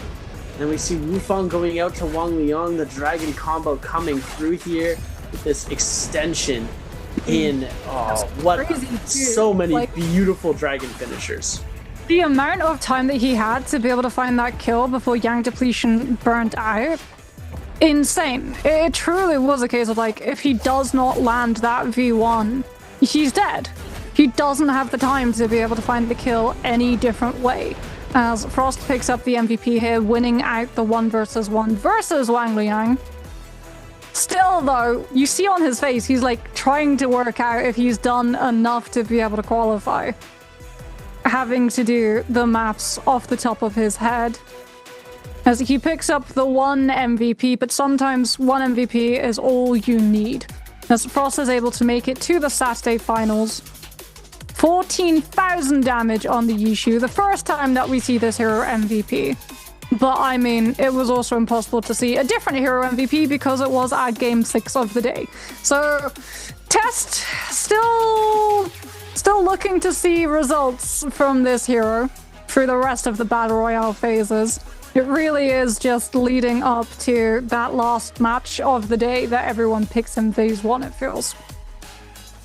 And congratulations, Stormstride or Bolt Rod on the Jades, coming through as well with Dragon Roar, Rupture Gale, Quick Charge, Thunder Call, stacked and looking absolutely prepped and ready to go as he made it into those Stage 1 finals that we're going to see happen this weekend, ladies and gentlemen. Tomorrow, we've got, I do believe, our trios, Stage 2 lower bracket, or Stage 1 lower bracket 2. But first, ladies and gentlemen, an answer for treasures. How many kills did OUG's Mike get in Game 6? Was it A1, B2, C3, or D4? It is so insane to see that. You know, Mike competing in a lower bracket, one of the first times we've ever seen that. Frostivus with an absolute pop-off final game. The nail-biter 3-way finish with... and then Chen just decided to turn his brain off, I guess. But, you know, this stuff happens, right? You freeze, you choke. It's going to be a moment that he's going to remember for the rest of his career, and hopefully he'll never repeat it for the rest of his career. And it's a learning experience for everyone. Sometimes you can't win everything. He's going to come back into this. GG Shen's a fairly new player as well. Like, he's no Yagami, but he is definitely well on his way to stardom. He just needs to, you know, figure out exactly what he's going to be doing when he's got 5 seconds of Yang Depletion timer left. You know, maybe start attacking with 30 seconds, you know. It's interesting because he also had first priority to go towards the cat flag. Like he walked right next to flag, didn't take it, and he could have. He totally could have.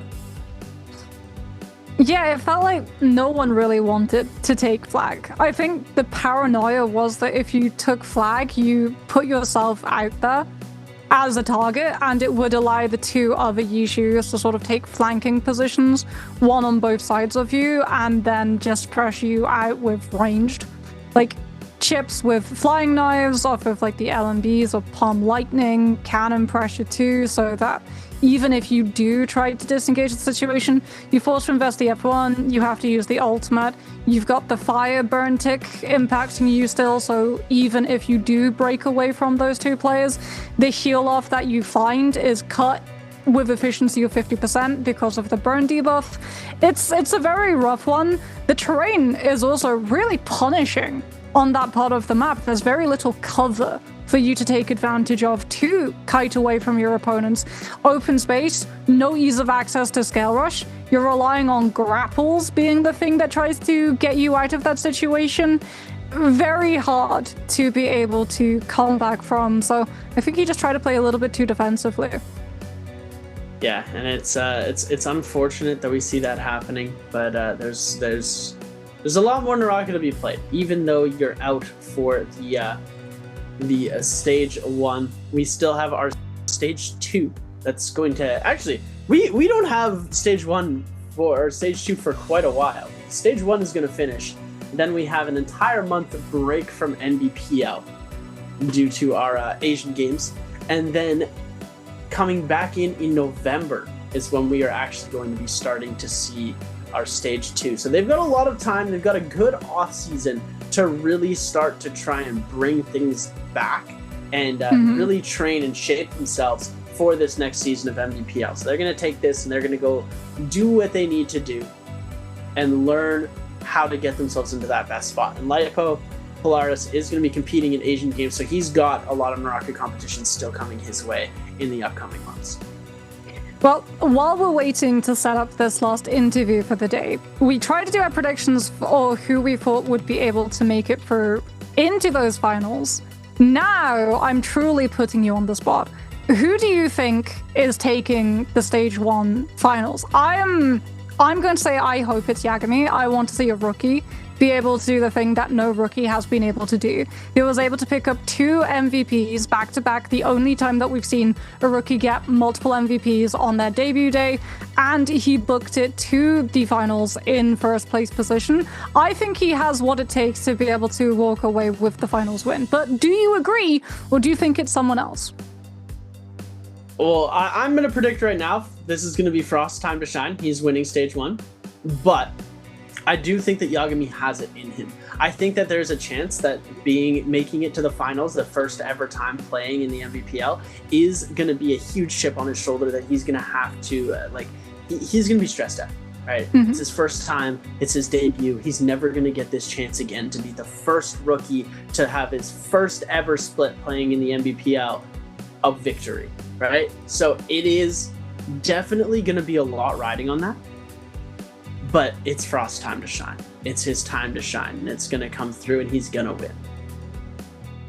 I mean, Frost did come very close to taking it all before, so he's been second position. I would be unsurprised if we do see him elevate that to the point of taking home that first position, but Saturday for sure, memorable.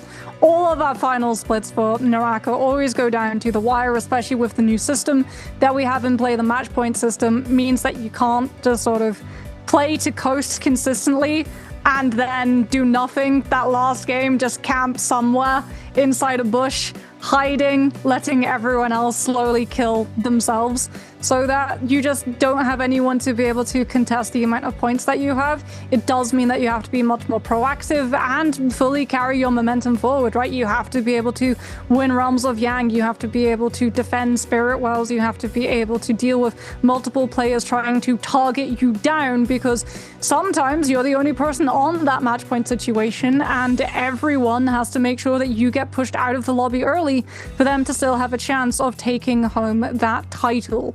So a lot more macro that both our solos and trios teams have to be able to get to grips with. But I will say, in terms of handling the pressure, Yagami has been able to hold multiple times now the first place position of Immortal War within the CN region. So he is very accustomed to having to play within these high elo lobbies. I think the difference will just be the esports degree, and yes, the pressure of having to play with a title up for grabs, not just holding down a ranking spot. And let's not forget the bag that you're going to be able to get off of all of this. The prize money, incredibly valuable as well. The fortune, the fame, and the glory, if you will. All 3 of those are going to be coming in very, very strong. Who, out of these players in the finalists, other than Yagami, because you've got your prediction locked in for Yagami, I've got mine in for Frostus. Do we think Mike is going to be able to get first place? Do you think Mike is a contention for the win, or do you think that he's fallen behind and that Yagami is sort of the Mike kryptonite? I think the issue for me with Mike, he hasn't shown a strong Yishu. So because of how tough the lobby on Saturday will be, if we do go the whole way, I don't know if he would be able to find the MVP win on game 8. But this is the lobby, as we said. This is a very tough lobby, the best of the best from our solo stage fall split 1. Yagami, the rookie, the newcomer, making such a huge splash with that debut of picking up back-to-back MVPs, going up against Verse, Ruo, 225, Mike, Zhen Yuan, Frost, and Wu Fong, a current J-Cup defending title holder. T25 also very familiar with close finishes. He's been the bridesmaid so many times, and just not been able to find that last first place finish that he's been looking for. He's been doing very well too, qualifying up on the upper bracket run this season, totally changing up his playstyle too. Yeah, it's definitely interesting seeing the difference in playstyles, the changing of everything that's happened. Like DRG's Ruo really stepping it up this season, Yagami coming in with a completely new section. Mike, his playstyle definitely changing a little bit for the worse, but still managing to keep himself into the top 8 conversation, which is amazing. And here's going to be our schedule for tomorrow. We've got our versus Morris, Holleroth, Predoria, Morris, Holleroth, coming to you guys for our lower bracket round 2 for trios. Then Saturday, we've got solo finals, and then Sunday we have our trios finals. Ladies and gentlemen, that is what's going to be going on with us. It is very, very close. It's so crazy how quickly it feels like, because we had our bi-weekly finals, right? And our bi-weekly finals just happened, and then it was our grand finals. But this is, so now that we have our stage 1 and stage 2 finals, it just feels so streamlined, so quick coming into the end of the season already. This is my first time casting, and we're already on stage 1 finals for yeah, wow. It's been a quick one, but it's been a nice one. I've been watching from behind the scenes as I've been recovering from my my surgery, but it's a very cool arc, very cool story arc this season, and I'm absolutely loving it. Yeah, it gives these players a lot less time as well to work out the tempo and what's strong at the moment. Like, things change so quickly, especially with the introduction of the new heroes that we have. But that will be it. As we said, a very fast one so far, as we have the finals on the horizon this weekend. But before then, we do have the trios action for their lower bracket split tomorrow to see who will be the top 4 teams making it to Sunday. But that is all that we have here for you. I have been Moxie. I've been joined by the wonderful Seb. And make sure that you keep your eye on the NARAKA Esports Twitch to be able to catch trios tomorrow. Goodbye, everybody.